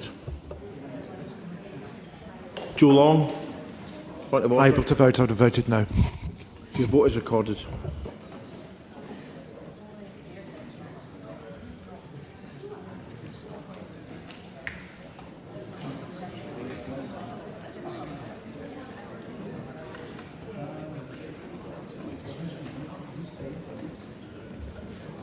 The result of the vote on motion 294 in the name of Anna Sarwar as amended is yes 71, no 50. The amended motion is therefore agreed. That concludes decision time. We will now move on to members' business and ask members who are leaving the chamber to do so quietly.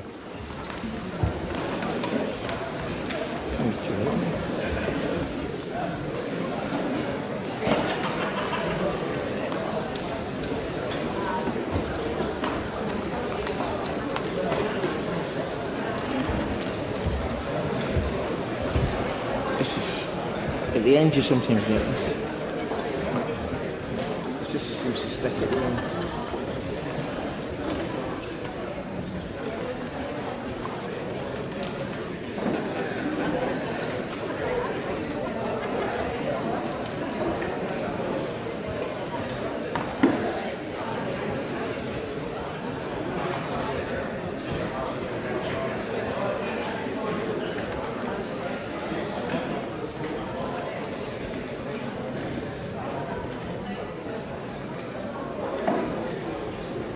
Can I ask members to leave the chamber quietly, please, so we can move to next business?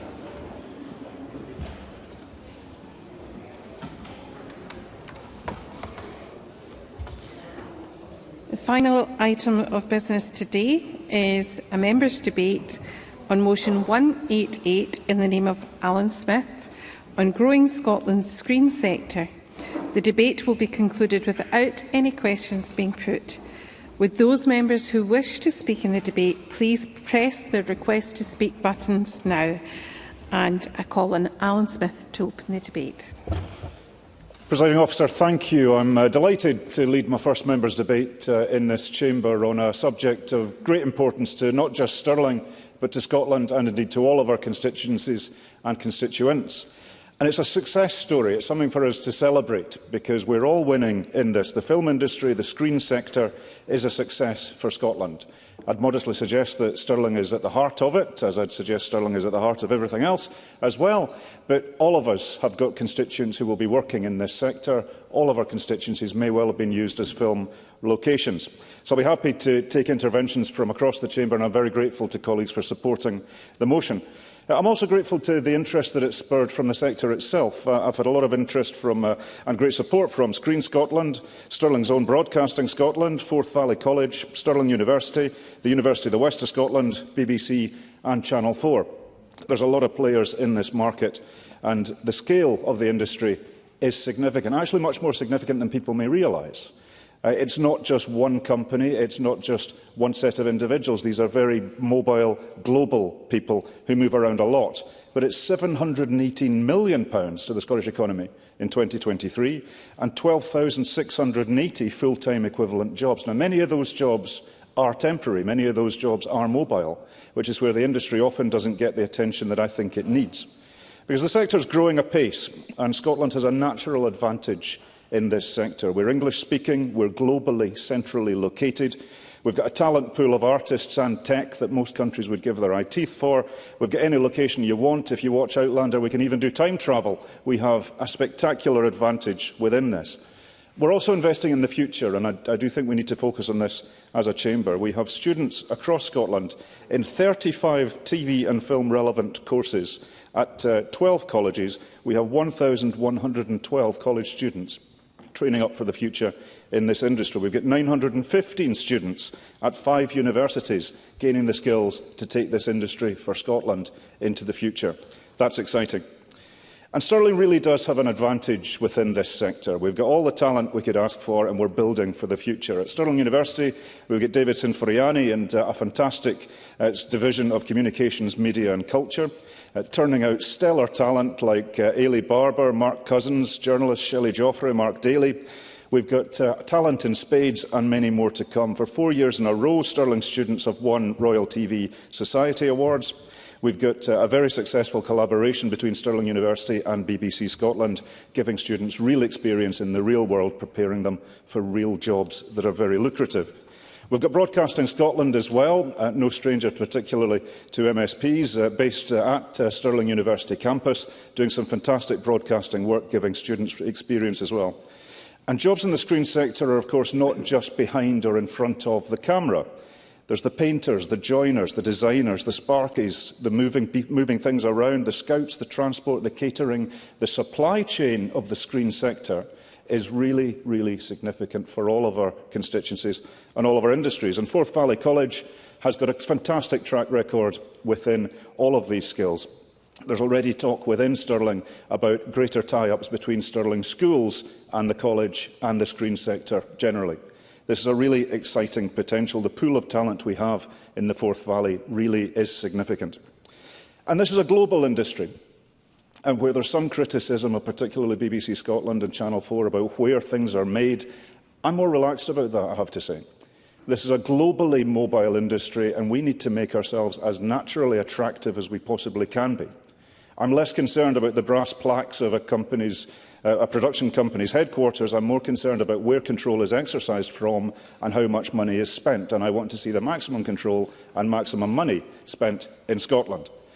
And BBC and Channel 4 are already significant players in Scottish screen production, and I welcome that. I think both could be doing more, but both are doing significant good work. And bearing in mind it's public money, that scrutiny will continue. But I do want this to be about the wider picture, because they're big players in Scotland, they're big players in the UK, but this is a global industry.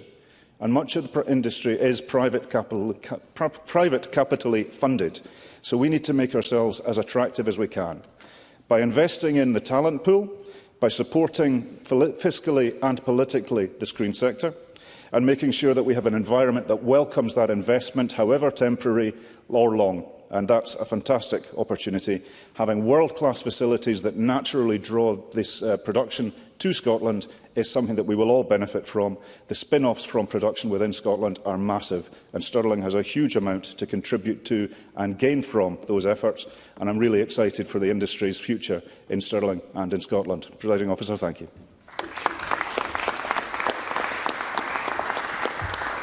Thank you. I call Michael Mara to be followed by David Torrance. 4 minutes, please. Thank you very much, Presiding Officer. And can I thank Alan Smith for securing the debate and bringing it to the Chamber. It's very welcome, and it's a very important sector, as he's already highlighted, for the whole of Scotland. And he rightly highlights his own constituencies' particular assets in this area. It makes a very significant contribution to the Scottish economy. It's a modern industry in a content-hungry global economy. There is huge scope for growth globally in many other sectors, but it's right to highlight as well some of the key assets that we have in this country, whether it be our natural physical environment, the English-speaking nature that allows us to export our talent around the world through digital streaming. And the impact of those digital streaming platforms, I think, is very significant. It's quite profound. It's driving diversity in content, and it's also disrupting business models that have previously been used by the industry. And there are threats as well as opportunities as a result of that. And we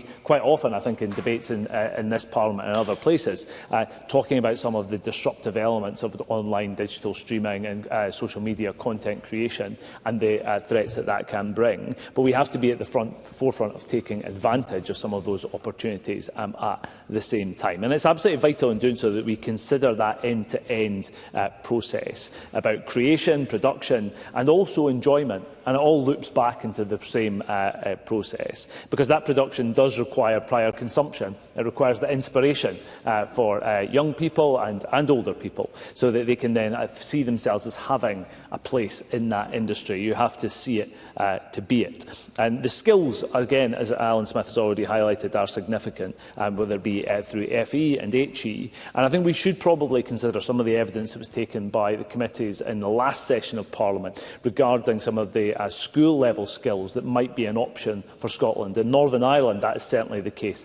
Production skills in Scotland are more delivered in a partnership model between further education, our colleges and our schools, but we know that many of those partnership arrangements with colleges are under threat or have been retracted because of the funding model. We might want to consider whether the SQA can deliver some of these skills more directly through our schools. I also want to highlight in particular the consumption end of it. I want to pay tribute to the Belmont Cinema in Aberdeen and the campaign to restore that after its closure in late 2022. There's been a very significant community campaign in Aberdeen for this very key priority project. It's raised some £2.815 million to date. I know that the Chamber will appreciate the efforts of the volunteers that have gone into pulling that money together, but they still have a distance to travel to make sure that this key facility in the centre of Aberdeen is brought back to life, not just for the enjoyment of citizens and the consumption of their culture,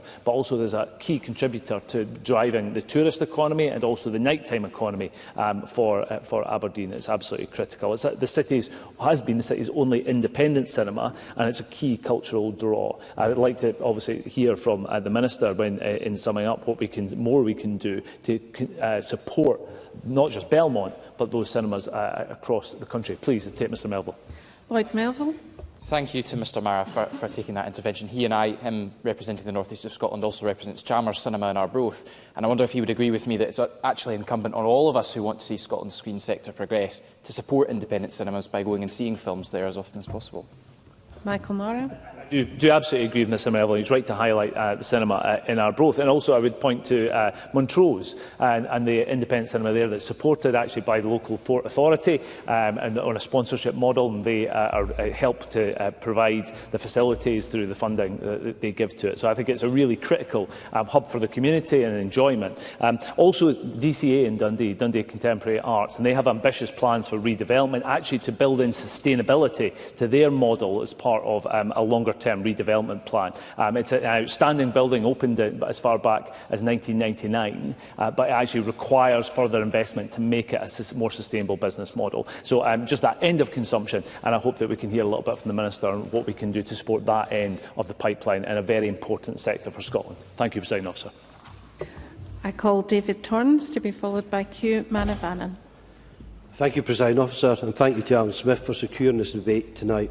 This motion recognises something that is truly worth celebrating, that Scotland's screen sector is growing, and it's growing in places you might not expect, like Kirkcaldy and across Fife, where creative ambition, technical skill and local pride have been turned into real films, real jobs and real opportunities. Take Hex Studios, for example. Hex Media was formed in 2013, officially establishing a dedicated studio division late in 2017, and a dedicated horror studio based on a church with green screen facilities, sound recording space, special effects, workshop capacity, and had a clear purpose to develop and produce horror and fantasy content, nurture emerging voices and provide a home for original storytelling. Its founding team include Laurie Brewster and Sally Day, and the project was described at the time as more than a production space. It was a grassroots movement with real creative intent. Hex's story is a reminder that success in film, as in so many other areas of life, often begins with courage. Its breakout feature, Lord of Tears, premiered at Bram Stoker International Film Festival in 2013 and won the Audience Award there, establishing Laurie Brewster and Hex as a distinctive Scottish voice in modern indie horror. The film and the studio that followed helped put Fife on the map, and the genre of filmmaking with their work continued to attract attention from the wider horror community. In 2025 and 2026, their work was recognised by Ronaldo Hatton Classic Horror Awards, including special recognition for a contribution to independent horror. The Hex story is about local as it gets. Laurie himself was written about being brought up in Kirkcaldy, about the influence of the town and the surrounding Fife communities on his imagination, and about how a working-class background did not stop him from building a creative career. This is key because the screen sector should never feel like it belongs only to the biggest cities or the biggest budgets. Fife has shown that the imagination can come from anywhere and that local stories can travel as far-flung audiences. Then there is the British Horror Studio, an umbrella project beginning with the Hex Studios and Amicus Productions. The B team and community-facing initiatives around independent horror and their direct-to-audience filmmaking, a production house, a training ground and a community built around classic cinema venues, it has gained recognition for reviving Amicus productions. Scotland's screen economy is not only about income production, it's about homegrown companies and homegrown ambitions. And it's about creating a place where ideas can be developed here. Skilled people can stay here and the value can be retained here. That is exactly why investment in studio capacity and screen skills is so important. We should never be concentrating on attracting the next big production from elsewhere. We must be focused on making Scotland and places like Kirkcaldy the places where the next generation of screen businesses can grow. And it brings me to Square Go Films, another brilliant example in Fife. Square Go Films is a Kirkcaldy-based production company whose team have built a reputation through independent feature-making, podcasting and a lively community-driven presence in the Scottish film culture. Probably best known for Dick Dynamite 1994, the team are well known in the Scottish indie scene. And would you believe it, Square Go has taken Fife to Cairns in 2025. We attended the Cairns Festival, meeting with sales distribution companies and promoting their work.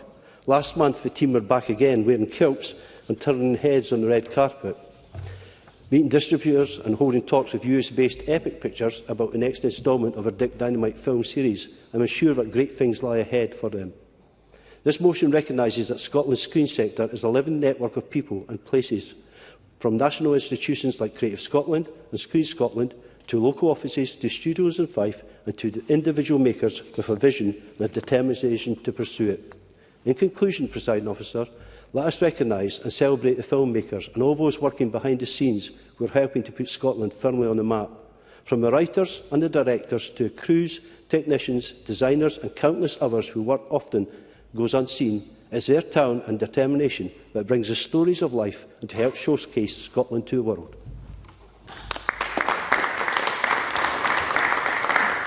I call Hugh Manavanan to be followed by Liam Kerr. Thank you, Presiding Officer, and I thank the member for bringing this debate as well. I should begin with a wee bit of a disclosure. I have been informed of a television show called Department Q, filmed in Edinburgh, set in Edinburgh, but has nothing to do with my office, and I should say. I was not consulted or invited to audition. I can only describe this as a shocking act of impersonation, and I fully intend on raising it with the appropriate authorities. Yes, Ben. Ben McPherson. For taking my intervention, considering all the points that they've made, would they also share my praise and celebration of the fact that we have a second series of Department Q being filmed on the northeastern side of Edinburgh and all the opportunities that that's creating and showcasing more of Scotland to the world. Hugh Manavanan. Thank you so much, and I should say that this filming is happening during recess, so I will let them know that I am available if they need me. My offices will be in touch. But I've also been informed I do have a passing resemblance when the right lighting hits me to Ben Wishaw, the main character, but I leave that with the Chamber. But what I will also say about Department Q is that it features the Scottish actor Sanjeev Kohli, who played Naveed in Still Game. Naveed, who came from India, arrived in Craiglang and speaking little English, learned Scots from his neighbours until he became the beating heart of his community. I watched that show right before I came to Scotland, and I think I understood something about what this country was and what it was capable of being. The screen in some ways taught me before anything else did that someone like me could belong here and be celebrated as almost as an essential part of Scottish culture. And I think in some ways that's also what we are debating today. It's a sector that's on track to reach £1 billion by 2030, absolutely. But the screen sector does not only generate economic value, it generates narratives. It decides whose lives are visible, whose voices carry, and whose experiences are treated as central and whose are at times treated as optional. And I don't think this is a soft concern at times alongside the economic argument. This is the economic argument. A screen sector that draws on the full range of Scottish life will make better work. It's not woke ideology, it's craft. I recently lodged a motion as well following changes at BBC Radio Scotland where the majority of those stood down in a restructuring were reportedly women. Despite BBC's successes, a pattern emerges nonetheless about who speaks with authority in our cultural institutions and who is treated at times as replaceable. And I think that question travels through broadcasting, through screen, through culture, and I'm grateful for the inclusivity that the BBC Scotland has shown in its programming and its importance in our culture. But we need a strong, stable, well-funded BBC. An ad-funded one will have extremely negative consequences on commercial PSBs, and this has been raised with us. Screen Scotland has also increasingly emphasised creative origination, not just production taking place here in Scotland, but stories developed, owned, and led here. That distinction matters enormously because we can grow output without growing control. And growth without authorship is, at the end of the day, dependency. Screen Scotland's own commissioned research found that the top 15 producers of programmes counted as Scottish by volume, only 5 were headquartered in Scotland. The remaining 10 were based in London. I was happy to see Channel 4's Creative Hub in Glasgow open up in 2019 and now house 26 full-time staff. We need to progress with that creative origination, or else any production won't be Scottish or growth. It'll just be a statistic wearing a kilt. And the workforce data tells a similar story. Around 87% of screen workers have experienced a mental health problem. Long hours, freelance insecurity, short-term contracts. These select for people with financial cushions and caring responsibilities that are already covered. They select against everyone else. Gender equity in the UK's film industry will only be achieved by recent reports in 2085, and the Equal Media and Culture Centre has reported high rates of sexual harassment and bullying in the industry. So I don't think the measure can just be investment in output. It has to include who gets to show up. When Screen Scotland invested in writers like Alia Ghaffar and Dawn Seabright through the First Draft programme, for instance, it wasn't just backing good scripts. It was backing the next generation of people who get to decide what Scotland looks like on the screen. And for many young people, including myself, screen culture is often the first place we get to see Scotland almost reflected back at us. And I think that really shapes what we believe is possible and what we believe is not. And so the test for this Parliament, I believe, is not whether Scotland's screen sector can grow. It will. It is whether we can build one that redistributes cultural power, or one that quietly concentrates it in the hands of those who are not here. So we must ring-fence resources for training and mentoring opportunities for women, resource peer support networks, formalise rates of pay, policies on flexible work and inclusive workplace practices, and public funding bodies must apply conditions to their funding and procurement practices to ensure that fair work for women and closing the gender pay gap remain central focuses for our creative industries, including Scotland's screen sector. So I really hope we reach £1 billion, but I also hope more than that, that our future generations see Scotland built a screen sector capable of seeing more of Scotland and the world. Thank you. Call Liam Kerr, to be followed by Jenny Minto. Thank you, Presiding Officer, and I congratulate Alan Smith on securing this debate. I'm very pleased to speak in support of this motion and to recognise the work of Screen Scotland and the wider screen sector, particularly in creating opportunities for new talent. And the fact that 31 years ago, its closest predecessor, Scottish Screen, rejected a film script by an unknown 20-year-old social sciences undergrad, which would undoubtedly have been the finest Scottish production since Gregory's Girl, does not alter my view in this regard. In fact, it makes my point, because despite my useful arrogance in submitting it, somebody took the time to read it, to review it, to critique it, and provide me with detailed feedback. And I've never forgotten that generosity, because supporting emerging talent is exactly the kind of role that organisations such as Screen Scotland perform. Through its investment in filmmakers, independent cinemas, festivals, audience development, Screen Scotland helps ensure that people across Scotland can access, enjoy and participate in film. As Professor Nick Higgins noted in the briefing that circulated to members beforehand, that widening access must be central to the growth of Scotland's screen sector if it is to reflect the diversity of Scottish society. And the fact is that cinema and screen remain amongst our most accessible and indeed powerful art forms. They tell our stories, they reflect our communities, they project Scotland's voice to audiences both at home and abroad. For example, in Aberdeen and the North East, we are very fortunate to have creative businesses such as Signal, which recently won 2 Gold Awards at the Telly Awards, and organisations such as Station House Media Unit, SHMU, which plays a vital role in developing media skills, nurturing local talent and widening access to opportunities in the creative industries. But production companies, creative talent, audiences are all part of the same ecosystem. If Scotland's screen industry really is to contribute £1 billion annually to the economy, we mustn't focus solely on production. Films need places to be shown. And that's why I was so pleased to hear Michael Mara talk of why the future of the Belmont cinema matters so much. You see, Presiding Officer, for generations, the Belmont was Aberdeen's home of independent cinema, a place of film, a place of education, a place of community. Since its closure in 2022, there has been the sustained campaign to reopen it that Mr Mara referred to. It is not simply to restore a building, but to protect a vital piece of cultural infrastructure. You see, reopening Aberdeen's only independent cinema would strengthen the city centre. It would increase footfall for local businesses, supports jobs, volunteering, skills development, and restore access to independent and international films that are rarely available elsewhere.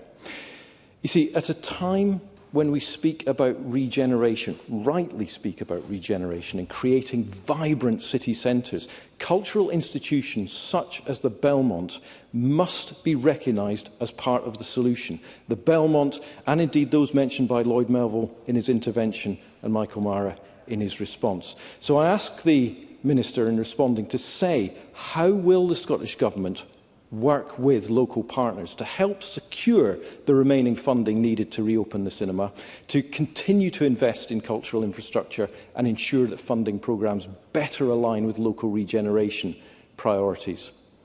Presiding Officer, if we are serious about supporting Scotland's screen sector, we must support not only the making of films, but the places where audiences come together to experience them. So I'm very pleased to support this motion today, and I'm also pleased to remind members and any viewers that my script is still available for consideration. Thank you. I call Jenny Minto to be followed by Stephen Kerr. Presiding Officer, Mel Denecht, or congratulations to my colleague Alan Smith for securing this member's debate on the importance of the screen industry in Scotland. As members will know, I believe my constituency is Scotland's most beautiful because of the land and seascape and the people. These elements collectively make Argyll and Bute and Scotland a perfect location for the film industry. So, if I may set the scene, land and seascape, there are a plethora of films that have used the rugged, rolling scenery of Argyll. Mull and the Corrie Vrecken were the location of the 1945 classic I Know Where I'm Going. Walt Disney's film, The Three Lives of Thomasina, was set in the picture-perfect town of Inveraray, and the brutalist concrete structure of the Cruachan Dam, which resembles Darth Vader's mask, played a starring role in Disney Plus Star Wars prequel series Andor. But film is nothing, as others have said, without its cast.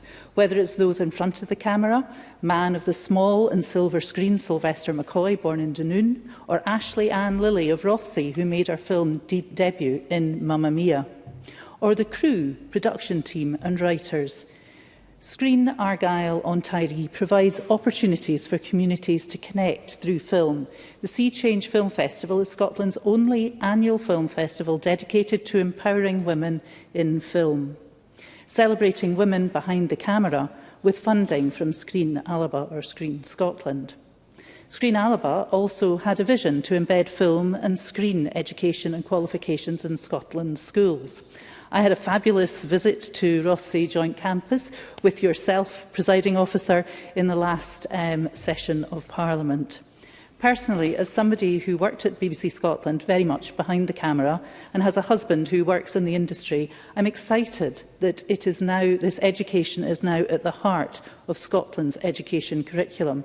As Outlander actor Sam Hewenden said, film and screen storytelling are the centre of developing a child's imagination, a way for communities to represent their identity and individuals to connect with others.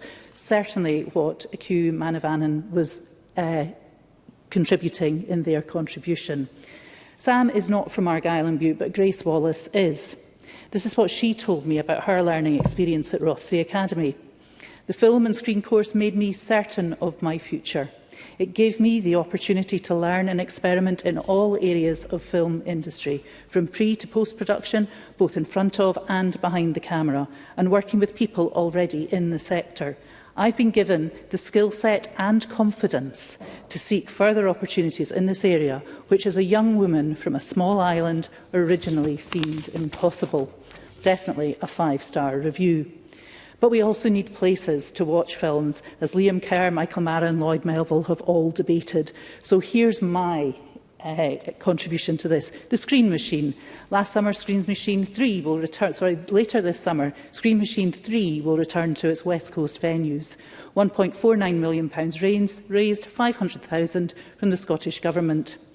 The Wee Picture House in Campbelltown, lovingly restored with thanks to the Heritage Lottery Fund, Scottish Government and Highlands and Islands Enterprise 10 years ago, played a starring role in Cinema Gaelica, a BBC Alba production which showcased films shot in the iconic Scottish locations. Dunoon Studio Cinema opened in 1976 and is part of West Coast Cinemas. And Isle of Bute Winter Garden Cinema, now community-owned single-screen cinema. Cinemas like these, as others have said, are full of laughter, crying, horror, excitement, at the centre of communities, bringing people together through cinema, and need that investment, as Liam Kerr highlighted. So to close, Presiding Officer, the Scottish film industry is booming.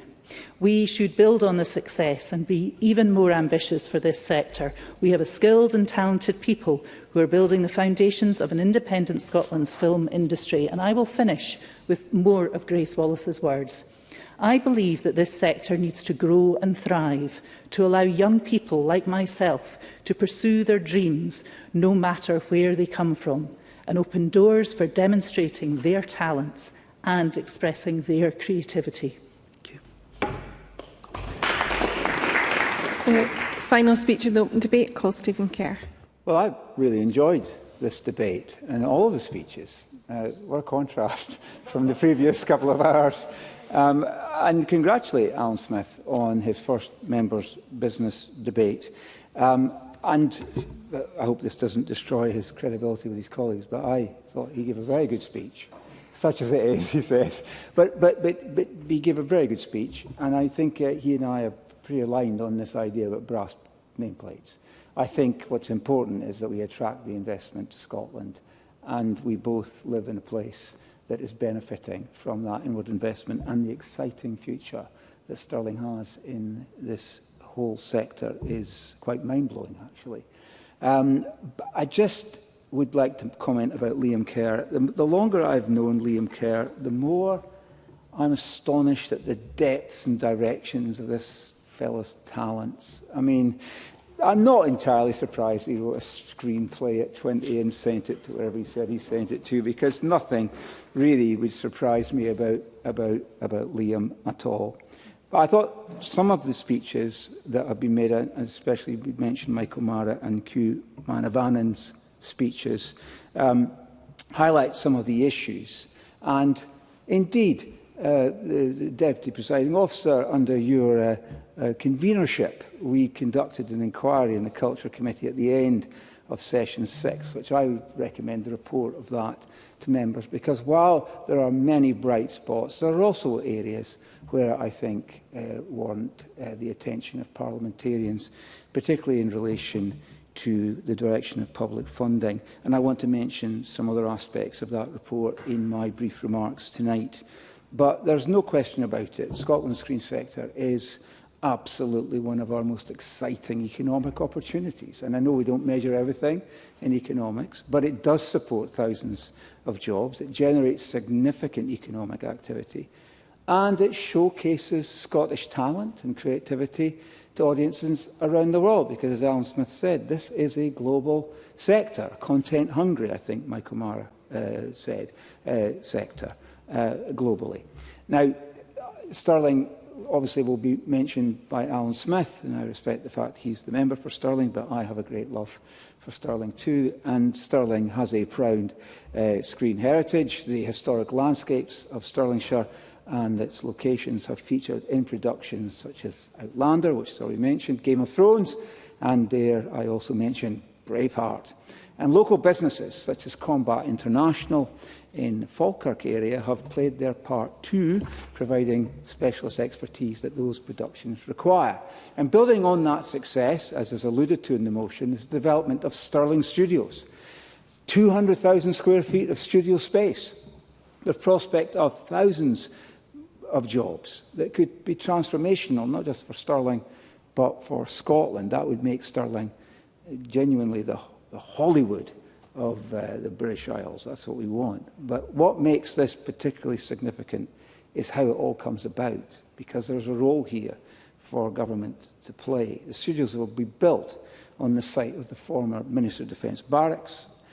The land was transferred by the UK government, the Conservative government, through the City Region deal.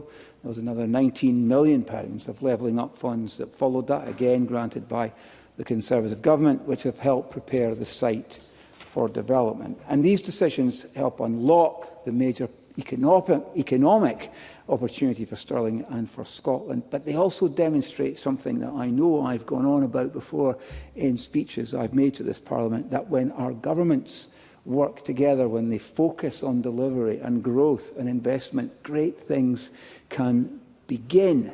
And Scotland has so many advantages. I've already mentioned location. It's been mentioned about creative talent. It's been mentioned about the growing international reputation that we have for high-quality production.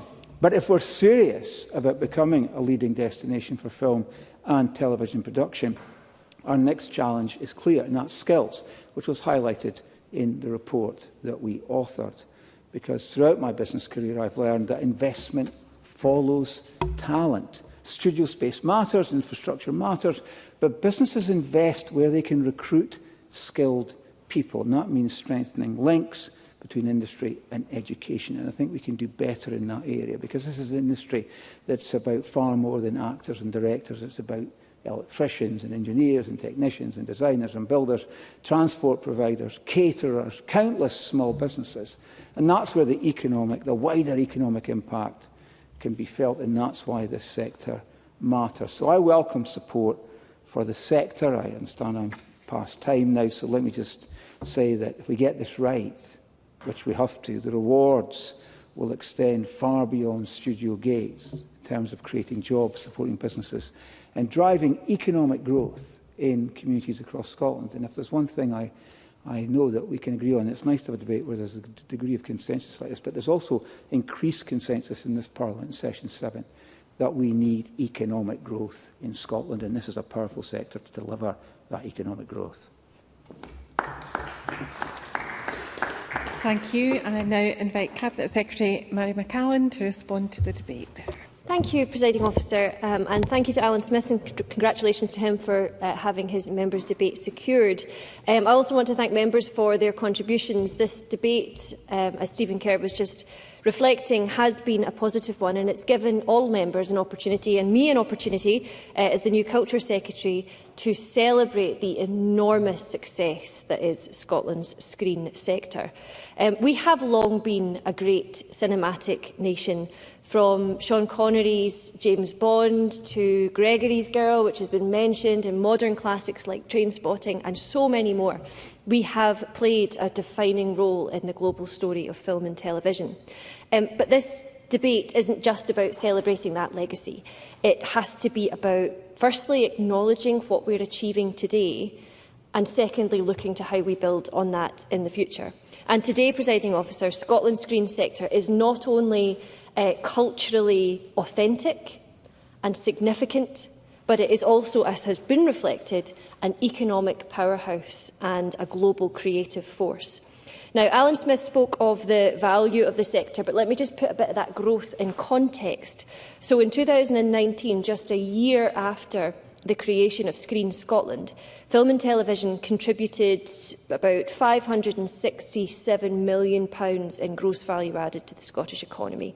By 2023, that had risen to £718 million, and now, as members have reflected, we are on track to reach £1 billion of GVA by 2030. That growth reflects sustained investment, strong partnerships and a clear vision for the sector. And the Government's manifesto commitment to make Screen Scotland now a distinct body with increased funding will be central to realising that vision. It will allow us to accelerate growth, to attract inward investment, to expand domestic production and to build the skills and infrastructure that all members tonight have reflected are needed for long-term success. Now, I just want to say a note about Screen Scotland, because they have been at the heart of the sector's progress since 2018. The next step is about strengthening what works to ensuring that Screen Scotland is equipped for the future, and we are determined to continue that work. Many members have reflected on the need for a skilled and diverse workforce, and Screen Scotland, working with Education Scotland and others, has begun that work from the ground up by embedding screen and skills and TV skills in the curriculum so that young people across Scotland can forge a pathway to being the television and filmmakers of the future. And bringing together the post of Education and Culture in my portfolio, this is something that I'll be particularly keen to pick up with and to champion. And I was really pleased to hear Denny Minto's reflections on this and her constituent Grace, who has, as Jenny Minto reflected, given a 5-star review of the curriculum changes. Now, having embedded film and screen in the curriculum, we are also committed to working with Screen Scotland and others on plans to embed a dedicated film and TV school at a Scottish university. And of course, that builds on the training programmes that have been so fundamentally linked to productions like Outlander, like Department Q and others.